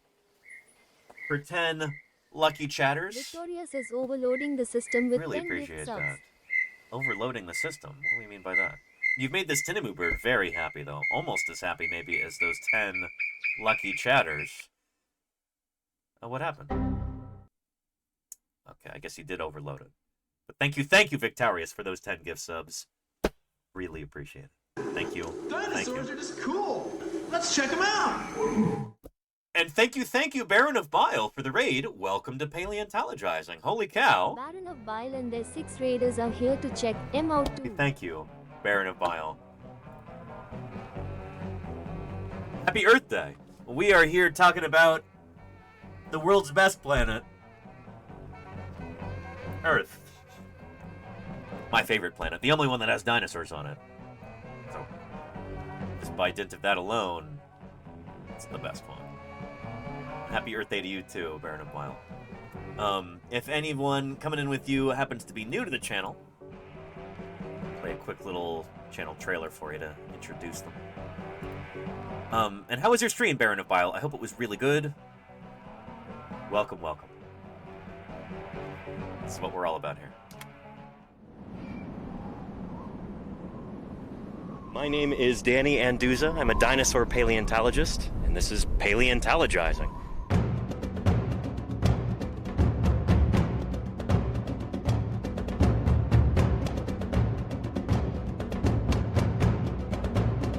Science isn't just test tubes and beakers and white lab coats.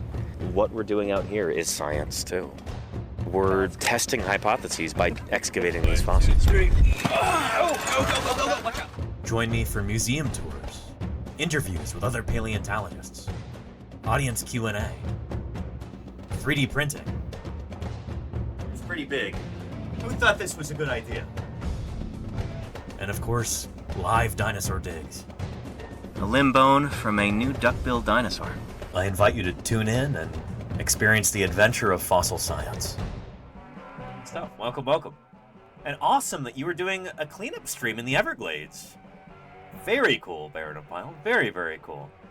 Using a Starlink backpack. Interesting. Did it work? I've had very mixed results with Starlink over the years. I've heard rumors of like a backpack setup, but interesting. Stormy says he cleaned up Florida one can at a time. That's good work. Paleo salute to Baron of Bile for doing some environmental cleanup there. Excellent. Here, let's take a look actually. The VOD maybe. Starlink Mini mounted on a tree stand backpack, powered by a drag.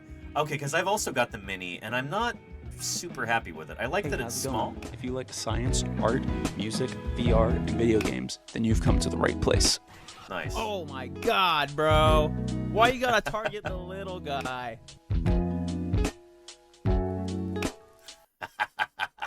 Nice. Here, let's go to past broadcast. Maybe the VOD isn't up yet. There might be a little bit of delay.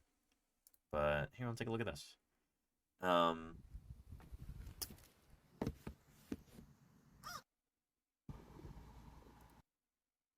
Not much stuff around here. There's a banana peel. I learned that you're actually not supposed to throw banana peels and oranges and shit like on the trail, even though they're like quote unquote. Even though they are biodegradable, yeah. Biodegradable. A lot of. They do take a long time to decompose.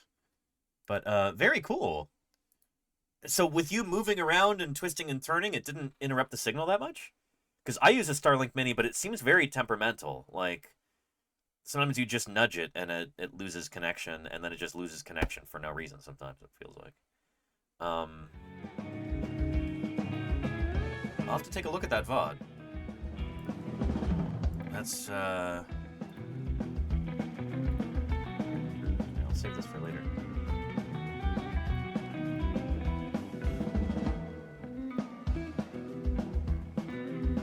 Cool. I get some dips, but it stays pretty consistent. Phone service is typically a lot less stable. Interesting.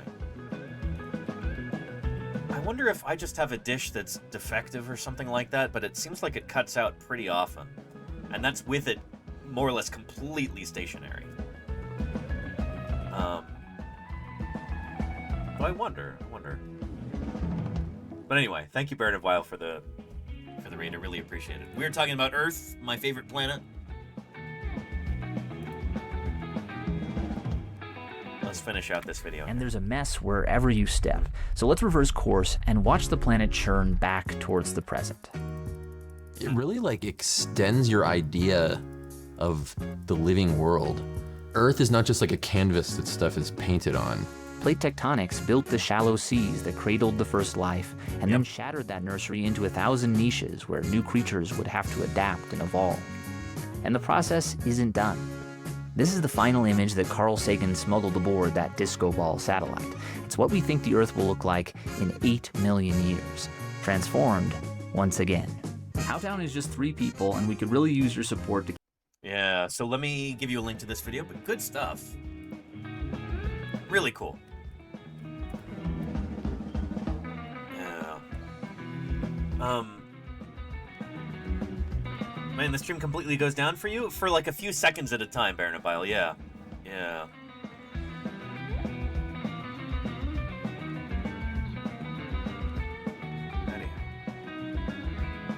I need to buy a new dish or something. I'll think about it.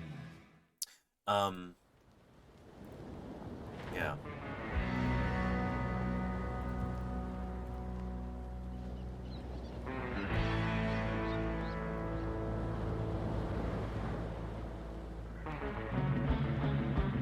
Let's talk about the history of Earth Day here. It's a nifty video that I found about this morning. Take a look at it. That Starlink here.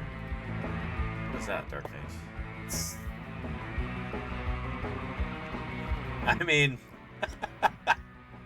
here's the thing is I haven't been able to do prospecting streams So, like, actually walking along all over hither and yon, trying to find fossils, trying to find new sites. I haven't been able to stream that yet, because I have to be within range of a stationary Starlink dish when I'm out in the field. But if I can actually... If it really is mobile...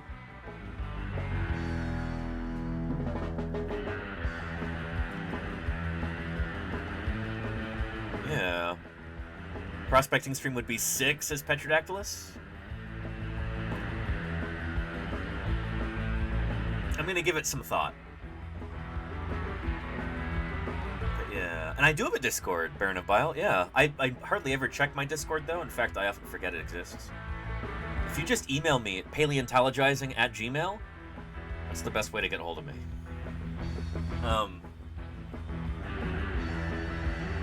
Yeah. Yeah, I'd appreciate that. My personal setup, I also have a Jackery that I use. Let me pull that up. I'll show you my poster that I presented at the Society of Vertebrate Paleontology meeting last year. CP 2025.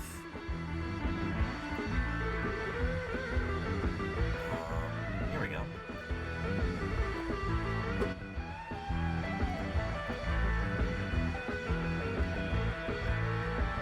But here we go. This is not the mini dish. This is my older one, but which requires a larger battery and larger solar panels.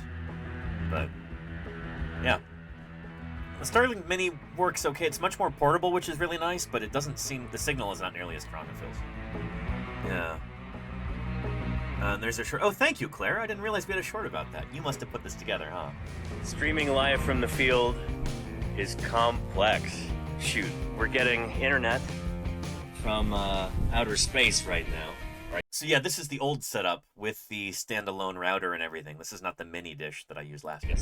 Low Earth orbit. Satellite dish, just powered by our solar battery, which is being charged by these solar panels. And there's an internet router that's providing internet to the live stream encoder right here, which is in turn plugged into the camera and the microphone and this battery in here, which died, which meant that I had to plug USB cable in the USB port on the solar battery. So there's a lot of moving parts to a stream like this, and it's difficult to get everything to cooperate at the same time under, let's say, primitive conditions out in the middle of nowhere. But somehow we make it work every day here, and I'm glad you could be here for it. Streaming. Thank you, Claire, for putting that together. That's great. I didn't realize we had a short about that. Yeah. And Jackery sponsored this, man. I think they're headquartered, like, here in the Bay Area. You know, not too far from where I live in the beautiful sunny San Francisco Bay Area. I'm pretty sure they're headquartered, like, in Fremont? Yeah. Fremont, California.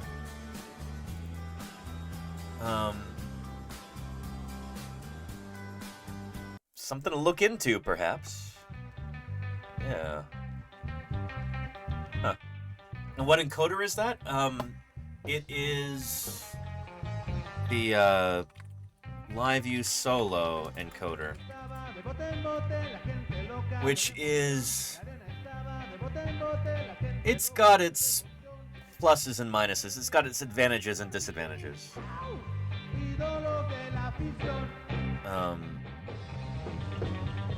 Yeah. I can run it off the Wi-Fi, so I don't have to pay for the super expensive mobile data all the time. Because it's like $500 a month for the mobile data with the 3 modems.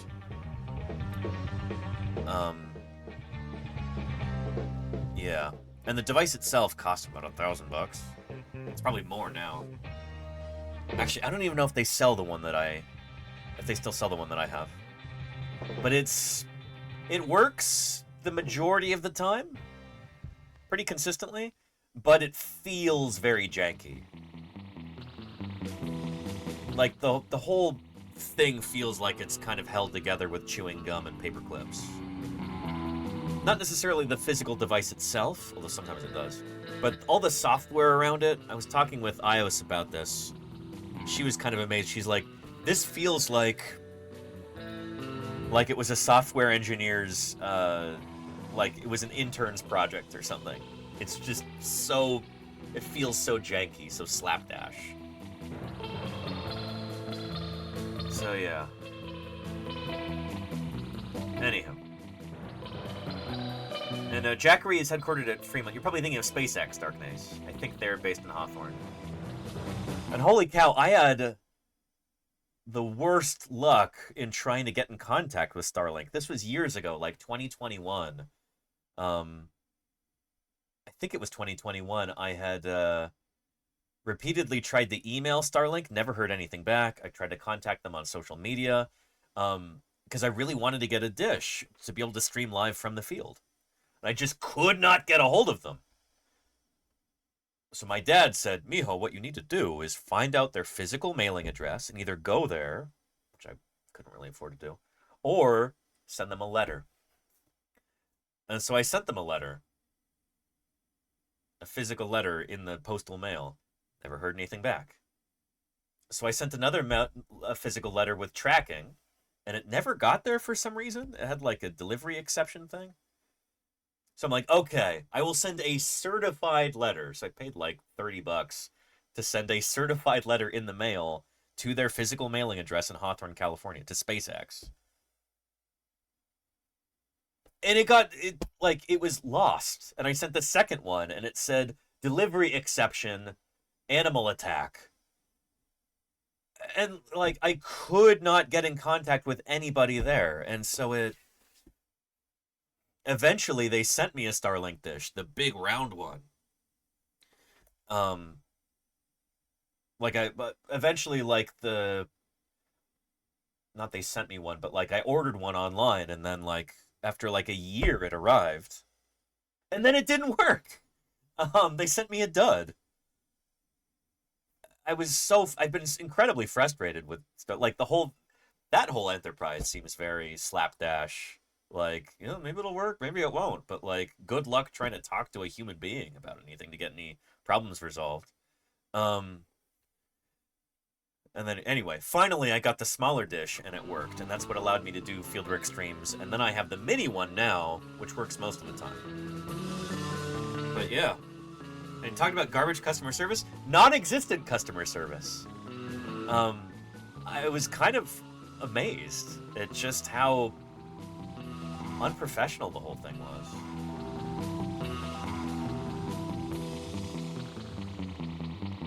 Anyway, yeah. But yeah, delivery exception, animal attack.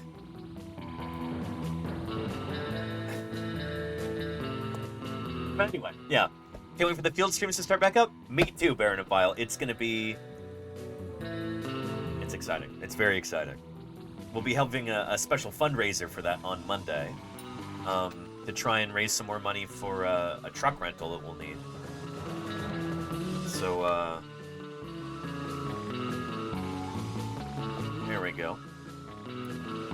Fieldwork fundraiser, raising money to afford a truck rental for Wyoming Dinosaur Dig. So I'm going to be in Wyoming at the beginning of June through about mid-June. Later in July and August, I'll be in Utah doing some fieldwork. And then there might be some Montana fieldwork mixed in there somewhere. Later on, we might have some more Utah fieldwork, maybe some Nevada fieldwork. But I'm very excited. Real dinosaur? Thank you. Faith takes you far. Thanks for coming this far to follow. Welcome to Paleontologizing. Yeah. Anywho. Triceratops. There you go, Cacklinsworth. Yeah. And Jamira says, after all that, why did you want one so bad? There had to be other options. Nobody else really does satellite internet like that. In a way that's mobile and I could use off the grid. Starlink was really the only option. I absolutely would have switched to a different service if there had been anything else, but they basically have no competitors. Which I think is kind of how they can get away with having non-existent customer support. It's just nothing. At least in my experience. So yeah. And the fault stream was on mobile data. Yeah, Claire. Yeah. Not with satellite. But anywho, yeah. Let's talk about the history of Earth Day. Getting back to our Earth Day theme here. Let's continue. Or start, rather. About 30 minutes south of Cleveland, Ohio, is a river called the Cuyahoga River. Cuyahoga River. 84.9 miles and reaches 60 to 125 feet deep before emptying out into Lake Erie. The Cuyahoga is known for many things, but it's most... Cuyahoga. I'm not sure she's from Ohio. I'm definitely not from Ohio, but Lordy and Ios are. I've never heard it pronounced anything other than Cuyahoga. most notable for being the site of a mythical fire. And it was very much real, this fire. Holy cow. I say mythical because there were a lot of myths surrounding what happened on the day of the fire and why. Fair. What is clear, though, is that this fire sparked the environmental movement in the United States. As we go through the story, we'll uncover the truth to these myths. Abused and misused by man and his machines. There was oil, there was pickle liquor, it was flowing orange. It was almost an alien environment. Fuel makers, chemical firms, paint companies, and shippers were all dumping waste. Another fire, and the Cuyahoga became an overnight sensation. The noise was... Was that Darth Vader there? Another fire, and the Cuyahoga became an overnight sensation.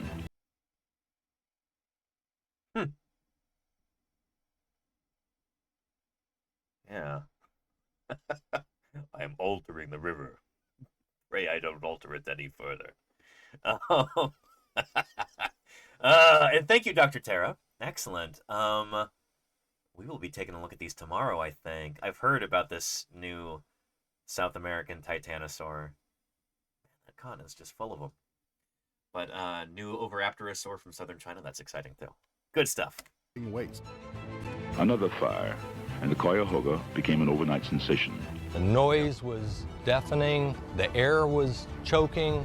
We are in a crisis of survival. And Corythoraptor merged with Huanosaur. Interesting, Dr. Terra. We have a dinosaur sunk? Interesting. In 1969, the Cuyahoga River caught fire. But this wasn't the first time. In fact, the river caught fire 9 times before. But it wasn't until 1969 that anyone cared. Why? So we heard in the other video it was 13 times prior to that it had caught fire. I'm sure there's differing accounts, but yeah. The point is, this is something that kept happening. Repeated instances of a river catching fire. That shouldn't make any sense. That should be a sentence nobody ever has to utter outside of like some sort of, beat poetry kind of thing. Like,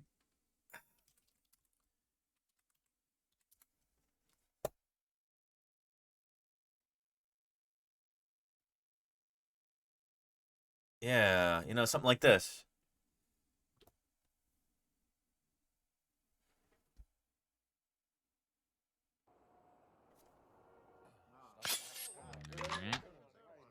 So, wedding, huh?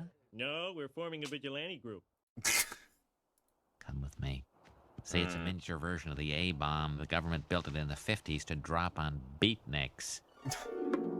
Radiant, cool, crazy nightmare, Zen, New Jersey, nowhere.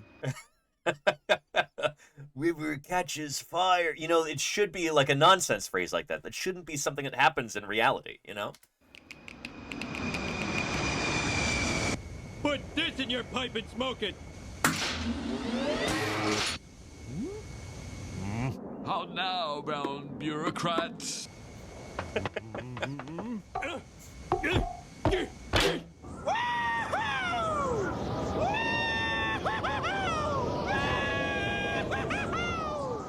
Take that, Maynard. George eat crabs? Hey, see the sign? Sorry. That should be like a line from some bad poetry or something. It shouldn't be a thing that reflects reality. A river catching fire. But yeah. Yeah, and that was James Earl Jones's first film role, wasn't it? In Doctor Strangelove? I think so. He's part of that B-52 crew. Yeah. Anyhow. The Cuyahoga River has a special history. It's one of the last river glaciers to be seen in the U.S. It is a great movie. The Cuyahoga River was formed around 13,000 I need to watch that with Ios and Lordy at some point. I think Ios would really like it. years ago. Cuyahoga, named by the Native Americans, means crooked river, and it was a life source for them as early as 200 BCE. The river was a source of food, water, and transportation.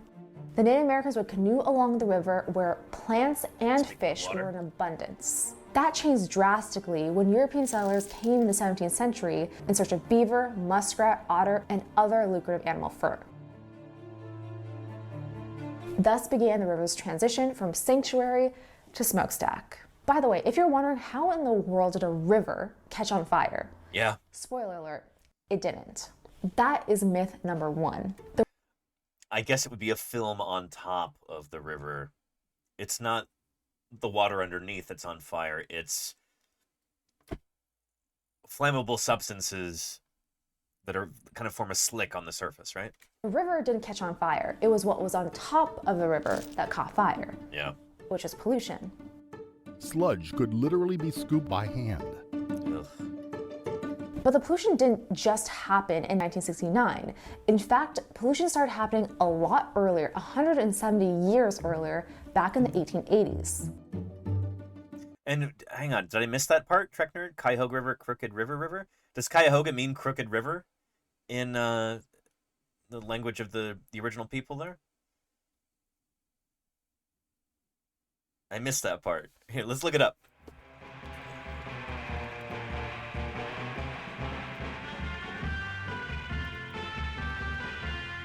Cuyahoga River.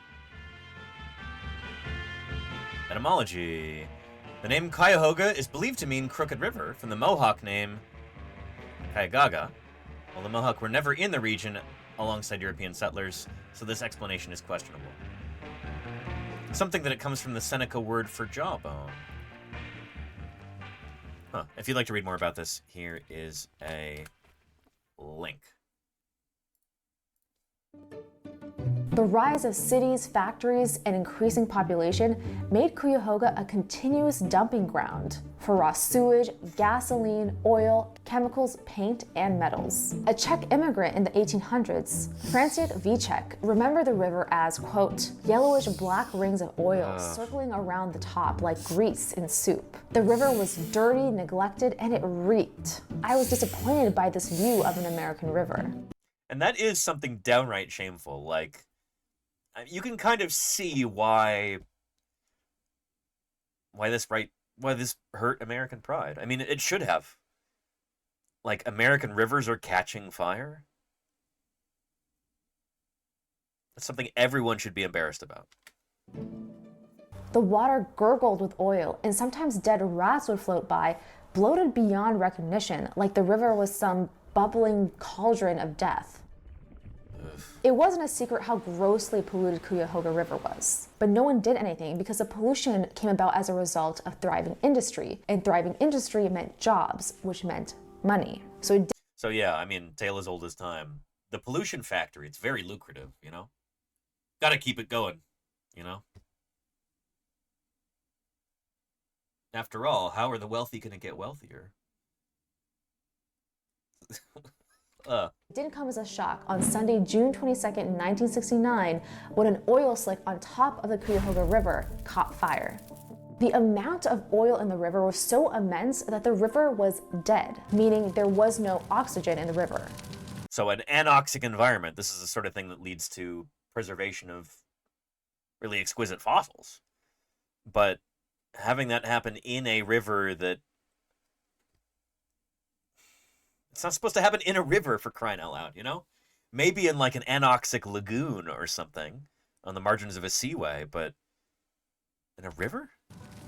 With no oxygen in the river, it was impossible for anything living to try and grow in it. But to compare to past fires on the river, this one wasn't so intense. Some flames went 5 stories high, but overall, the fire lasted about 30 minutes and was extinguished by a city fireboat. Damages totaled $50,000 and captured surprisingly little press. So little press, in fact, that the photo that pops up in Google to this day when you search 1969 Cuyahoga River Fire isn't even an image from the 1969 fire. The photo that you'll see is from the 1952 Cuyahoga River Fire. Which was more dramatic, Either no one cared to take a photo, or what's probably more likely, the fire ended so quickly that no one had a chance to capture a photo on that day. But as I mentioned earlier, the poisoning of the river happened long before 1969. In 1922, the Water Department of Cleveland were requested to test the water after locals said that the water tasted like carbolic acid. The results were conclusive. The water was heavily polluted, but nothing was done. Back in the 20s. Why? There was a strange pride associated with the Cuyahoga River being polluted. It was a symbol of economic prosperity that the industry brought to Ohio. And this is... They're literally like they were doing the joke, but in real life. I mean, there was a... The Onion did a video about this like 15 years ago or something.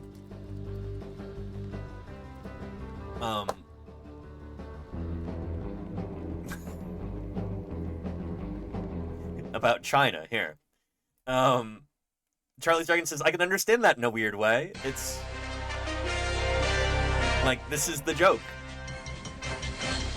Turning to world news now, party officials in Beijing are celebrating the findings of a new UN study, which for the first time ever listed China as the world's #1 producer of air pollution. Joining us now from the Chinese embassy to discuss the study is Ambassador Shulan Ning.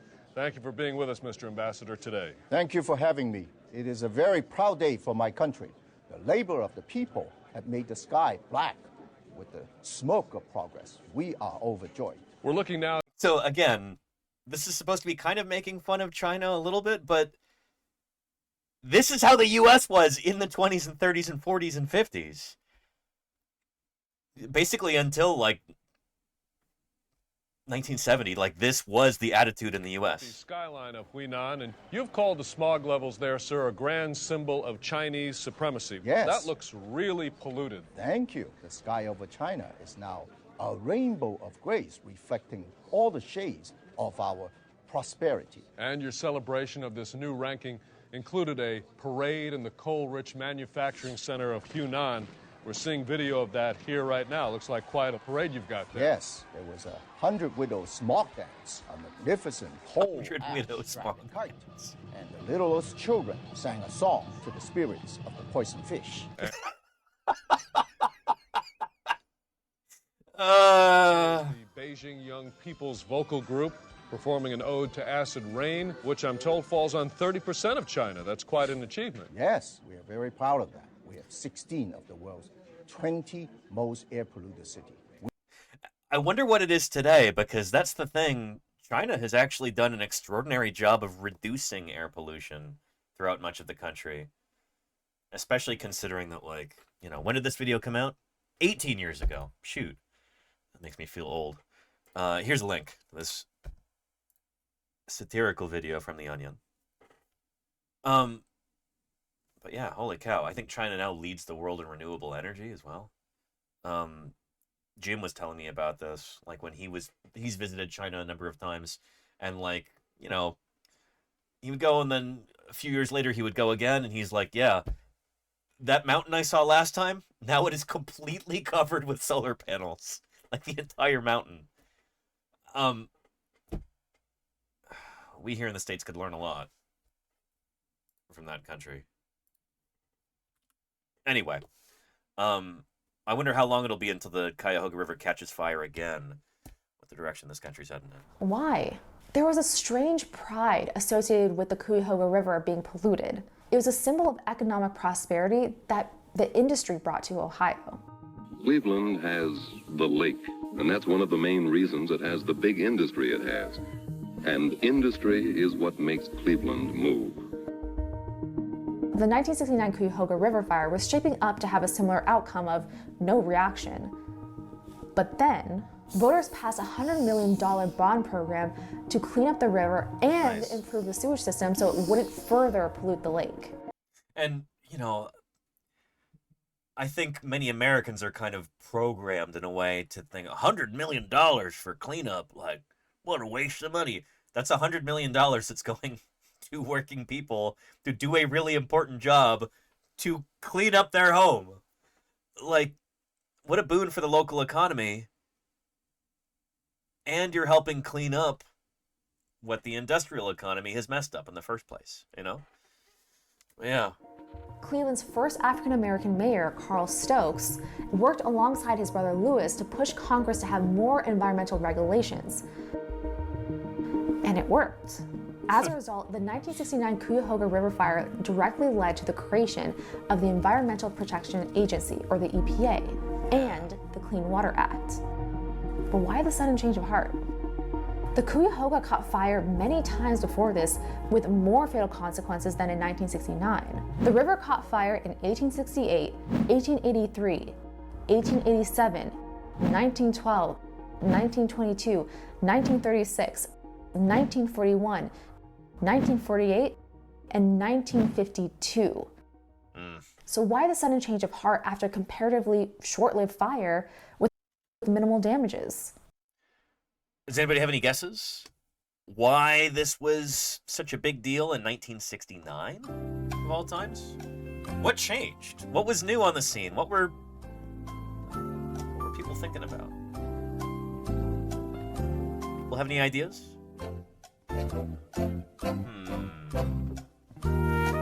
There's a few different things you could mention. I'll see what she comes up with. Moon landing. The Apollo program is probably part of it. Cold War. There's going to be some of that, Darkest Sun, maybe. Environmental groups. Yes, Starmy, but this is also like kind of what helped prompt the genesis of environmental groups. Beatniks says Seawall. There's probably a few beatniks in there somewhere, but it's probably not the prime cause here. Rachel Carson's book, Silent Spring, came out around this time. And that, in many ways, is... People bring that out as...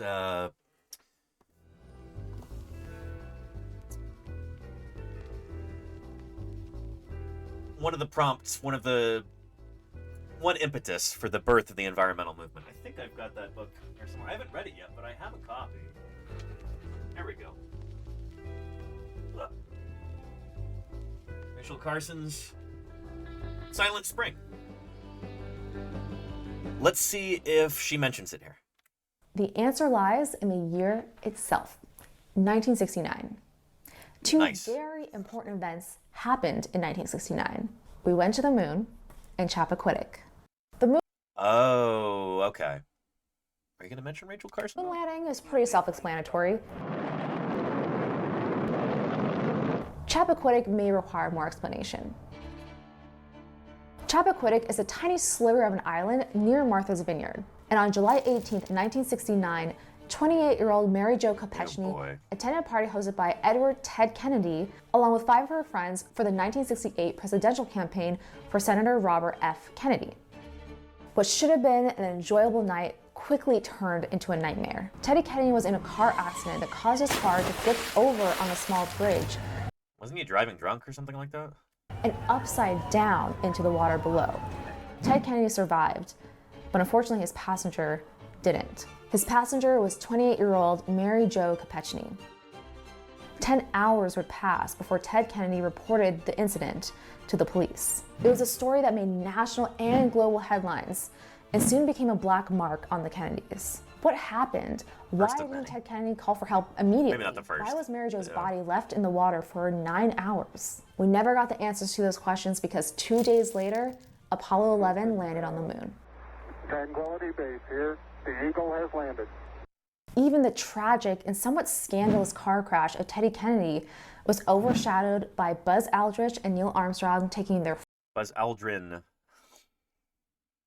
This is a really well-produced video, but like... This is too good to have these kinds of mispronunciations. I don't get it. crash of Teddy Kennedy was overshadowed by Buzz Aldrin and Neil Armstrong taking their first steps on the moon. How did these two massive U.S. events help shed light on this little old river fire that happened in Ohio?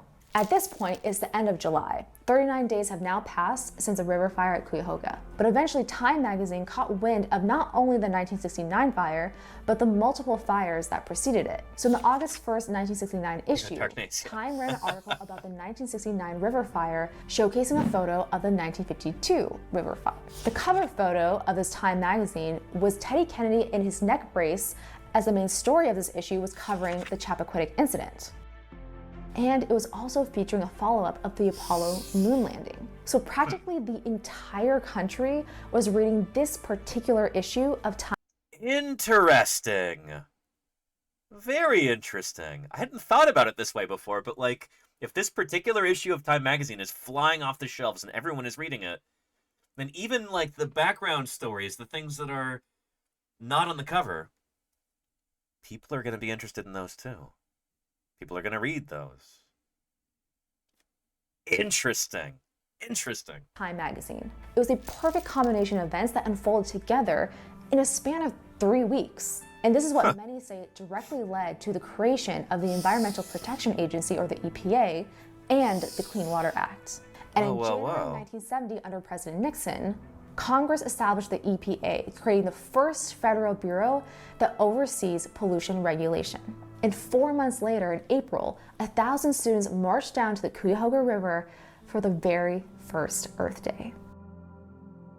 The nation was finally privy to the harsh reality and consequence that industrial pollution has on our planet.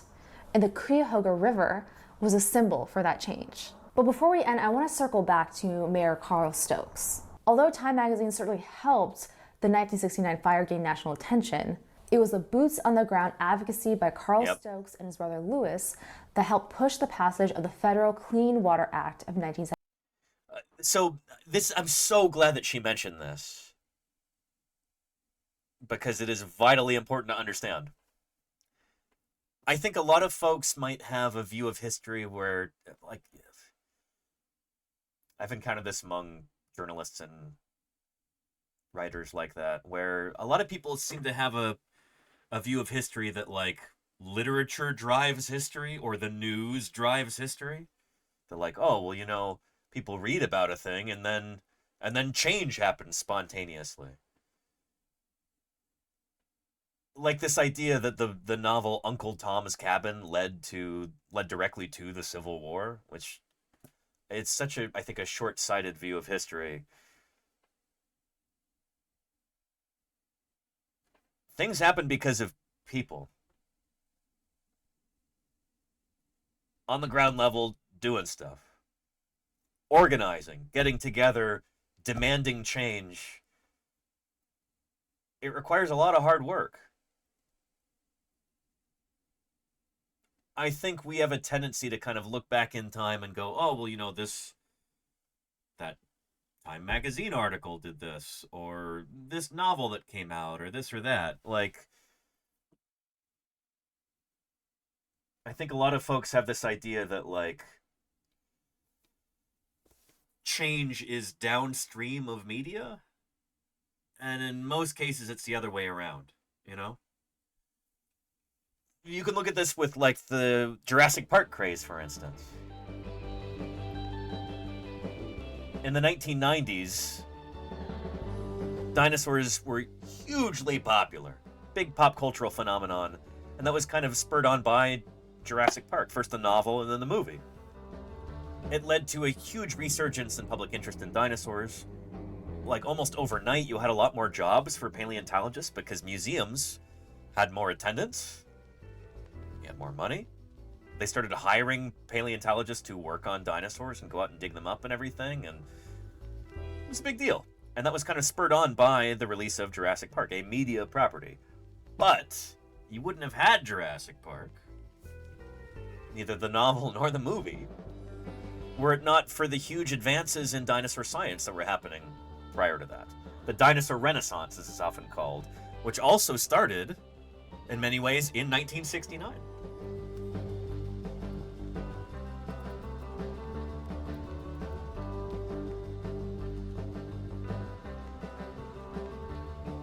John Ostrom's publication on Deinonychus. This dinosaur helped change the... Oh, shoot. This is one of my images here. A little photo collage I put together. But yeah. February 25th, 1969, John Ostrom publishes on Deinonychus. This is the velociraptor from Jurassic Park. It's actually Deinonychus, this animal. This helped change the way that paleontologists and eventually the public thought about dinosaurs. It made them far more interesting. It led to a resurgence in scientific interest in dinosaurs, which led to more public interest. And so many... I mean, shoot, it's no coincidence that the dinosaur in Jurassic Park is Deinonychus, although Crichton called it Velociraptor.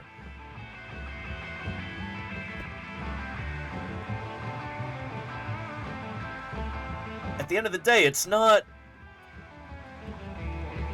media that's driving forward the science of paleontology.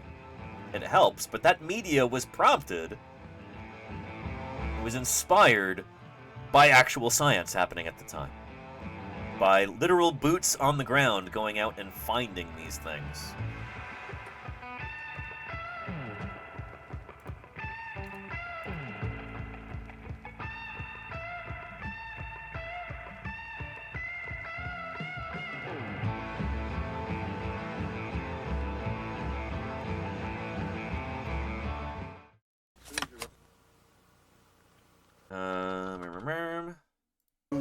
Over a span of about 350 million years, from the Devonian period back in the Paleozoic, all the way up to the end of the dinosaur era, the end of the Mesozoic. It's called the Age of Reptiles. Reptiles.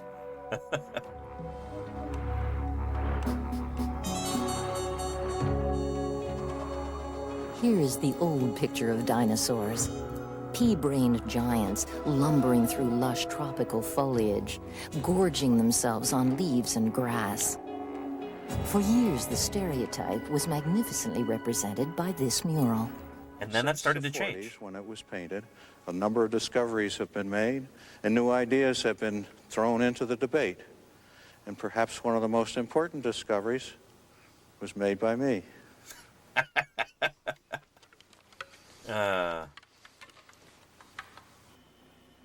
It was 1964. John Ostrom recalls that he had been digging for months in Low County, Montana, and not finding very much. Time had run out. His crew had packed up their equipment and were heading for their cars. You know, we've been looking for 5 years before we found anything as exciting as this. So, boots on the ground work. Close to where the People cars working were hard. parked, Ostrom noticed something in the rock. Since his tools were already stowed away, he began to scrape the dirt with his fingernails. And yeah, that was a mistake in the narration. There was no grass back then. You're correct, Darknace. And Rudolf Salinger, when he was painting that, didn't paint any grass in the Mesozoic parts. This is what he saw As far first. as I know. Startling. I couldn't believe what I was looking at. Notice the extraordinarily large claws. Anyway, so it was this critter that helped change the way that we thought about dinosaurs. You see that in this clip from earlier. Dinosaur actually means terrible lizard, and the skeletons of dinosaurs are similar to these reptiles in many ways. So, like lizards, dinosaurs were thought of as sun-basking, slow-moving, cold-blooded creatures.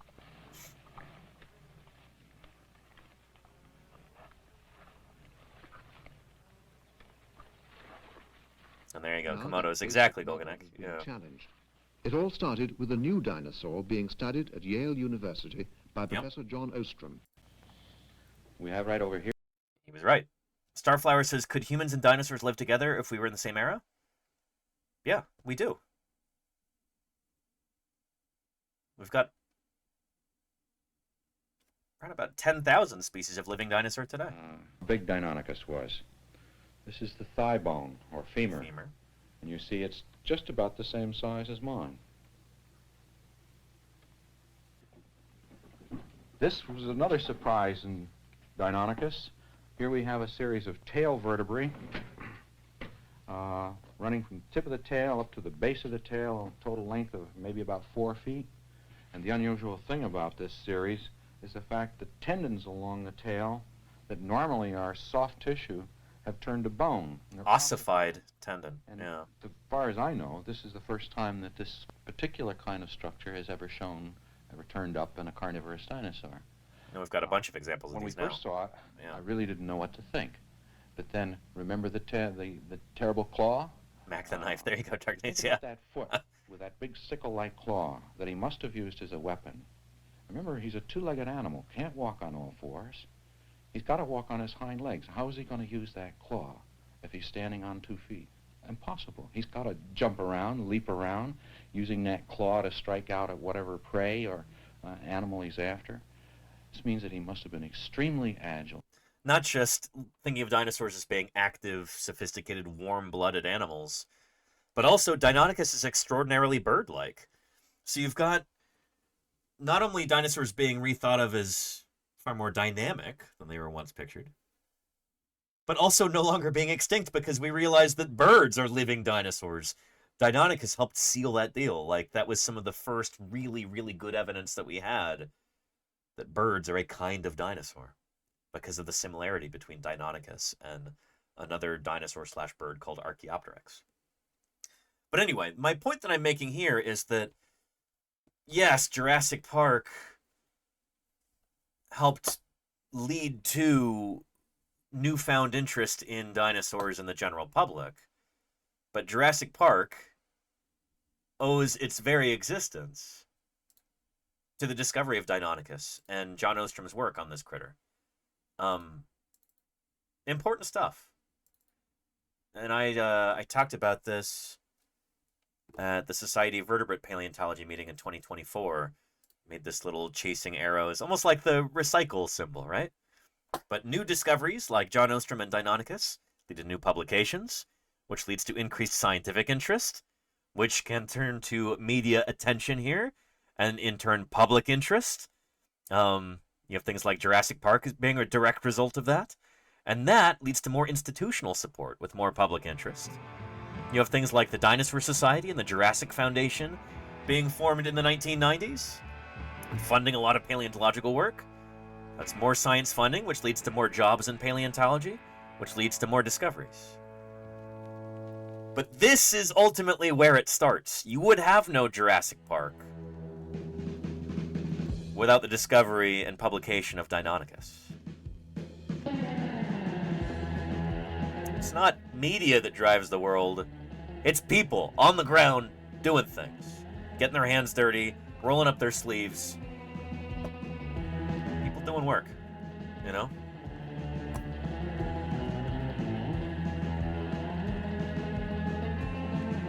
I want to circle back to Mayor Carl Stokes. Although Time magazine certainly helped the 1969 fire gain national attention, it was the boots on the ground advocacy by Carl Stokes and his brother Louis that helped push the passage of the Federal Clean Water Act of 1972. Mayor Carl Stokes was deeply involved in the issue and held a press conference at the site of the fire the next day and testified before Congress urging federal intervention to curb pollution.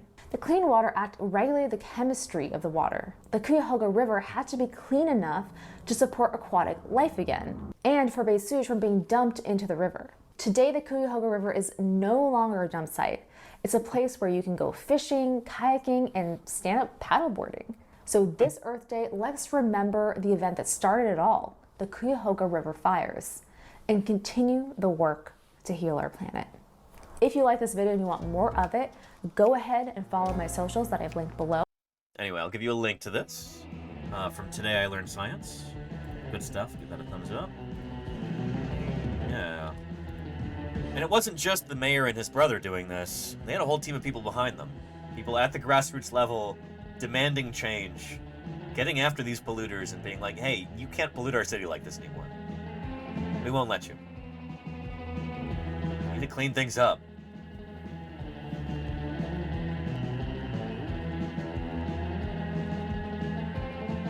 So if you don't take anything else away from this stream today, I want you to come away at least with this idea.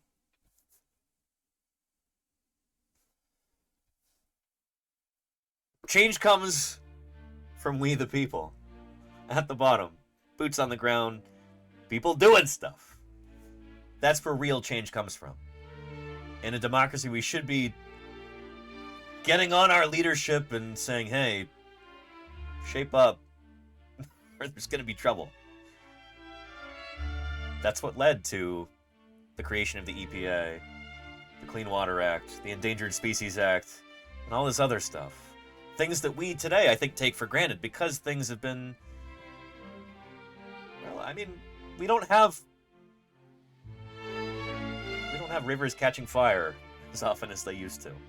And it's easy to forget that it took real fighting to get things the way they are right now, where our rivers are not piled high with floating toxic waste.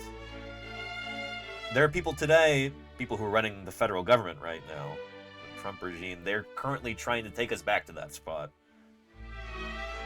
Companies will just be able to pollute the air, pollute the rivers and lakes, pollute the ground itself, however they want, so they can maximize their profits and cut costs. We can't let that happen.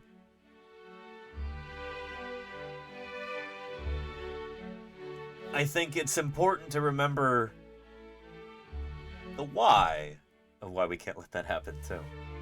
Not just for our own health and the health of future generations, but also, you know, critters like leatherback turtles. I'm going to be talking a lot about these critters over the next month, and I'm hoping to introduce you to some in Florida. Remember what you're fighting for, what you're advocating for, what we're trying to preserve and protect. That's what Earth Day is all about to me, you know? We're so lucky to live on the world's best planet. One that fostered not only our own evolution as human beings, but every other critter that we have here on Earth. What a joy and a privilege it is to have, well, not a privilege, I'd say it should be a right to have breathable air, drinkable water, and an environment that is habitable. It's one of these things that people want to take away from you.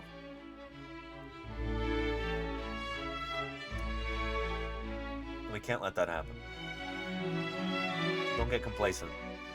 Remember that you have power, you know?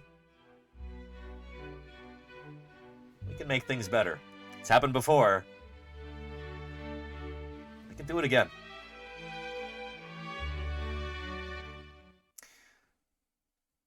Anyway, enough of that soapbox. It's 6:15. It's time to wrap up today's stream. So let's go ahead and do that.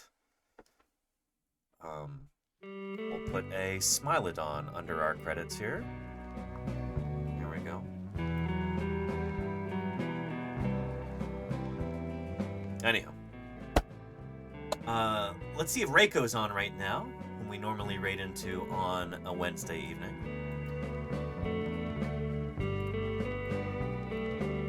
Let's see what he's up to.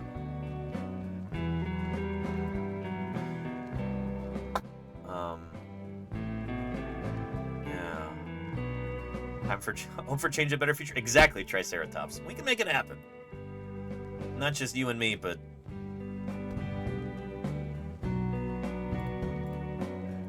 collective action is how things actually get done.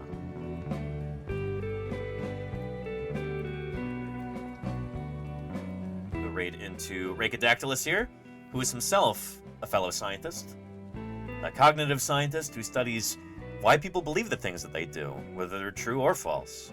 Where do weird beliefs come from? Fringe stuff, conspiracy theories, urban legends, misinformation and disinformation. That's his jam. He studies that. That's what his PhD was about. So we'll go right into him and see what he's up to today.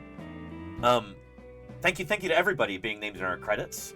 From raiders and new followers, thank you for discovering the channel, and I hope you'll come back for more paleontologizing. Thank you to everybody who makes these streams possible through their financial support, whether it's subscriptions or cheering with bits or gifting subs or whatever.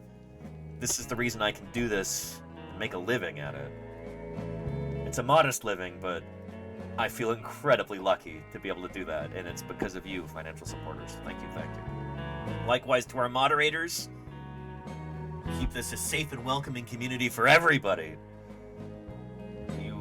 again, are the beating heart of this community, mods, and I am deeply, deeply grateful for everything that you